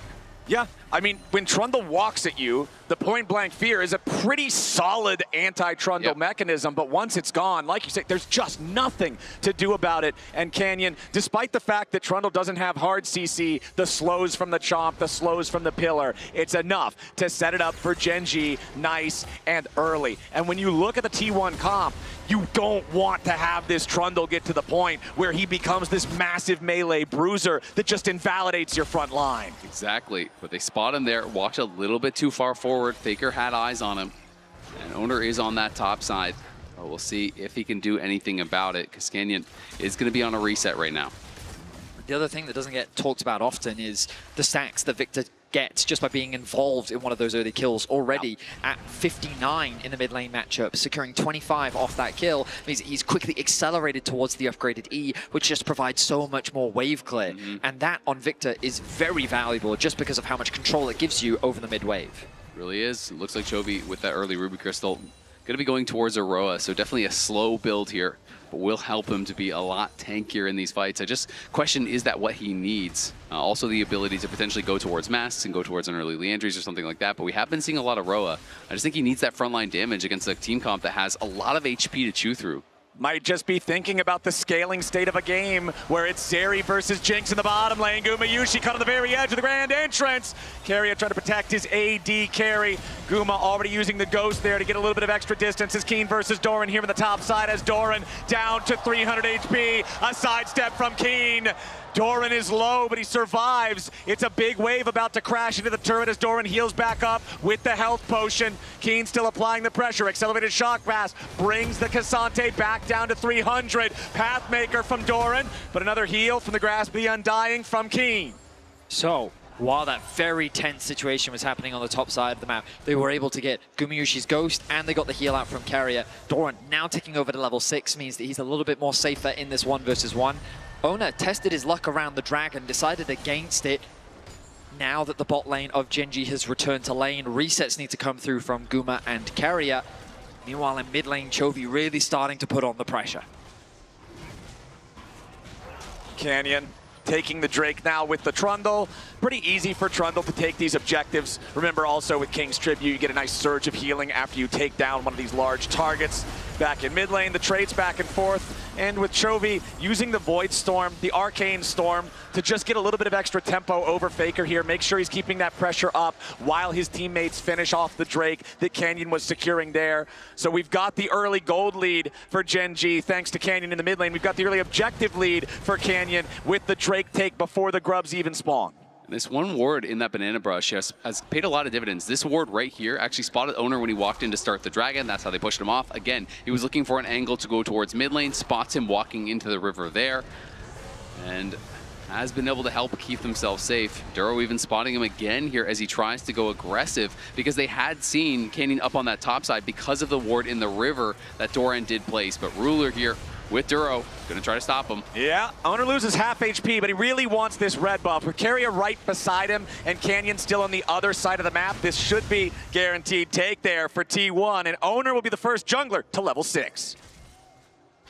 You'll notice the pings come down onto the red buff on the top side. Owner identifying to his team, I'm gonna go base straight towards my jungle camps. Bot lane, you need to be careful. Canyon decided against trying to counter jungle, recognizing the dangers that could come with trying to make that play. He will clear out his top side, now look to go back to base. Hitting level 6 himself means that that tank shredding tool has become available to him. And we find ourselves pretty much all squared up with small advantages going the way of Gen G for now. Yeah, Keen continuing to control the 1v1 matchup during these laning phases. Top side, nearly a 500 gold lead for him. He's knocking down plates. He's abusing the power of the Jace in the early phases of the game, and that's exactly what they need him to be doing. Owner hanging around here in mid lane, but it's level 6 for both of the junglers. Owner, however, when you use that Ishtal's impact, you cannot be slowed down. The pillar still counts as terrain. It's pretty easy for Skarner to be able to tunnel his way out of that one. Yeah, going to be able to stay safe up on that top side. Worried about a potential look for grubs, but Dorian going to get the bad news. Canyon's here. Yeah, Canyon's ready to chase after the Cassante. They don't want to allow him to get good all-out value, but Doran does it anyway. Canyon, he's caught out of position. The Impale has him stuck, but he stays alive with a little bit of extra healing. Canyon getting away for now. Super Mega Death Rocket can't finish the job as Doran stays alive. Canyon's the one closest to death. Owner still chasing, throws another rock, but it won't matter. Somehow, nobody dies. An exchange of flashes in the top lane as T1 also tried to make a play in mid. Chovy was being threatened by Carrier, the knockup that comes through from the Tahm Kench, and ultimately this builds up towards T1 being in a position to secure these grubs. There's no HP available to Canyon. It's a difficult fight, but maybe Keen feels confident. No, he's going to back away. These grubs will be conceded as T1 secures their first objective of the game. Nicely done there for T1. Getting the near kill on the jungler feels bad in the moment, but it feels good enough to get the objective as Owner's making his way into the top side. Ishtal's impact slams Keen into the wall, and Doran, with some footwork, secures the kill and gets right back out.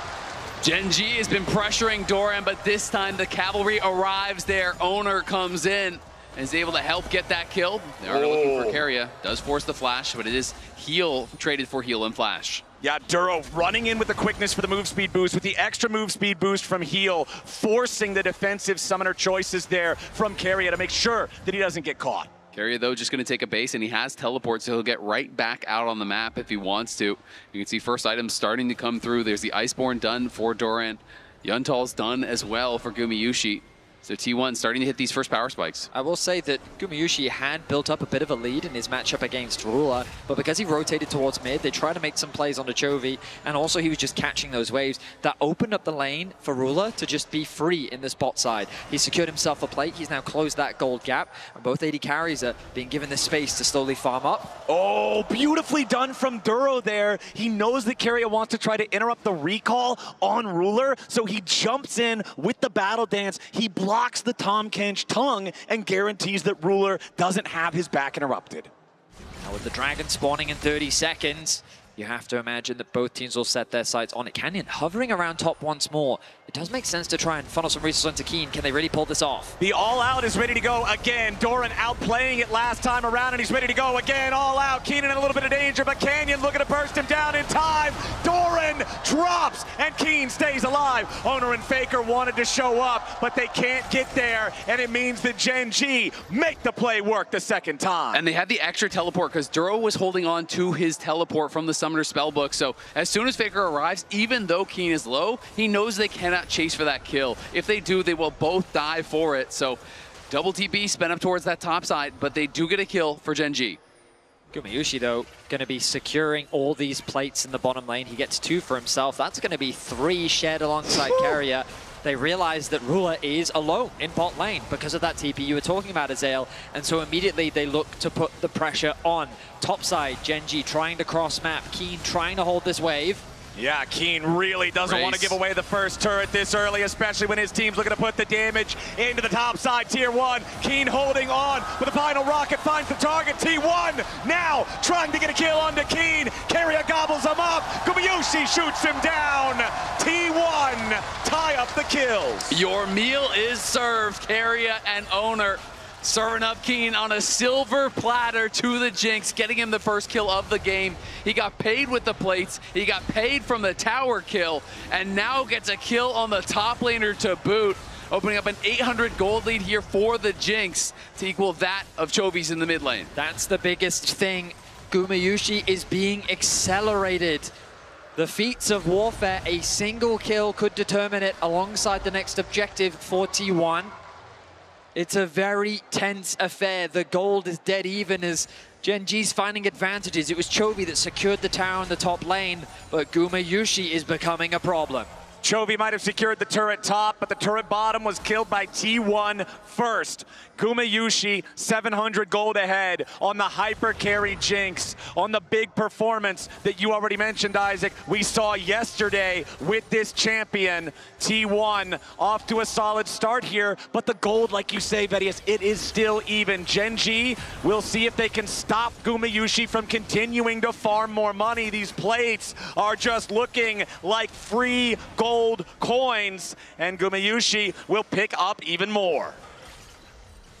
Well, Chovy does have the gold lead. Like I said, I do worry about this potential build. You know, I would have liked maybe a more aggressive build here, because Roa is going to be so slow, and yes, it does make you tankier, but I feel like the fights are almost purely front to back here. He needs to be able to have the damage actually knock through these frontliners, or it's all going to kind of be up to Ruler. Canyon shows up in time to try to help Ruler defend this tier 1 turret, but again, they don't need to kill the whole thing. There's still plates up. It's not 14 minutes just yet, and Gumayusi gets another cash in on those plates.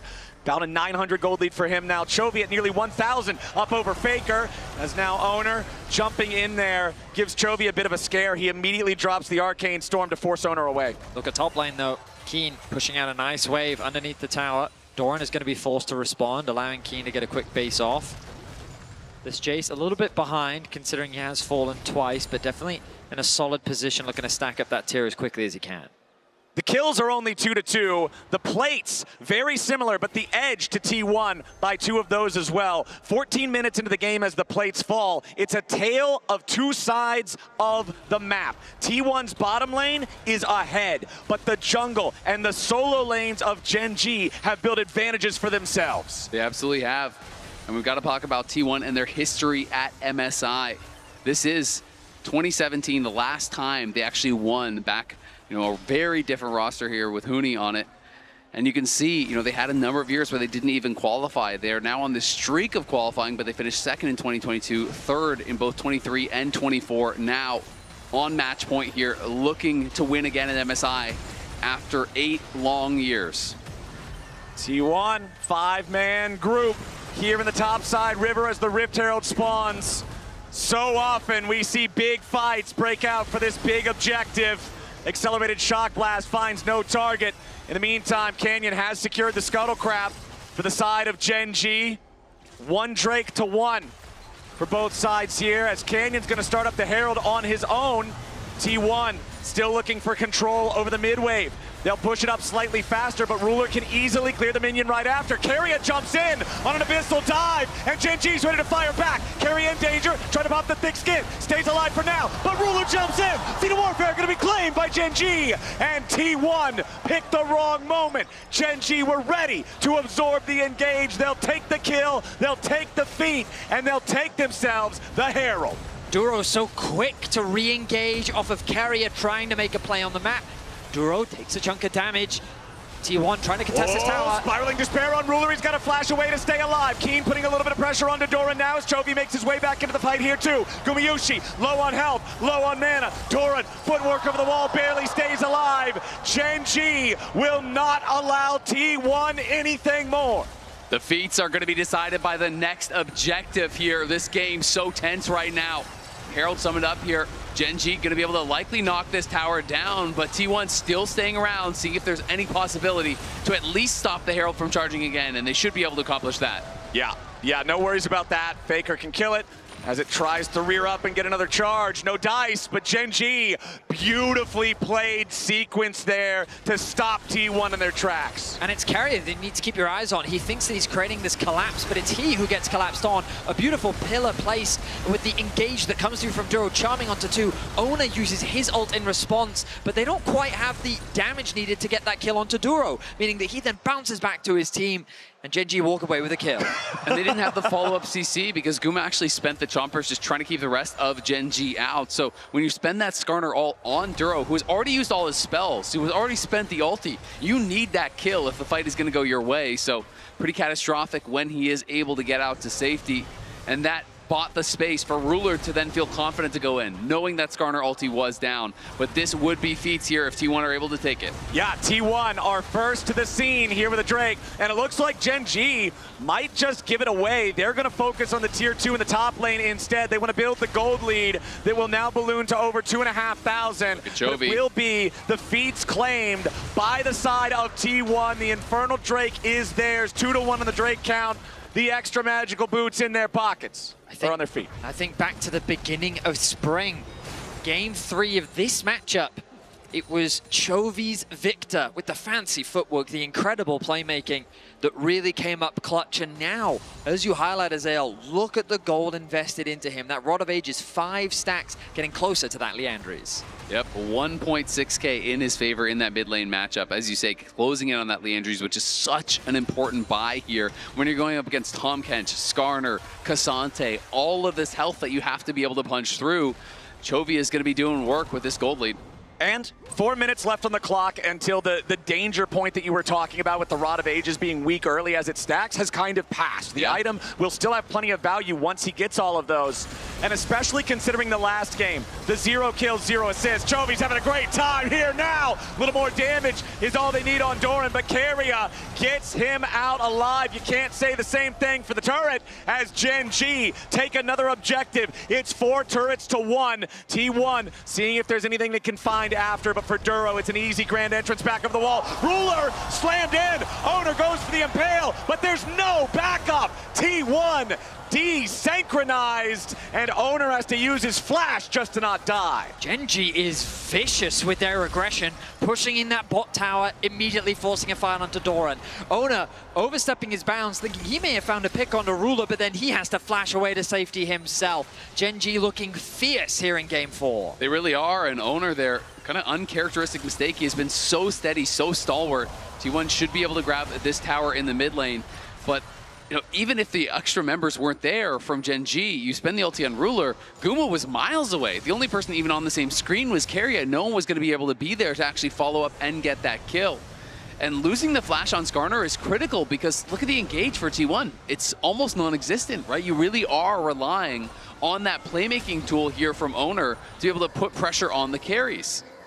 Gentlemen, Artican on the map, and both these teams will not hesitate to use it to start a fight, especially if they feel that they are stronger. Now, Chovy could argue, listen, I only need 3 more stacks. I'm about to take over to level 13. Once I get that, I'll immediately jump up to level 14, and maybe that's the window for them to force the objective. But with these teams and this objective, they're often they are not afraid, I should say, to start this one off. Yeah, if Gen G realizes it, T1 probably realizes it too. So those next 3 minutes could be their opportunity to start the objective instead. Keen trying to defend the tier 1 turret up here, which can be a very powerful tool to still have around the topside Otacon fight. Duro looking to approach from the side, but immediately has to jump back into the Herald Pit as Owner tags him and knows what Gen G is up to. Control ward from Gen G in the Otacon Pit as T1 back away. Yeah, Baker is the only one not here. He is just pushing out mid lane, and Ruler's going to be sent to respond. So T1 will have an opportunity when they see Ruler to try to move in and contest vision if they want to do it.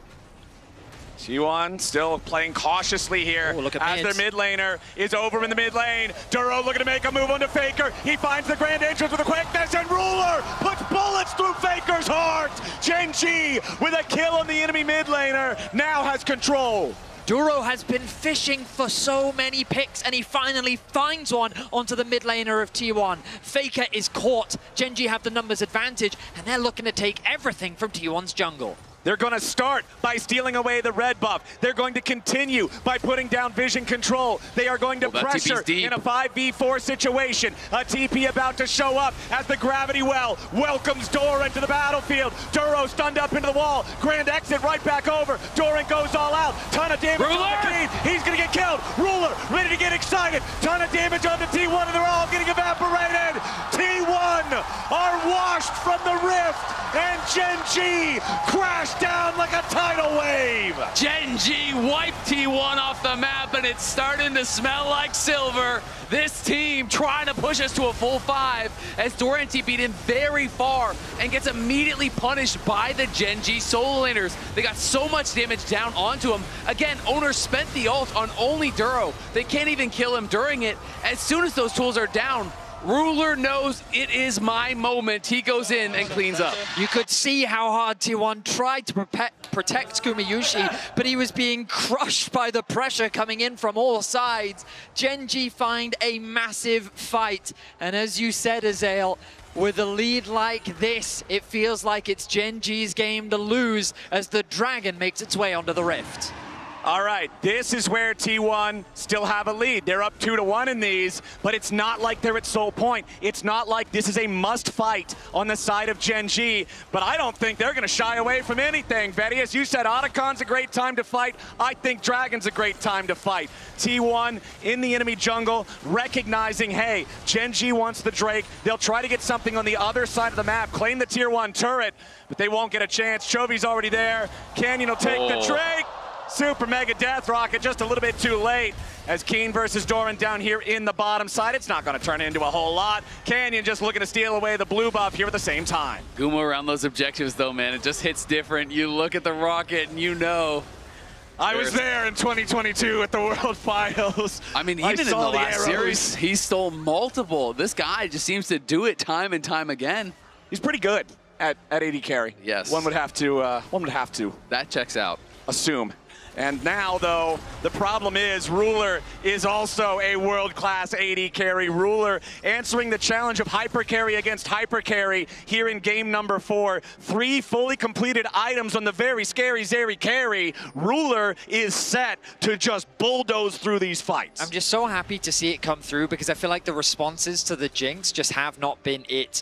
But bringing out a hyper carry in response, just focus on farming your way through the game. Ruler's ahead in CS, he's ahead in kills, he's got 3 completed items, and now it's T1 that find themselves on the back foot when it comes to the fight. And Gen.G, they are not slowing down with the pressure. Immediately into the topside jungle, taking full vision control and threatening the Baron in 27 seconds. Big items for Gen.G. Seeker's Arm Guard available for Chovy's Victor, makes him a much more difficult target. Dead Man's Plate for Canyon, much easier to get the positioning he needs on these pillars, which are an incredible tool against immobile carries. Look at Hui, look at Jinx. That pillar goes up. It's so hard to play around the damn thing, especially with Duro looking for these opportunities time and time again, whether he's engaging or counter-engaging on the recon. He's been great on the pick. And it's just so difficult when you're playing a tank-heavy team comp against the Trundle and you've fallen behind because the LDR is through. You're going to be getting shredded so heavily as well by the Trundle. And Doran and Owner are going to be much squishier than they are used to in these situations. And there's just not really a lot of great comeback mechanics besides an explosive ult from Owner. Like, he needs to find a multi-man ulti or something along those lines to really have a chance. Because T1 just don't have a lot of pick. Yeah, Gen.G doing a great job denying T1 what they're looking for this game. T1 have 3 kills. All 3 kills are on to Keen. No one else on Gen.G has died yet this game. Owner loses half of his HP instantly from a grand entrance and a few Zeri autos. Keen, the only man that's died on Gen.G, is still ahead, nearly 2,000 gold over his counterpart. Gen.G will start the objective. T1 are gonna see it there with the severing bolt over the wall. They're gonna scramble to try to get into range, but immediately Faker is already targeted. Duro with a beautiful start to the fight. Nobody on T1 dead yet. As Owner the wall, looking to try to engage. Super Mega Death Rocket finds a target. Ruler's still alive, but Doran's going after him. The Baron down to 2,000. Chovy's already on a rampage as Guma dies. T1 die. Gen.G hold the smoking gun, and they're marching down mid lane with Baron. A phenomenal team fight for Gen.G as they weather the pressure of T1. They set their sights on the Nexus, and they're looking to bring us to Game 5. Faker is alive, but he stands alone.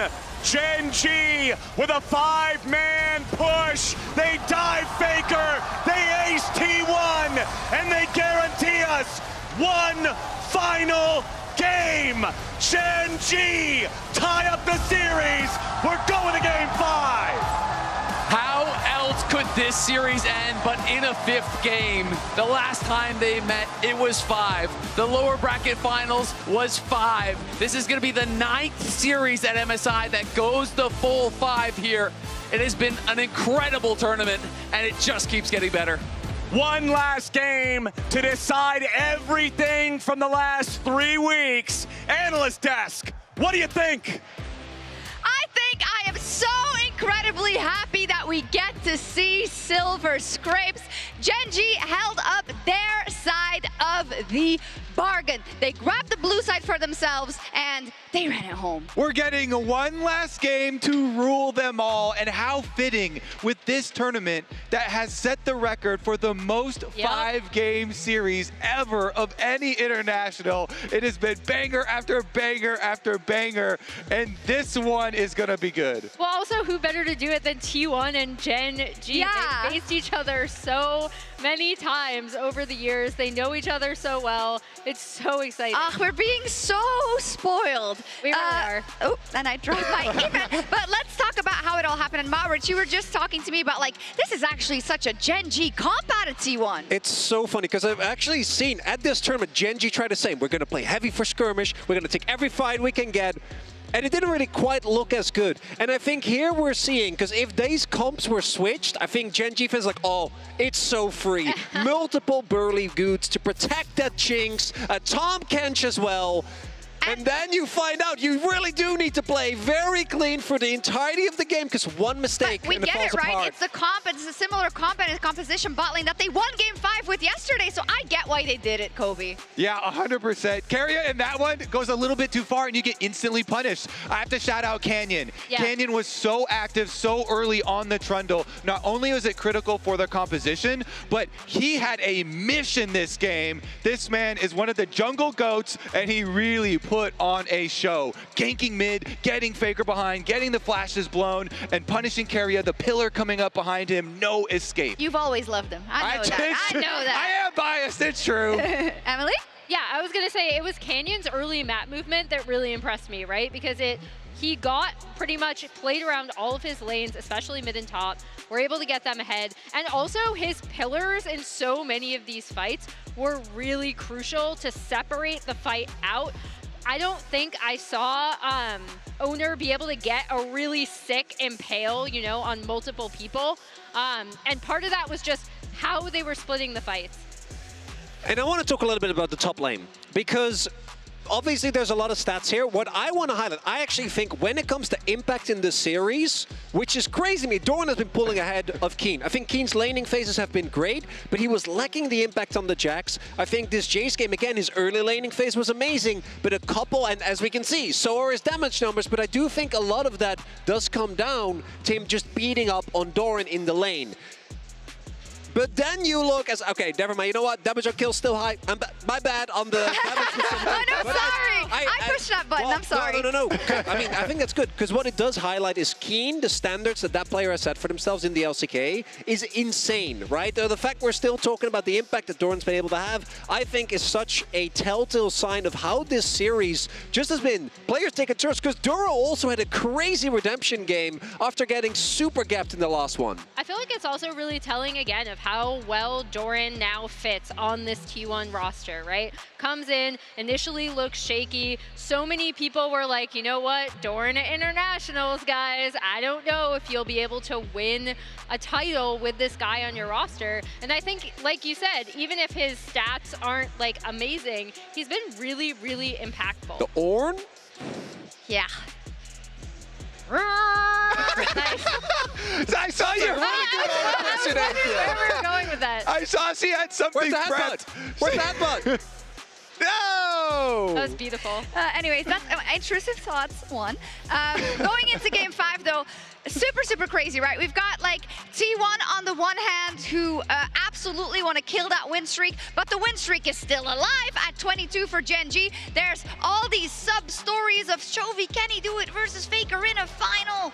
And Chovy has been really good so far this series, putting up some big numbers. Of course, yes, we keep on showing the streak because keep bowing. It is so long. And now we are one game away from seeing if we will actually break it or if they can continue on this epic road that they have paved. I want you to think about how long ago February is. Right, that's the insane part. It's been so long, and even if they end up losing here, with how the series has been going, it's a complete toss-up for me in game number 5. But even taking that into account, that streak is crazy. T1's on blue, so that is big. That's true. I want to take a look also at these two teams' win rates in Game 5 specifically, right? We saw that most recent best of 5 where Gen.G did end up in a really, really close kind of go down early, come back late with a Jinx composition, come back, and they were able to win in that game 5.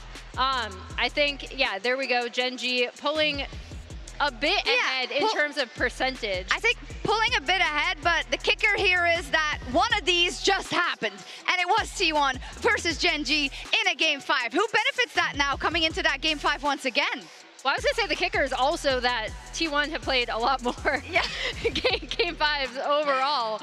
So to still have that 57.5% win rate is really impressive. Yeah, and I know that there's a quote from Lore, who was talking to owner for OTP, where he talked about specifically 2022 DRX game 5, and that he said we weren't taking it seriously enough then, and that has followed them for a very long time. So they definitely have the tools to channel the right energy coming into this game 5. But the fact that T1 is on blue, we do have some graphics to show the champion pools of these two teams, so let's pull them up and take a look where we could go. Yeah, this should be the champion pools of both teams. I think it's a full screen. Yeah. Yeah. So you got some art projects? I have a trusty backup in case we need it. Oh, here we go. Yeah.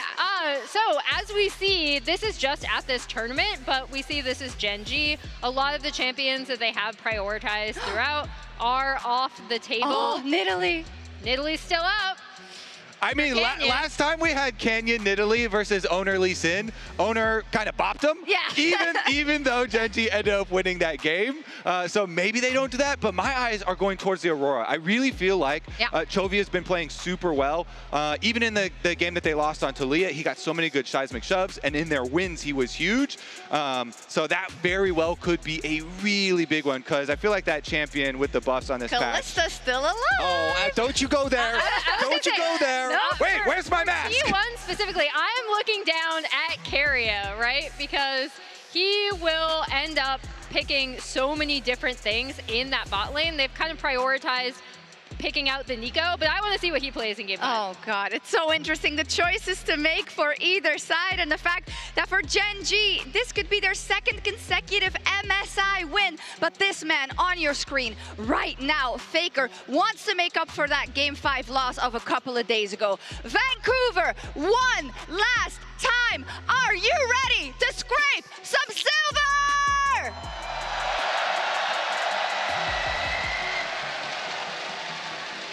They have absolutely been shaking this building every game 5. Woo!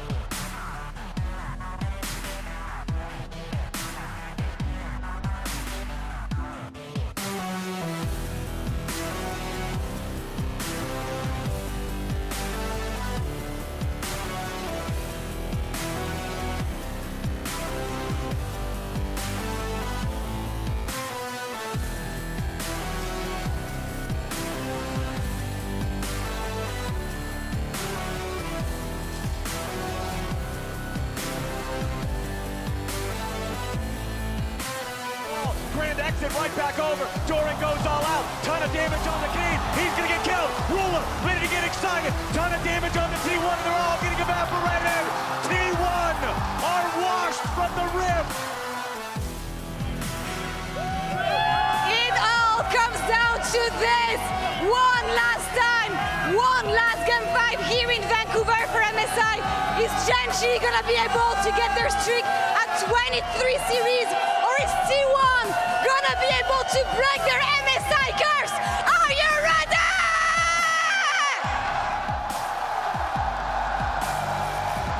Ladies and gentlemen, welcome back for the final time this tournament, for the final time on this stage here in Vancouver, Canada.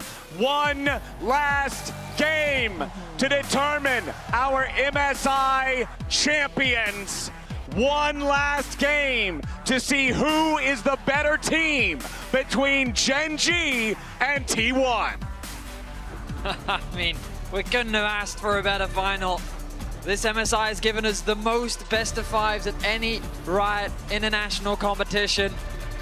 And for these two teams, these long-standing rivals, they will etch another chapter into the history books as it'll all come down to this. And gentlemen, we've seen a lot of one-sided game 5s, but I feel like that we're gonna get a lot of spicy stuff when these two teams hit the Rift. I am so ready to see what the choices are going to be. Game 5s previously have been the ones where we start to see those hyper carries. But with game 4 being Jinx versus Zeri, remember also, we saw the Cassante as well from Doran, so that's not available for Keen. Yep. There's so much already eliminated. There absolutely is, but these players have deep bags. There's a lot to still reach in out and grab. And I mean, Doran still has his Gragas. There's so many iconic picks that are still up and available. We can see more aggressive picks, things like Draven. There's less meta picks like Ziggs, the AP bot laners that you can bring out. Ashe is still available. Caitlyn is still available. So there's still tons that these players can reach out and grab. To me, the question is not, can you find a champion that you can play in Game 5? The question is, can you find a champion that you can play in Game 5 that has a good lane matchup, that is part of a cohesive composition, that is also better than the composition that your opponents have crafted? And that is why Game 5 is so uniquely difficult.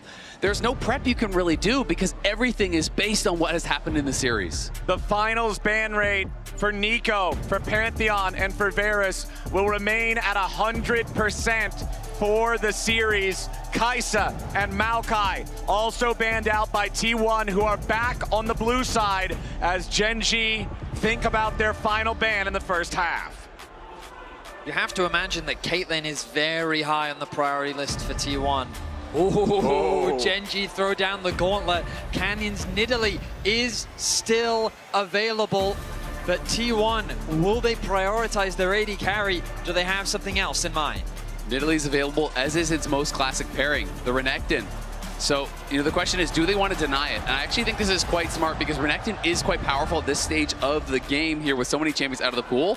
It also kind of denies the Nidalee by issue of taking its best pairing away. Well, to feel that for Canyon, it's just a champion that he's so amazing at. What we were looking at his win rate, 83% all-time career or something ridiculous like that. The Aatrox currently being hovered on the side of Gen.G. And surprisingly enough, Leona still is available here. One of those primary engaged supports that can be very, very popular. There it is! They'll take it anyway. Renekton not required. I would not mind a Leona pairing. You need some sort of hard AC, I really do think. Some sort of setup to be able to land those spears, but maybe Canyon feels like, hey, I don't need it. I can just make it work anyway. Kobe talked about it on the desk last time we saw the Nidalee come out for Canyon against Oner. It was Oner's Lee Sin that really did rule the day, but the Lee Sin, of course, is banned out. So many of the strong physical damage junglers are all gone. You're having to reach pretty deep. Things like Nefiri that haven't been very popular. Things like Zed and Talon, if you want to go towards that AD route. Things like Kindred that we haven't really seen at all. Or you have to go the other path and go into some of these AP junglers. Things like we saw from Oner, such as the Lilia coming out. My goodness. I mean, I don't even know what predictions to throw out when you're this late to the draft. Different priorities naturally rise. As you mentioned earlier, Azael, things shift. We talked about the Caitlyn earlier.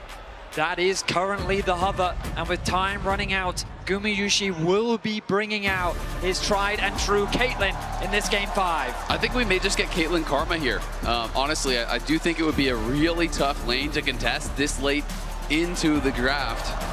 But Faker considering just going for the Ahri. Karma makes a lot more sense to me.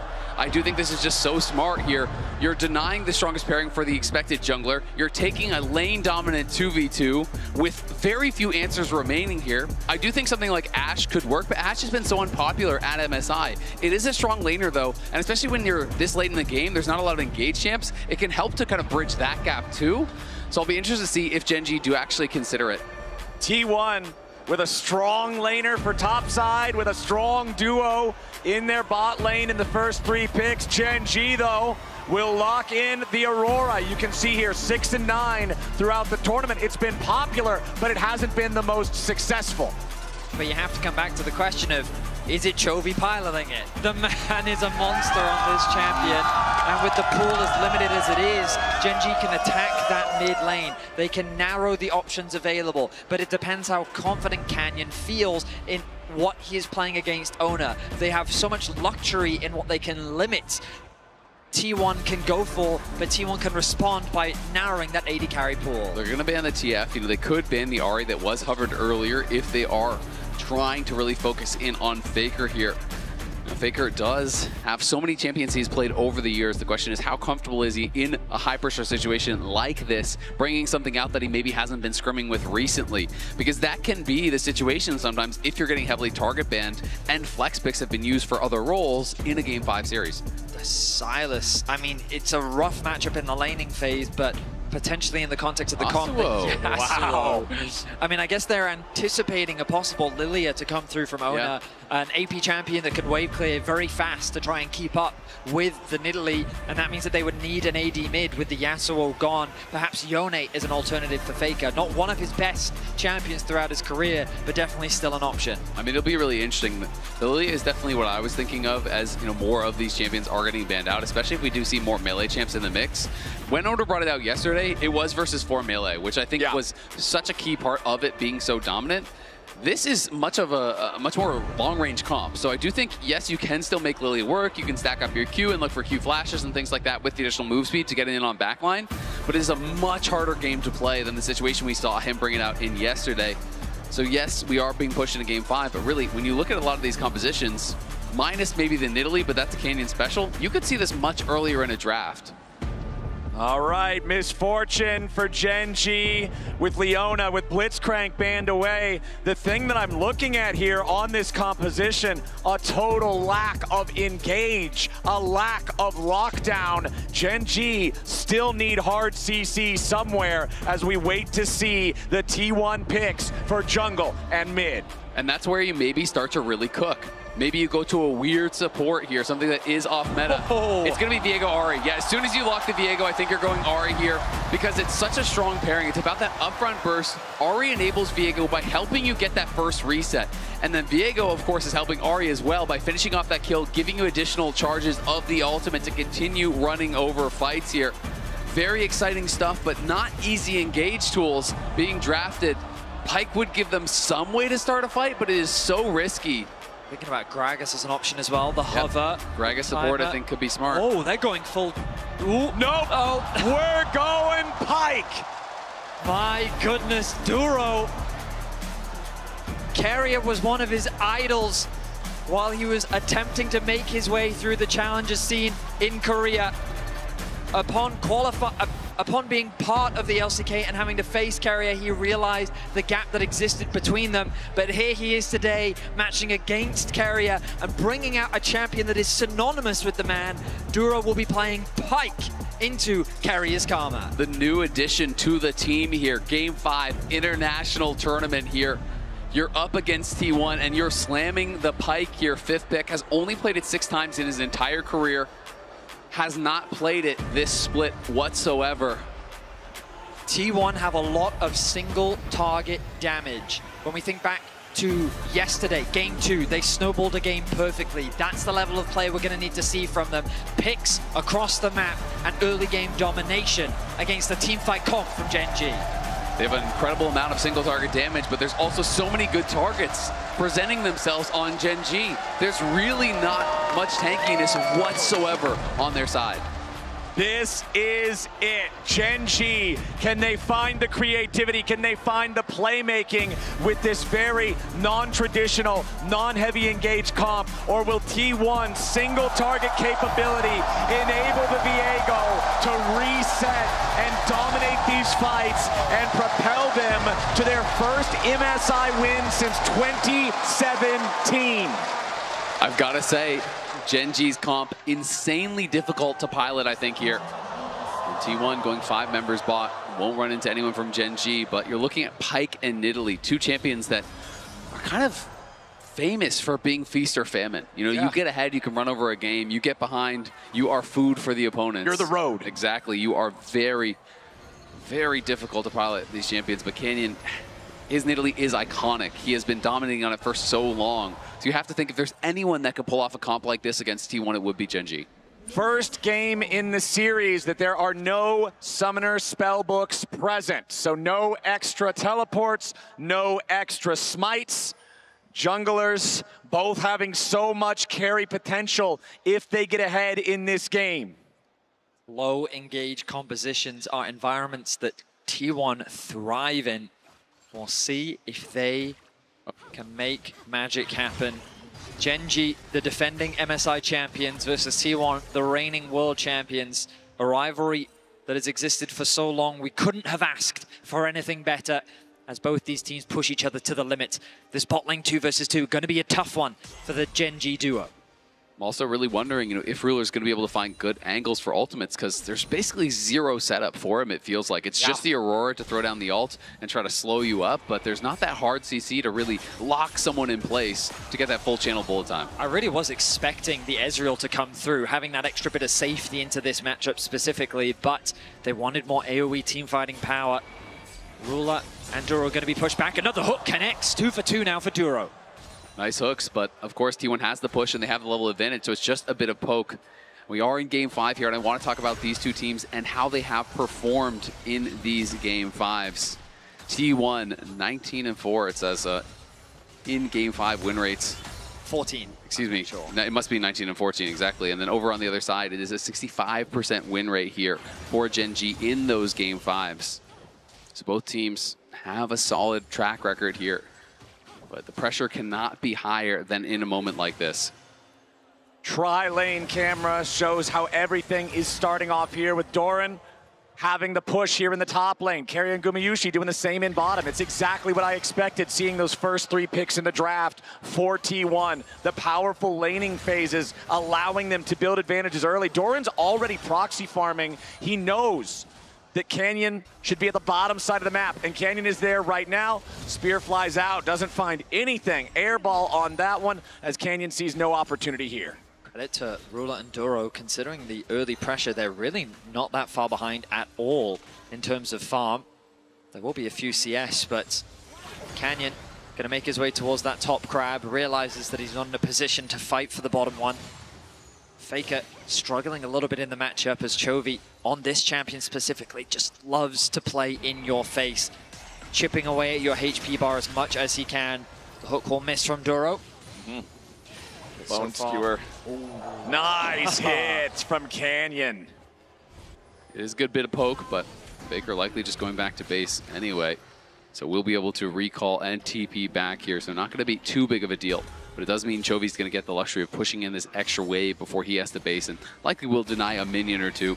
Guma and Keria, anytime Canyon shows himself, they are going to be pushing relentlessly and trying to be farming this plate. They almost have knocked down their first plate already, and Owner's showing up on top side. Owner wants Keen. Doran's waiting for the flash follow. Ruthless Predator Spectral Maw. T1 first blood.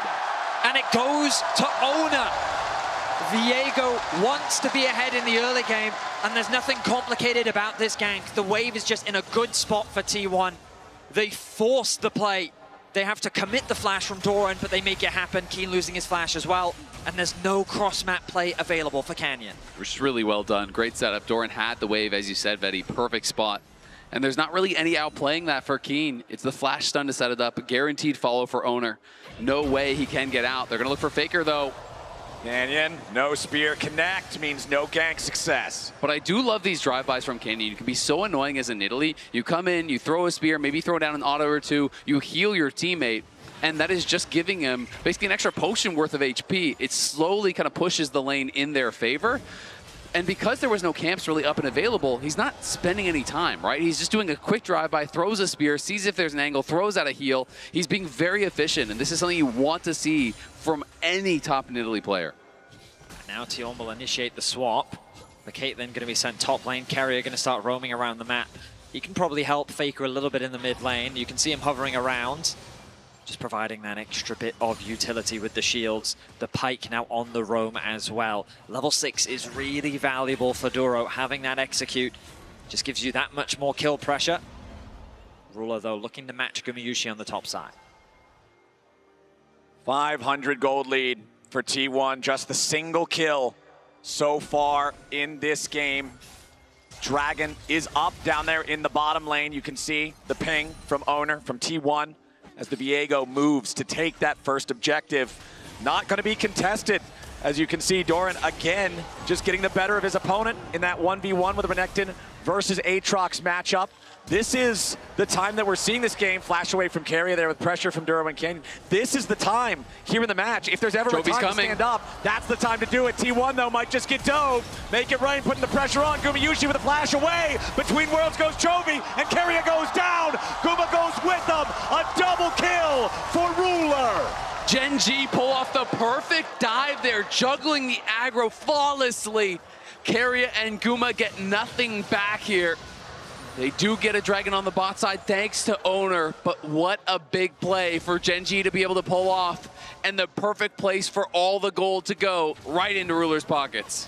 Chovy's base will be interrupted, but so much credit on that dive needs to be given to Duro because he flashes, threatening the hook onto Guma, which forces his flash out even earlier. This just sets up the whole rest of the play, given that Carrier had just lost his flash in the river. With a no flash bot lane, the dive becomes easy to execute, and Gen.G fine too. And when you think about how Caitlyn Karma actually function into the MF, it's about poke, it's about chipping them down. This means Ruler's going to get to a way faster BT, is not going to be worried about the poke whatsoever. So let's watch this one more time. They see the Make It Rain comes through, slowing them down. The spear is there. Duro flashes, forcing out the flash, and then goes right through, drops the ignite. They can't quite finish him off, just barely gets out of range. And they know how much this means. A start like this could be that first start of the snowball to get rolling in their favor. You can see the stress of the T1 fans in the audience. Of course, it's only the start of the game. Another plate going to be secured for Faker. It's going to get more intense from here, my friends. The Void Grubs spawning as Doran slices away from the Bone Skewer. Does not want to be caught there by Duro. Likely wouldn't be put in a position where he could actually die, but definitely doesn't want to lose out on all the HP as Owner is going after his second neutral objective of the game. He takes a single grub and backs away. They don't know where everybody on Gen.G is right now. We know that nobody was in the area, but T1 now knows that Gen.G is also in their jungle and they're scrambling to defend. There did get the big raptor there, was able to take that away, and Owner wanted to defend his side. Doran's coming. They could look for a threatening. Yeah, Doran potentially ready to block that Tri-Brush escape route, but Canyon and Duro, both these champions are so hyper-mobile, it's very easy for them to take non-traditional exits. So although they wanted to look for the red, T1 successfully defend. It's pretty interesting that Owner just got one grub and then immediately went back to his bot side. He does not want to concede all these camps to Canyon. You know how quickly an Italy can run out of control in this early game if she's just allowed to free farm. Nice interrupt there from Faker onto Keen. And I think Owner really was hoping that they were going to get more than just the defense, that they were going to get a fight, be able to actually collapse and force and maybe get a kill. Because that was a lot of time spent just to get that red. They're looking for Canyon. Beautiful engage from Owner. Spectrum on Canyon. The Nidalee, no way out. A heartbreaker from Owner is a heartbreaker for Gen.G fans as the T1 squad gets a pick. And Owner is now starting to get ahead here. Good hook onto Carry, who has that mana. But Owner right back to the grubs. It means they should be able to grab the full pack here. Owner with 2 kills. And he is getting ahead. Carrier did a really good job of threatening Canyon, who was trying to clear out a ward. That meant that he pushed Canyon more to the left of the river, allowing for Oner to set up for that pick. Flash commits the stun, sets up for the kill, and as you rightly said, it's Oner that gets two. Turo, he wanted to try, I respect the effort, but Oner's got it on lock. All 3 grubs for T1. Now we find ourselves in a very even game state once more. Of course, at the bottom of your screen, you see blue in favor of Doran, blue in favor of Oner, blue in favor of Faker. What was a very rough early lane matchup for him is now going much better after securing 2 plates in the top side. Gumiyushi is the only one that's actually behind in gold. But you could argue that who else could Gen.G want to be ahead in this position? Ruler sitting with all this gold, a completed BF sword, 10 minutes into the game. He's going to be the man to watch as we move into the mid game. Yeah, has that Bloodthirster will be very hard to poke out. But again, I do question, will he be able to find the angle for that big ultimate? That really is going to be the trick. He's going to have to position himself very, very well because Faker, Doran, Oner are all going to be hunting for this MF and trying to stop him as soon as he pops that bullet time. I feel like the first big fight we get is going to be so explosive. And I feel like whoever gets the first kill really is going to run away with the whole thing. Resets from Viego, massive. Resets from Pyke, also massive. And both teams without a true front line. The tankiest player on either side is a Bruiser, in a Renekton, or an Aatrox. But there's no real front lines in this game. Faker taking a chunk of damage from Chovy, as we've seen so many times before when the 2 mid laners have met. You can feel the tension. Dragon spawning in 15 seconds. Neither side wanting to make that mistake.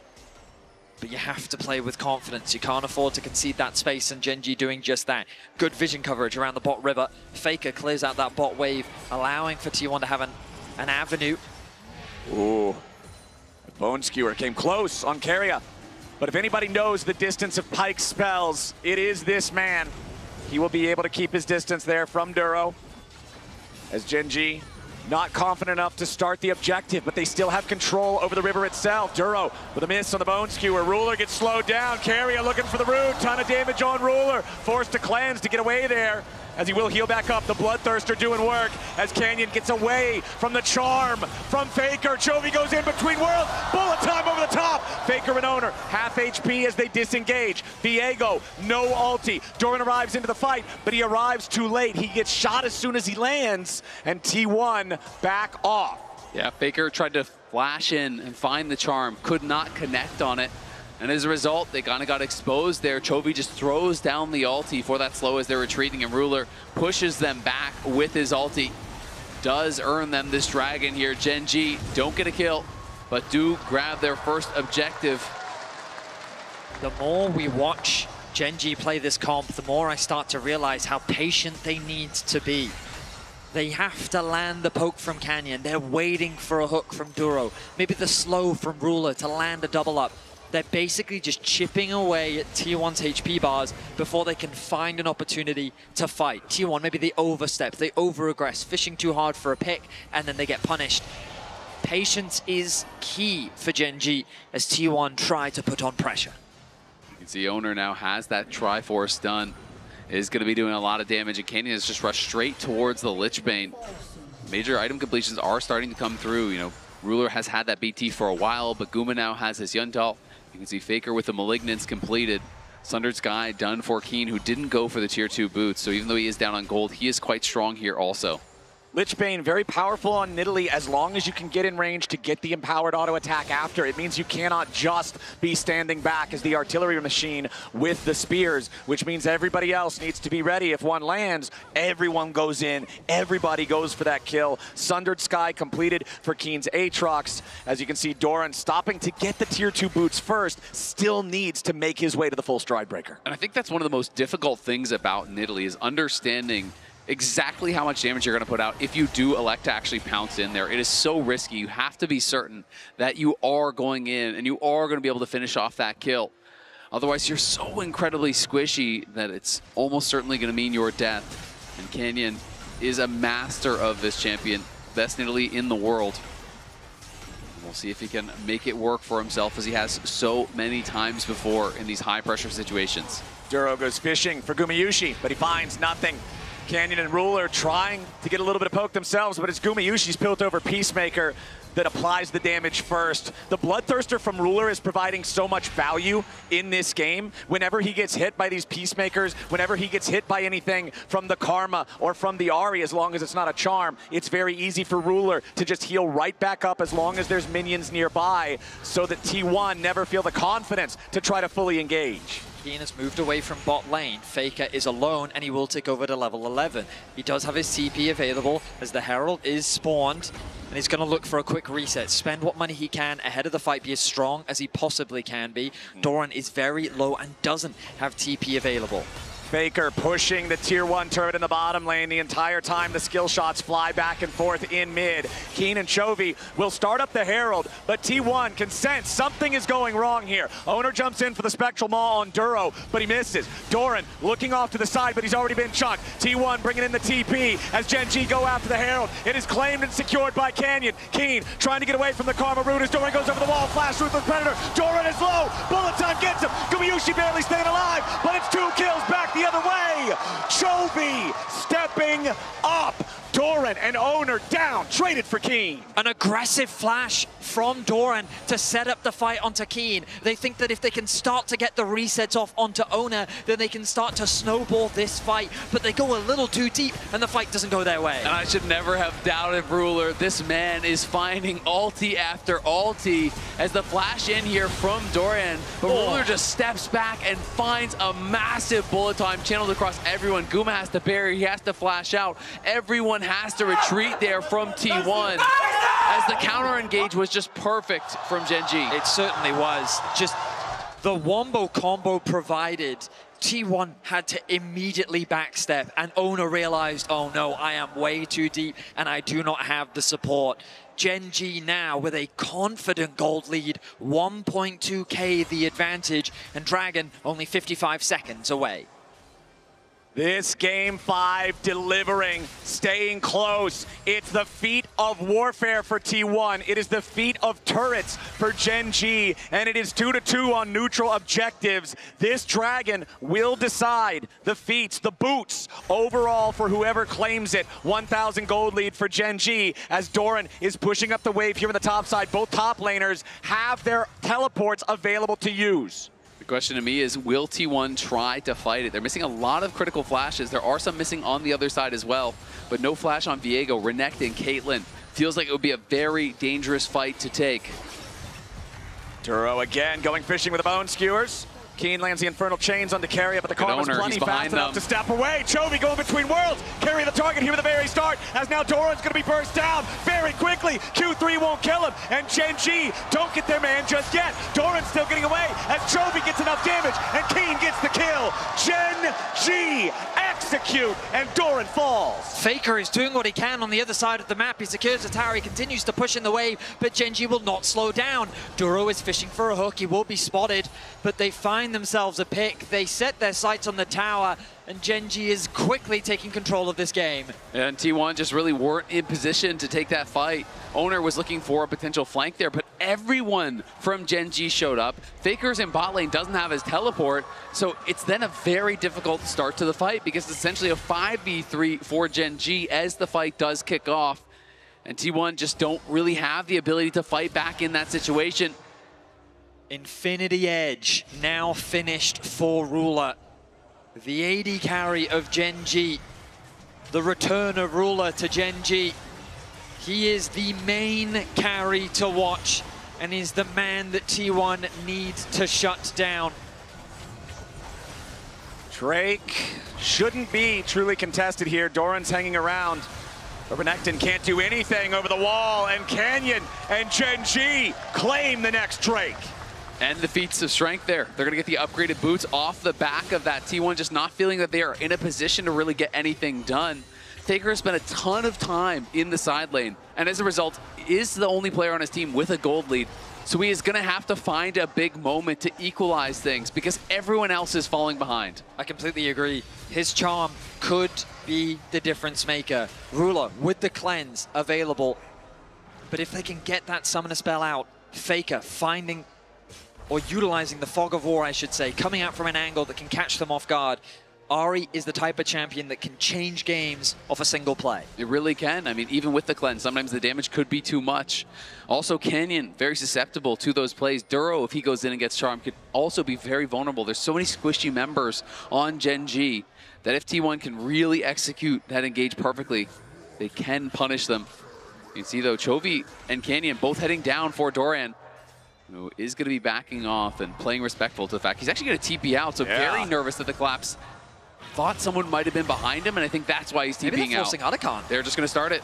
Yeah, they're going to take the opportunity to say, all right, we think that they're overloading down here in the bot side. Let's go into the top side instead. Chovy has no TP. It's not up yet. Are going after the Otacon. It's already down to half HP. Duro and Ruler stepping up. Doran taking a little bit of damage as the bullet time flies out. Doran, 1/3 HP. It buys enough time for Gen G to try to revive. Canyon has made his way into the objective. Looking to smite it down. Canyon's Nidalee gets the Otacon. Gumayusi caught between worlds. And Gen G take him straight to hell.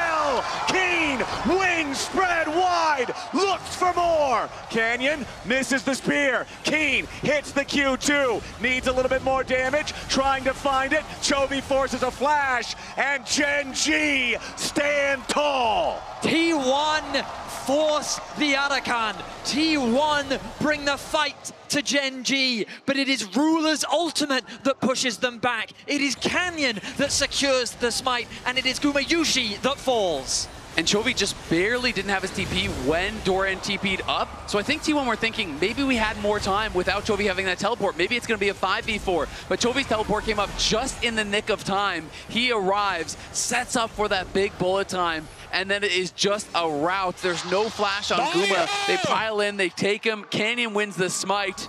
And Gen G getting very far ahead now.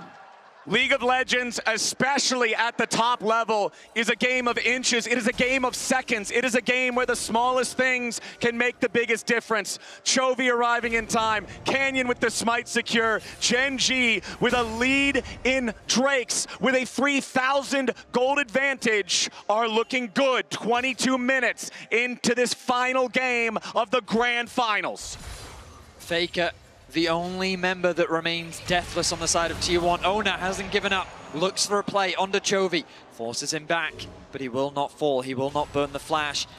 You can feel how desperate the situation is for T1. The game is quickly slipping away from them, and they need to find plays where they can. The two I'm looking for that, Vedius, Owner and Faker, both with 2 fully completed items. Leandri's Malignance on Faker's Ahri, Trinity Force plus the Collector on Owner. High damage potential here between these two. Faker also with the Oblivion Orb to cut down some of the healing. And I think Guma should have IE on this base. He's been sitting on Pickaxe Cloak for a long time. So we'll see if he does have it. No, he doesn't. He's still short. Just has the BF sword, so is going to be a ways off from that big spike. And as a result, T1, they're going to have to make a tough choice here around this next dragon. Do we want to fight at this dragon here? Because if you lose this fight in a minute, it could be curtains on this game. So they have to make a decision. Are you willing to give up that soul point and put Gen G 1 dragon away from a Mountain Soul? And when you think about Caitlyn, you think about the setups for neutral objectives, you think about the line of Yordle snap traps to make your opponents have to check into you. But for T1, when you're down 3,500 gold, it's so difficult to go and try to get to the area first. It's utterly dominated by Gen G vision. A 3.4k gold lead. Mountain Dragon, 25 seconds away. T1 could look to concede this objective, perhaps cross map, secure that top tower, get a bit of gold back for themselves. Now with the Infinity Edge finished for Gumayusi, perhaps gold should be the priority. But what will they do about Ruler, ticking over to level 14? And we can remember back to the World's 2023 semifinals when Faker was on Azir and he found Ruler when Ruler was on JDG, and he found the angle to win there. Now can his Ahri find a similar opportunity?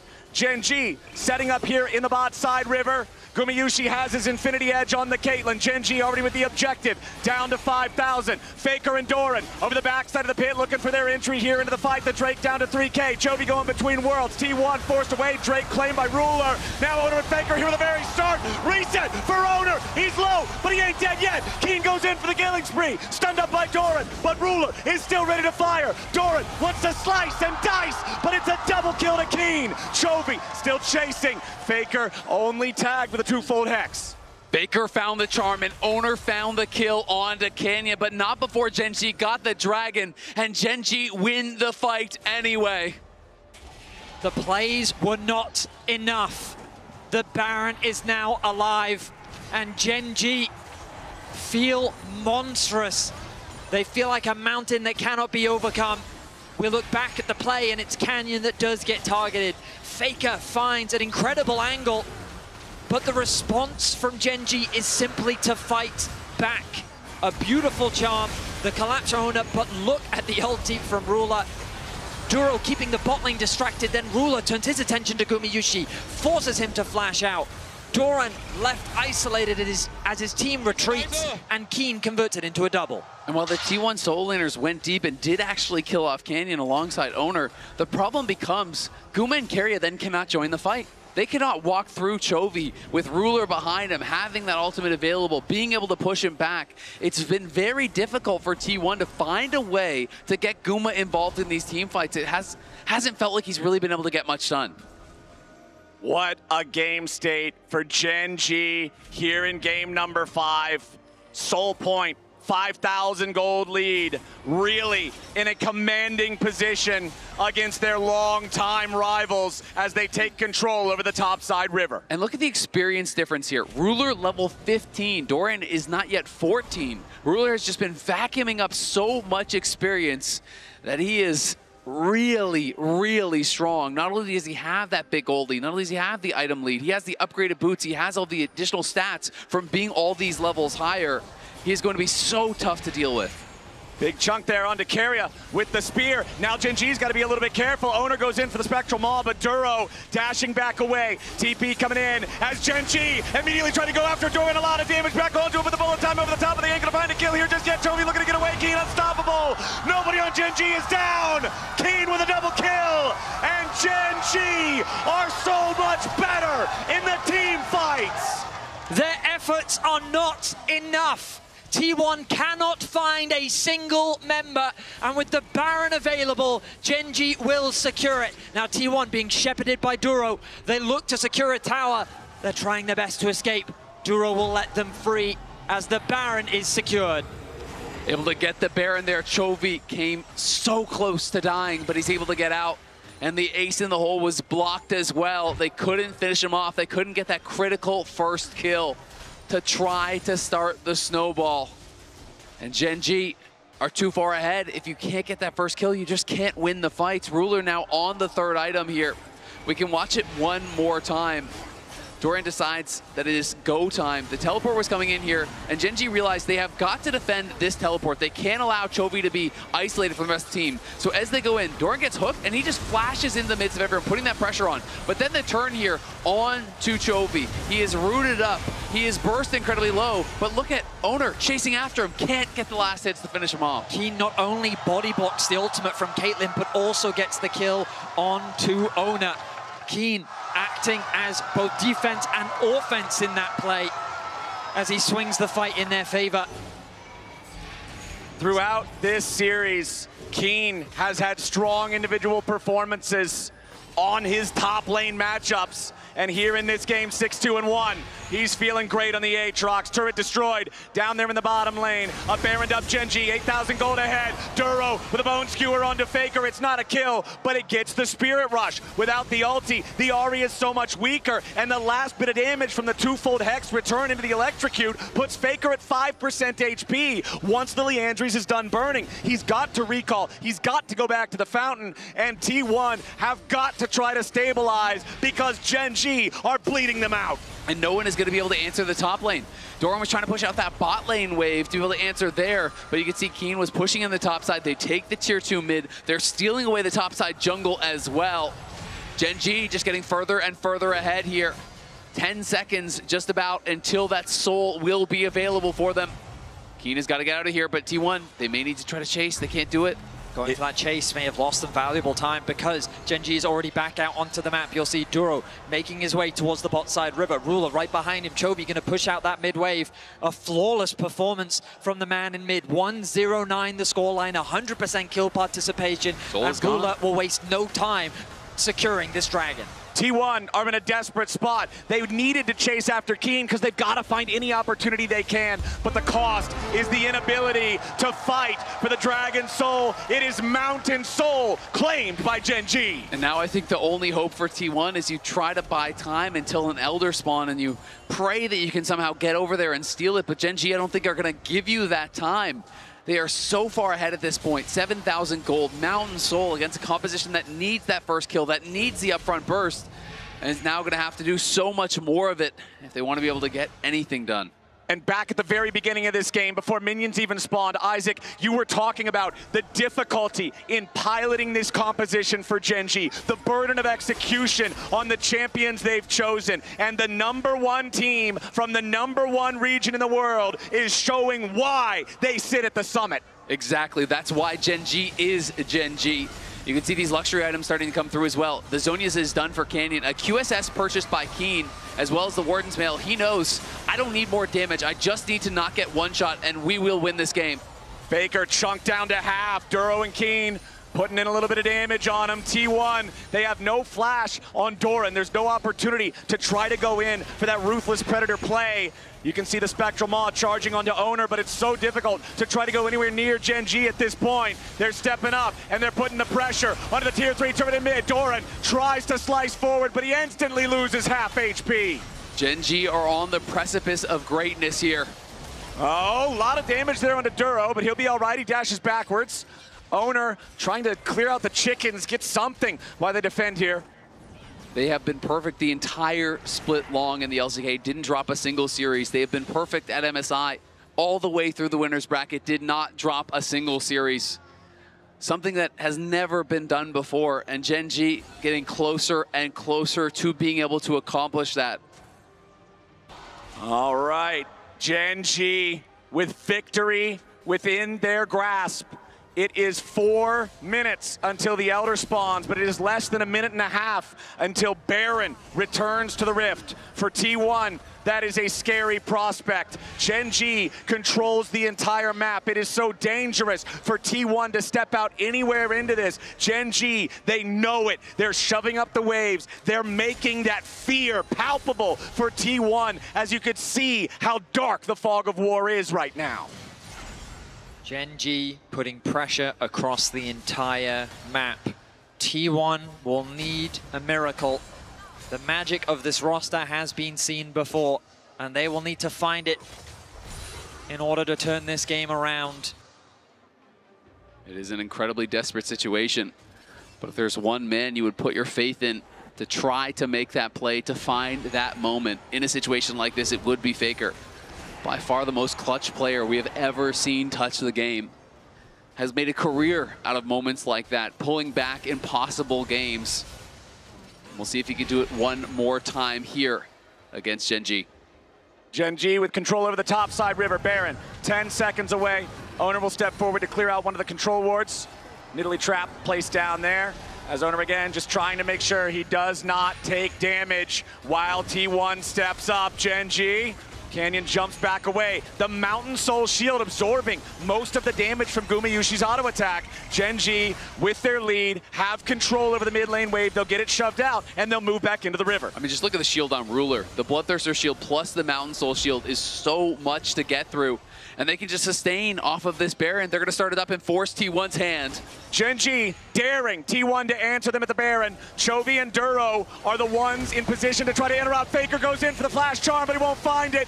Owner looking for a chance to steal with the bullet time, immediately forcing him all the way away. He tries to survive, but Canyon will bury him in the river. Gen.G, Baron +1.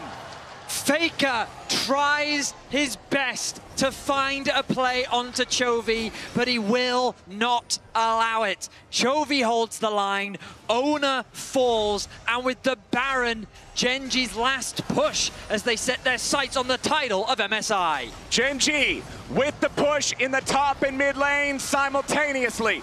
Doran and the rest of T1 trying to defend. It is still 20 seconds until Owner is back alive. The Baron minions have made their way to the Nexus turrets. The first already half dead as Gen.G change their attention over to the mid lane tier 3.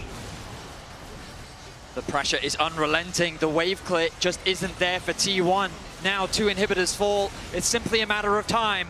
Owner is back alive. The last stand of T1. Doran slices forward, but it won't matter. The first Nexus turret is already about to die. T1 struggling to defend. Duro with a bone skewer. T1 backing away. Gen.G with a massive advantage already in the health bars as Guma's chunked to half. Chovy goes between worlds. Guma goes down. Keria goes down. Gen.G, they did not falter on the road to MSI. They didn't fail here in Vancouver for 23 series. They have chased perfection, and now they found it.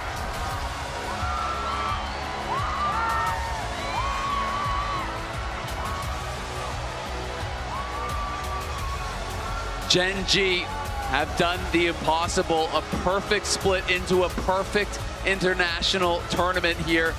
This team truly has achieved the closest thing to perfection you can do in League of Legends.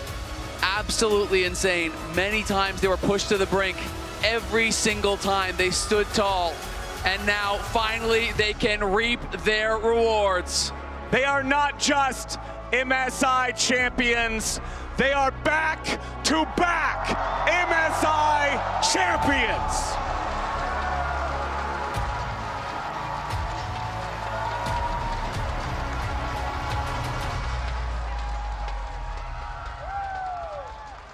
Simply an incredible run from Gen.G.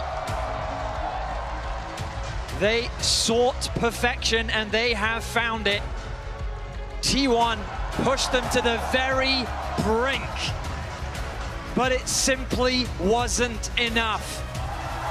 The reigning MSI champions will hold on to their title and bask in its glory.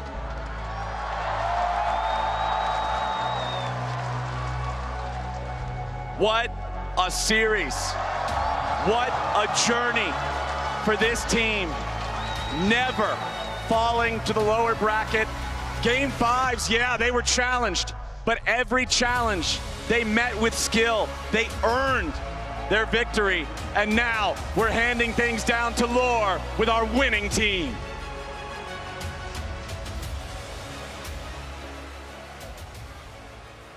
Thank you so much. Duro 선수, 룰라 선수, 송이 축하드립니다. 감사합니다. 감사합니다. Vancouver, please for your MSI champions.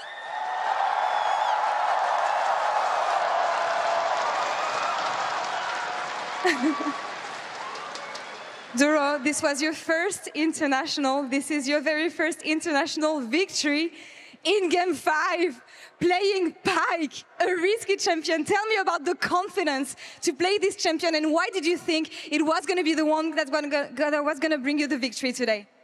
듀로 선수 첫 국제대회였고 첫 국제대회에서 이렇게 우승까지 이루어냈습니다. 5꽉 경기 끝에 승리하셨는데요. 5세트 정말 중요한 순간에 파이크가 등장했습니다. 굉장히 하이 리스크 챔피언인데요. 어떤 자신감으로 파이크를 뽑을 수 있었는지, 그리고 5세트란 순간에서 파이크가 왜 우리가 필요한 픽이다라고 결정하셨나요?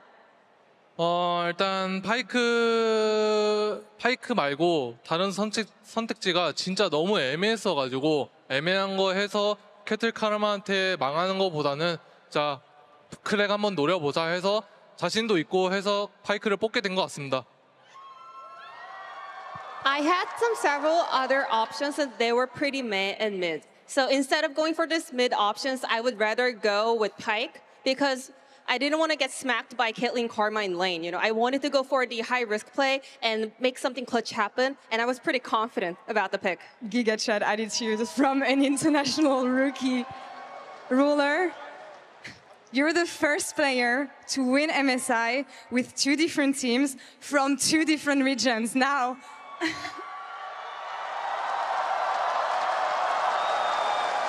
I remember that when we had a chat at the beginning of MSI, you were telling me that you did not have the confidence that you had with JDG in 2023. Do you have that confidence back today?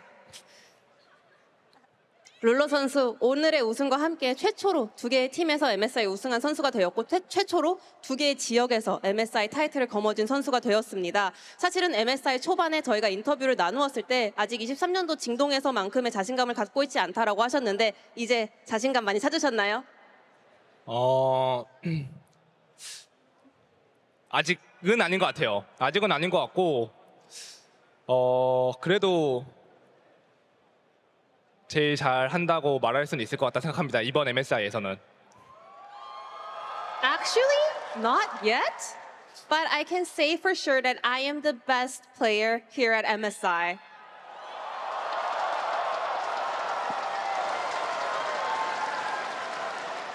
Duro, you entered this year with a challenge, joining one of the most successful orgs that we have in League of Legends history. Having to write your own page in history, actually, how do you reflect on the achievements that you gained as a player from Genji with this run, and especially now that you're the MSI champion? 주로 선수 올해는 정말 큰 도전이었습니다. LoL 역사상 정말 가장 성공적인 팀 중인 하나인 젠지에 합류하면서 스스로를 끊임없이 증명하셔야 했는데요. 이렇게 MSI 챔피언이 되신 만큼 본인이 이룬의 성과 그리고 성장에 대해서 어떻게 생각하시나요? 일단은 이 말을 먼저 해야 될 것 같습니다. 젠지가 저를 좋게 봐주셔서 이 자리까지 오게 된 것 같고요. 이제 뭐 저의 성장도 있겠지만 이제 다른 형들이 나머지 4명 형들이 너무 저를 케어를 잘해 주셔가지고 당연히 감토님들도 케어를 잘해 주시고 해서 제가 충분히 이 자리까지 오게 될 수 있지 않았나 싶네요. I want to say this first off. I was able to make it all the way to here because Genji thought really highly of me, and I'm very grateful for that. And also, it's just not about me doing well, it's just the rest of the 4 players taking really good care of me, also the coaching staff. So I want to say thank you to everyone who helped me to reach where I'm at right now. Now, Ruler, I know that you were hungry for international experience, especially after missing out last year. What does this victory mean to you today, now that you're back and the champion again? 또 룰러 선수는 작년에 국제대회를 참여하지 못하면서 이에 대한 갈증이 굉장히 크다고 하셨는데 이렇게 국제대회 무대로 돌아오셨고 이렇게 오늘 우승을 만들어내셨습니다. 지금 어떠신가요?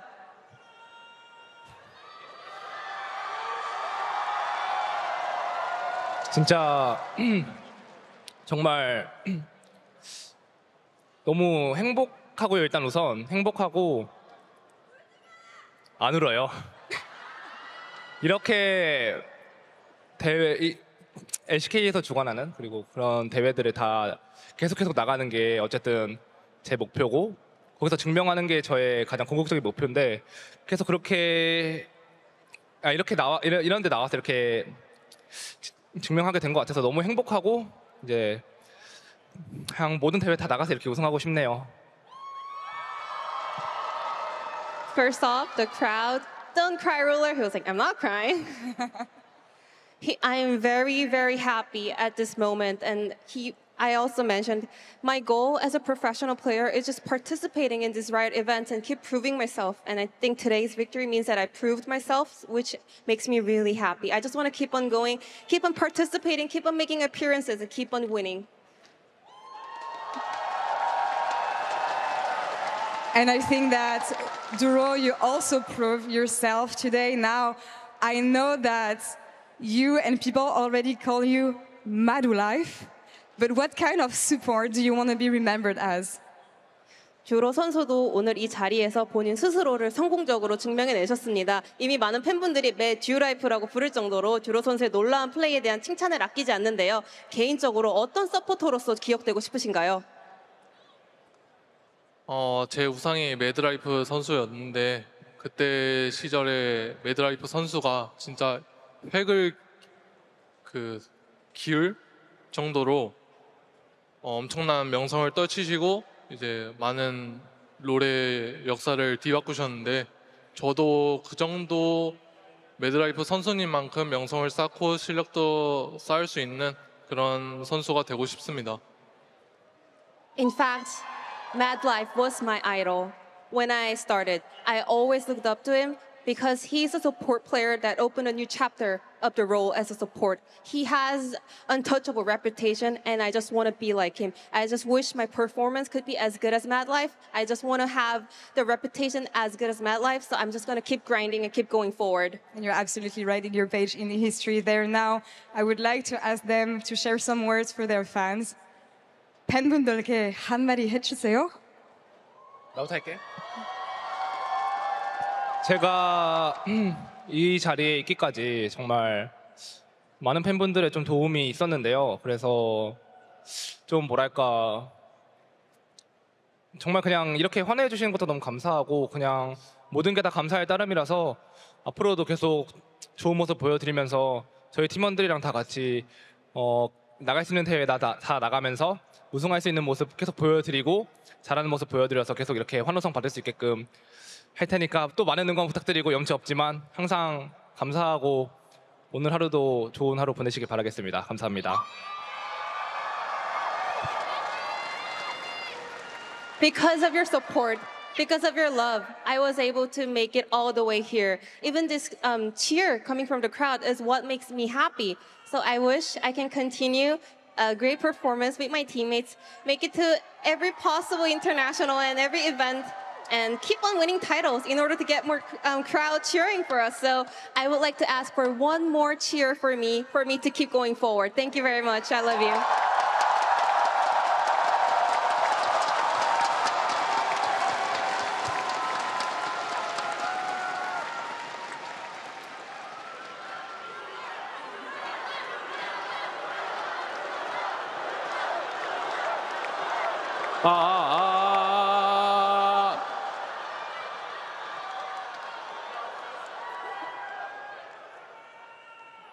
Oh, thank you.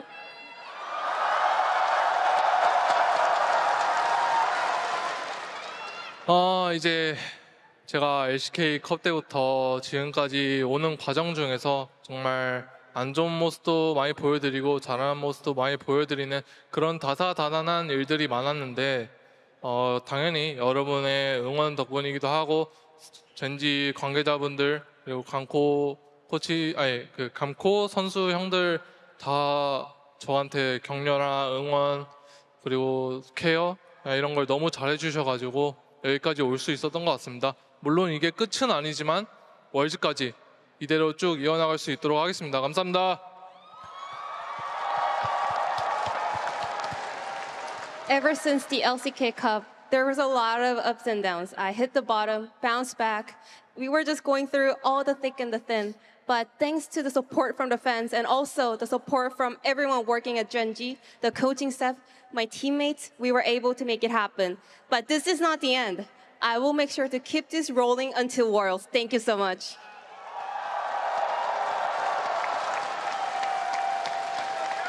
It is just the beginning for this roster. Now, we have to honor another player from Genji.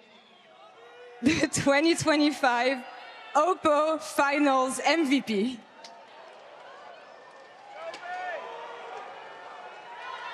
Shovi.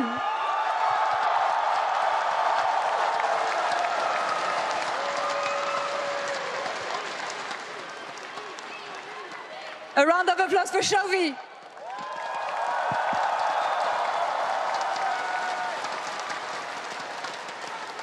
Shovi, congratulations, amazing performance today, amazing performance this MSI, but I remember that a couple days ago we talked about you standing once again at the top, and you were telling media that you were pressured about standing once again at the top. How do you feel now that you're the champion and the MVP of MSI?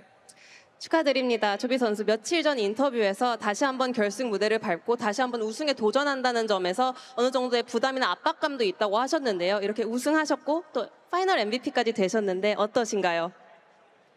사실 이제 다시 우승한다고 했을 때 어느 정도의 부담감과 압박감은 있었지만 오늘 경기하면서 그냥 이렇게 잘하는 경기력으로 상대랑 주고받고 하는 과정들이 너무 즐거웠고 그냥 경기 자체가 즐거우니까 부담감과 압박감보다는 그냥 오늘 너무 잘하고 싶다라는 생각이 들었는데 그게 이제 MVP까지 받을 정도로 좋은 실력을 보인 것 같아서 너무 만족스럽습니다.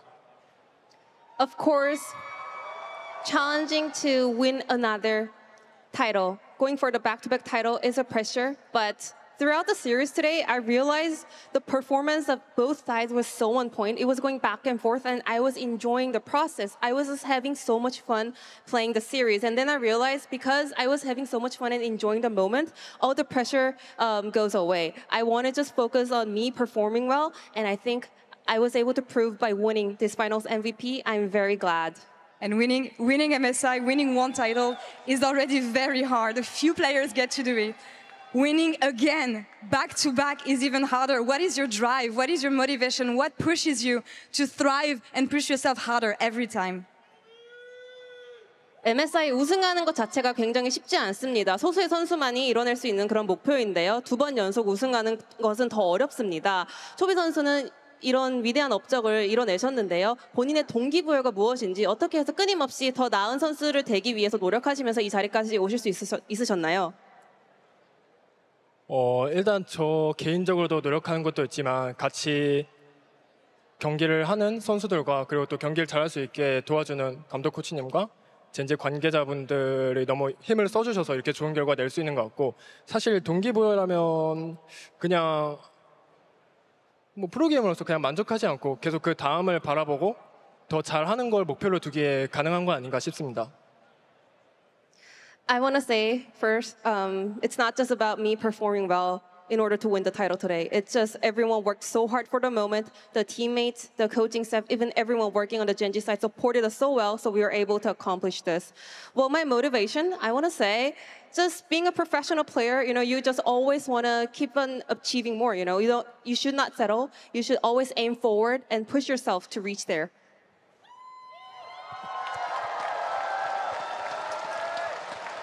Then what is the next step for you, Chovy? What is the next step in your journey? 그렇다면 초비 선수의 여정, 다음 목표는 무엇인가요? 일단 다음 목표는 사실 뭐 EWC도 있고 뭐 정규 리그도 있겠지만 아무래도 가장 큰 목표는 월드 우승이 아닌가 싶습니다. Of course, I have several tournaments ahead of me. For example, EWC, the regular season. But first and foremost, winning Worlds.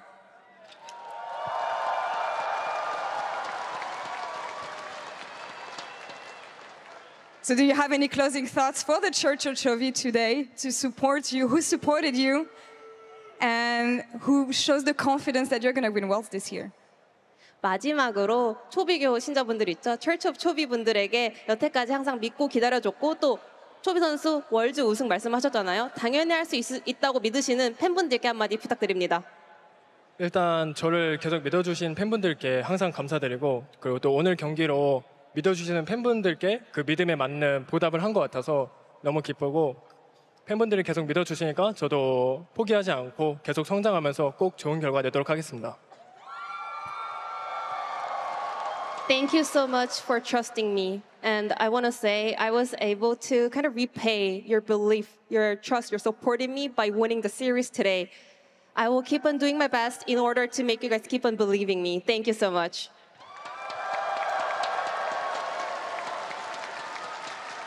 Now to all the players, Genji, congratulations once again on being the MSI champion. Vancouver, please a round of applause one last time for your champions.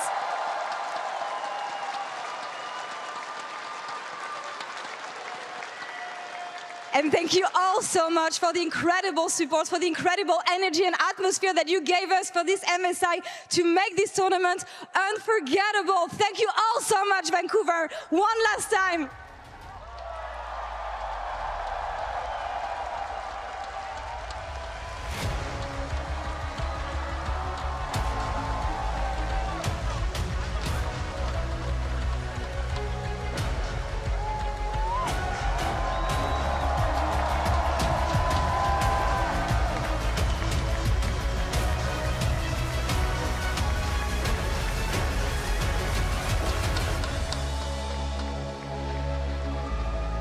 Gen G are your champions, Vancouver. We've got an extra treat for you because Ruler is joining the desk in just a little bit. We've got a lot to ask him, but first, I do need to talk to my analysts about the sovereign Game 5 that Gen G was able to play, which is not easy when you're up against the T1 specifically in this situation, Maurits.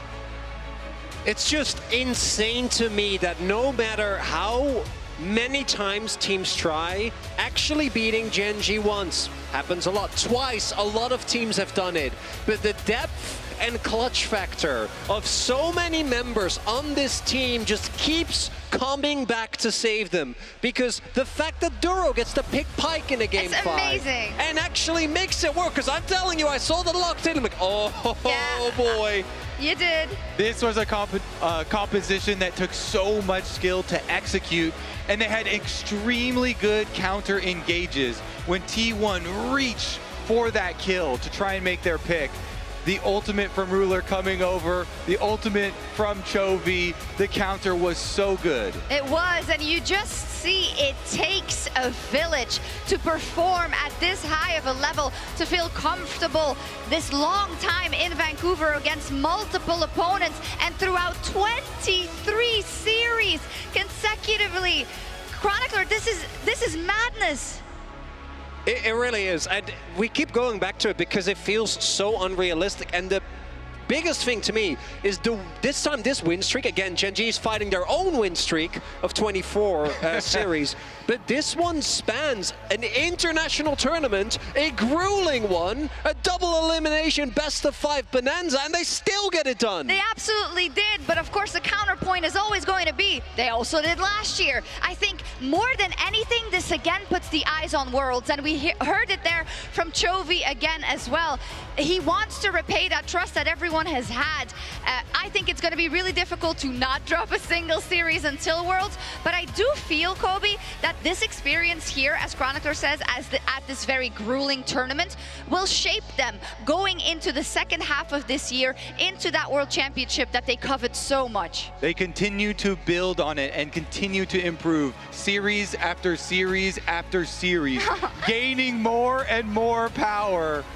Look at the smiles on their faces. Pretty heavy, that thing. It actually is. I mean, Canyon, you love him, don't you? And he did his job in Game 5, Kobe. He's a long time been my jungle GOAT. A lot of people really look up to him. He can play any sort of style, any sort of champion. He is so versatile and so good. He can do anything, but he also just slammed in Italy in Game 5, right? It was great to see. Oh, and Duro, what a situation to be in, Maurits. There is so much pressure coming in as a support on, obviously, the org that has been insanely successful, most successful domestically in the LCK for years, obviously still an international force to be reckoned with, and then coming in next to Ruler as he returns, having the really filled the shoes of some amazing supports as well. Lance, who was, by the way, last year's MVP, Delight, who is one of the best engaged supports in the world, and Duro, for me, it's about the development. How fast this player has grown from what was just a rather middling support to a support that in a Game 5 of an international Fearless comes through. So much pressure on him. Actually incredible how he has performed with all eyes looking at him.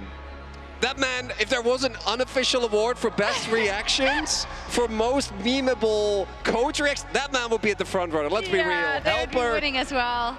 Best vibes. Still now on stage as well. Yeah, incredible. Also fantastic just talking to the crowd. I love the way they were playing with the crowd as well. Like, you're going to have to keep cheering for me, Ruler said, for me to give you these performances. I love it. They have unbelievable influence. And just the fact that Chovy is the Oppo Finals MVP. We were talking about it here, but yes, you could make an argument for Ruler very much so, but I just take into context quite literally as well, of the pressure on his shoulders and the fact that throughout the 5 games he was one of the very important bricks to build that house towards that victory. We saw it in the game number 5, obviously the end game of throwaway, but even the Talia game, he tried his best, tried to have impact on sides.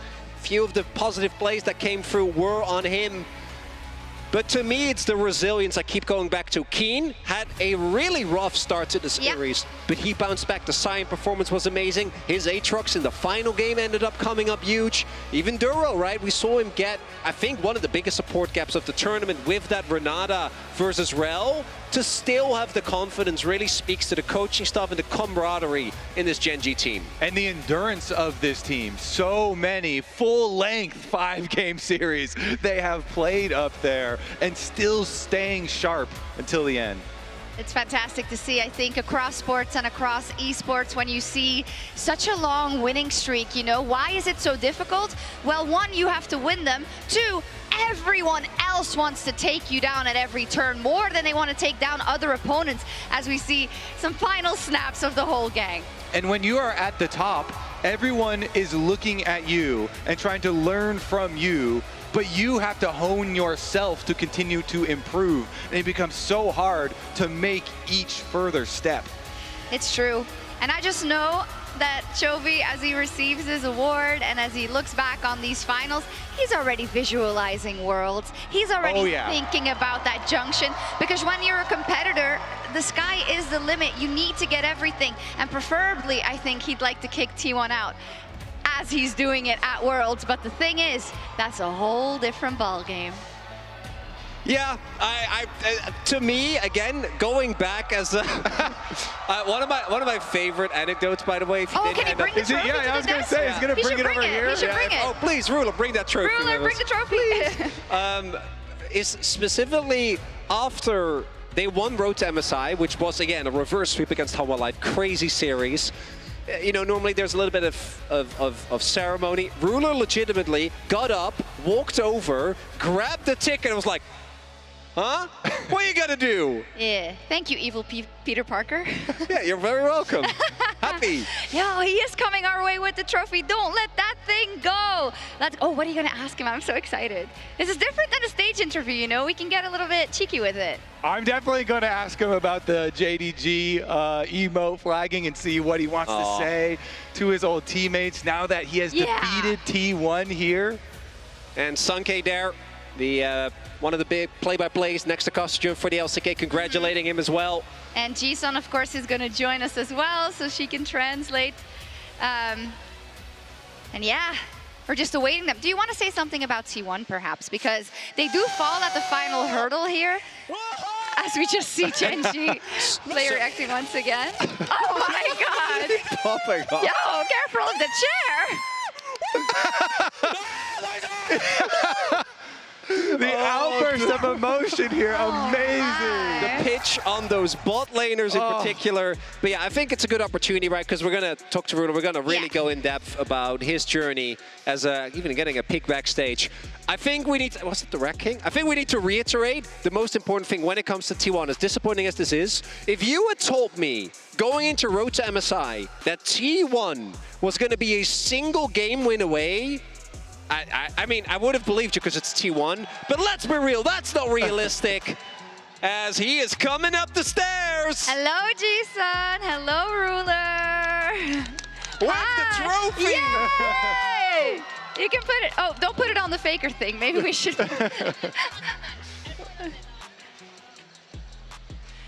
Okay, let's put the headsets on. Wait, how heavy is it? Whoa! Is it heavy? It's heavy? Carrying. Hello, Ruler. Congratulations. Amazing. We already just saw your interview on stage, of course. Yeah, but just from our side again, kind of, do you want to go a little bit more in depth? What maybe in a 23-game win streak, what makes it hard to hang on to that, especially when one of those is an MSI final? 다시 한번 정말 축하드리고요. 23연승 계속 이루어내고 계신데요. 사실은 이런 기록을 유지하는 게 얼마나 힘든지 정말 궁금하고, 또 MSI뿐만 아니라 정말 오랜 토너먼트를 거쳐서 이렇게 기록이 유지되고 있잖아요. 어떤가요? 일단 이런 연승을 유지한다는 게 좀 쉽지 않다고 생각하는데 저희 팀원들이 다 좀 되게 열정이 넘쳐가지고 이제 경기 하나하나 되게 좀 뭐랄까요, 좀 많은 스트레스를 받아가면서 좀 하다 보니까 좀 디테일 있게 게임도 많이 나오면서 이렇게 잘 이기면서 여기까지 왔던 것 같아요. It's definitely not easy, but I think our players they're just so passionate about the game. They get so stressed out after every single game, which makes them learn about all the details in game, and I think that made us evolve even more. Kobe?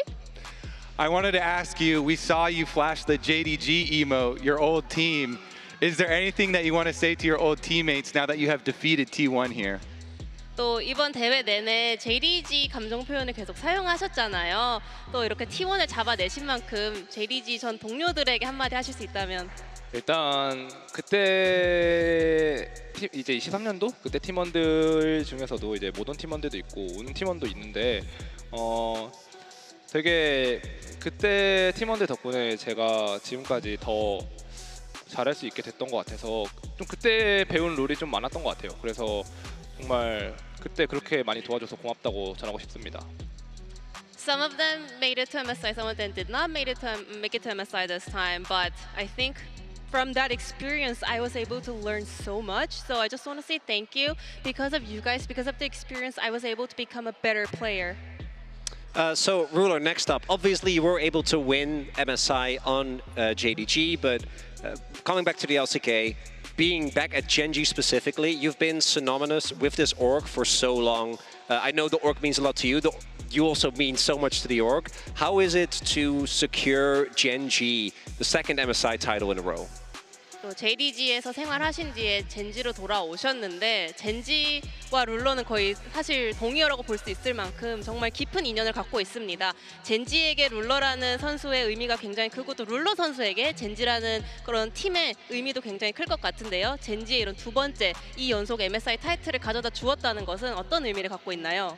일단 젠지라는 팀과 제가 좀 서로 신뢰관계가 좀 많이 두터운 것 같아요. 그래서 사실 이렇게 젠지에 돌아오게 됐을 때 사실 젠지도 뭔가 선택을 한 거잖아요. 그래서 쉽지 않았을 거라 생각을 하는데 그 믿음에 보답을 해준 것 제가 한 것 같아서 너무 서로한테 너무 되게 좋게 다가올 것 같고요. 그게 그리고 앞으로 젠지에서 제가 3년 계약을 했잖아요. 그래서 앞으로 남은 그 3년 동안 얼마나 더 많은 성적을 낼지 기대가 되고 같이 좋은 성적 내면서 나아가겠습니다.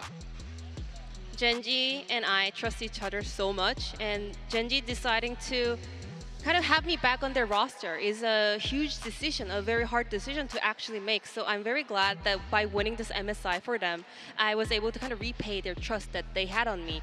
And I'm on a 3-year contract with Genji, so I'm very excited to find out how many more achievements I can make together with this org. Lovely. Now, when it comes to this matchup, of course, T1 has a little bit been the nemesis of Chovy internationally and of Genji internationally specifically. Could you tell us some of the reasons why it is quite hard to play them maybe from the laning phase in these important games at internationals? And what do you feel you've gotten better at that you were able to put them aside in this game 5?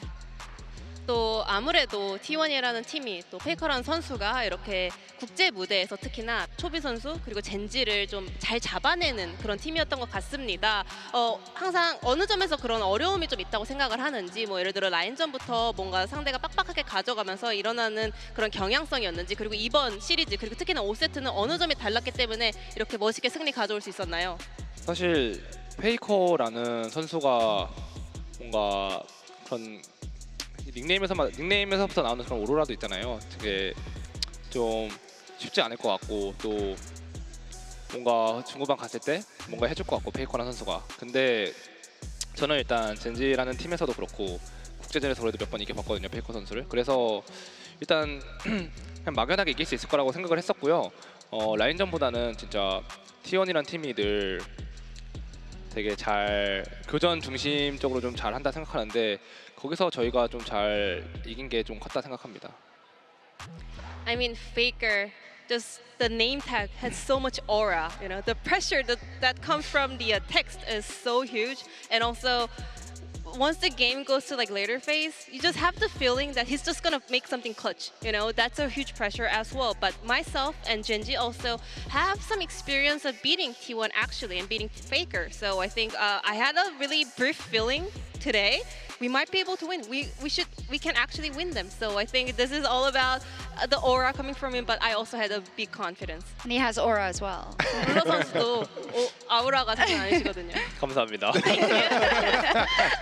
There are a lot of players that really look up to you because you've been so successful for so long. Do you have any secrets, or what is most important to you to allow you to be successful over so many years? And what advice would you give to those players? 정말 룰러 선수를 존경하는 선수분들이 정말 많습니다. 특히나 굉장히 오랜 시간 훌륭한 모습을 보여주셨기 때문에 이런 부분에 많은 사람들이 존경하고 있는데, 혹시 이렇게 오랫동안 좋은 폼을 유지할 수 있는 비결이 있다면, 팁이 하나 있다면 전파해 주실 수 있을까요? 일단 제 팁은 아닌 것 같은데, 제가 좀 제 스스로 제 플레이에 대해서 되게 많은 생각을 해요.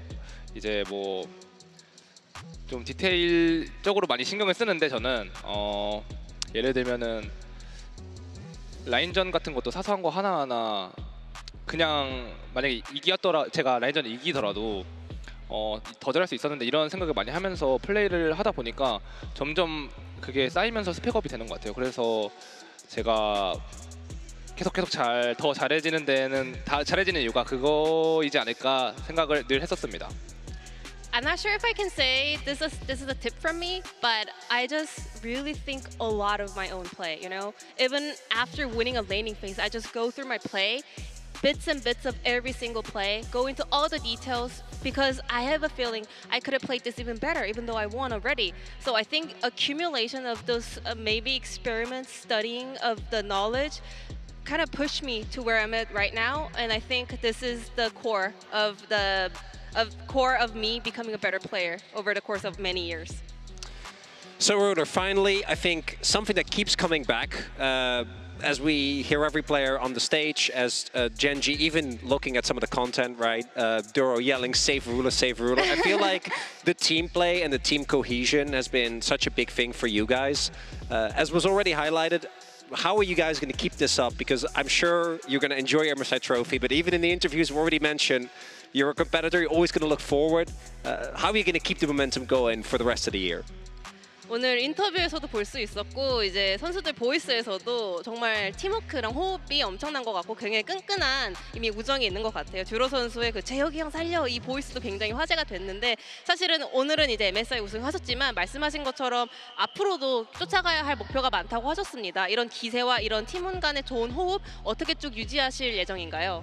일단 이게 다가 아니니까요. 이게 끝이 아니고 저희가 아직 더 이뤄야 될 게 많다고 생각을 해서 그냥 늘 평소대로 스트레스 받으면서 할 것 같고요. 그러다 보면은 또 좋은 위치에 가서 또 좋은 성적 낼 수 있다 생각합니다.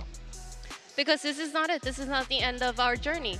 We're just gonna keep on pushing forward. We're just gonna keep on living under so much stress because we want to play better. And at the end of the day, I'm pretty sure that we will find ourselves in a greater stage, accomplishing something great together. Okay, like Worlds maybe, who knows? Thank you so much, Ji-sun. Thank you, Ruler, as well. As we just take one last look at the breakdown of the very last game, which was very successfully won by Genji. And then finally, our bracket. Yeah, Ruler, is there anything as finishing words you would like to say about this tournament and about really the gauntlet that you ran at this MSI and how difficult it may have been? 이렇게 대진표를 보셨을 때 이번 MSI 여정 돌아보신다면 어떻게 한마디 남기고 싶으신가요? 다시 돌아보니까 진짜 쉽지 않았다 생각을 하고요. 진짜 잘한 것 같다고 생각합니다. Looking back at it right now, it was definitely not easy, but I think we did a great job. You absolutely did. Thank you all so much. Thank you all still here in Vancouver so much. And thank you to production, of course. As always, it's been an incredible MSI, may I say, one of the best ever. And that is very much thanks to all of you. Genji are our champions here. Thank you so much for watching, and good night.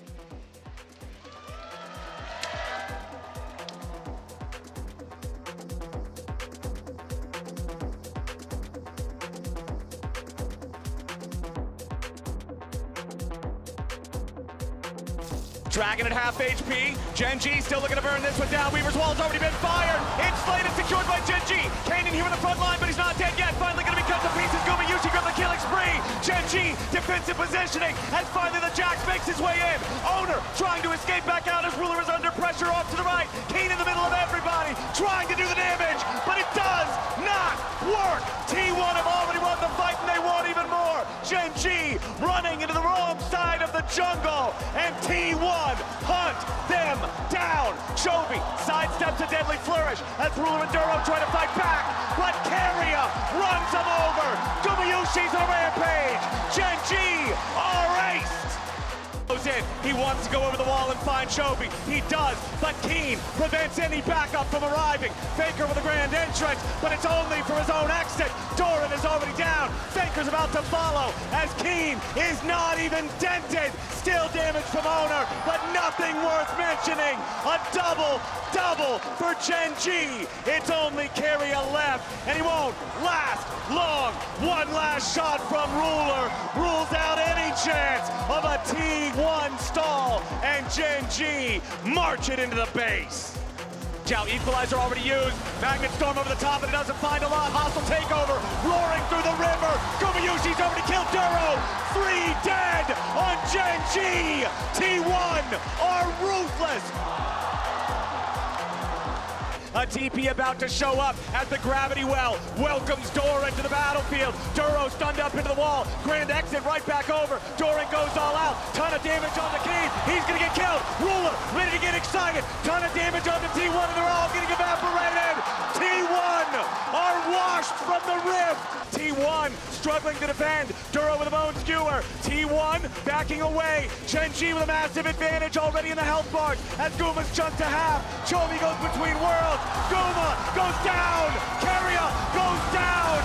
Gen G, they did not falter on the road to MSI. They didn't fail here in Vancouver for 23 series. They have chased perfection, and now they found it.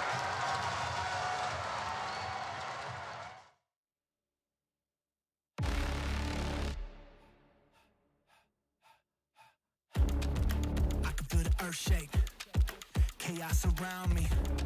So many enemies, they all surround me. They out for blood and revenge, rising with killer intent. The fury ahead is immense, but I will not bend.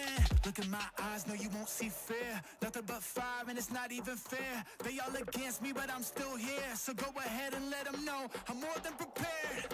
An army's not enough to silence me. Go ahead and bring the galaxy. Nothing you do could rattle me. Go ahead, battle me. Get out my way. Get out my way. Move. Get out my way. On my way. Get out my way. Move. I gotta do what I gotta do. No one or nothing can stop me. And if you don't think that I can, just watch me. Move. Get out my way. Out my way. Get out my way. Move. Yeah, vengeance in the trenches with my mindset on a mission. Ain't ready for what I'ma hit with. I'ma go get it, I'ma get this. And I told them I'ma end this, get a witness. You want the fire and I got that. Ain't nobody here gonna stop that. Got more than a 12-gauge kickback. I'm about to get that, no one gonna top that. I've been putting that work in. If you want the crown, you gotta earn it.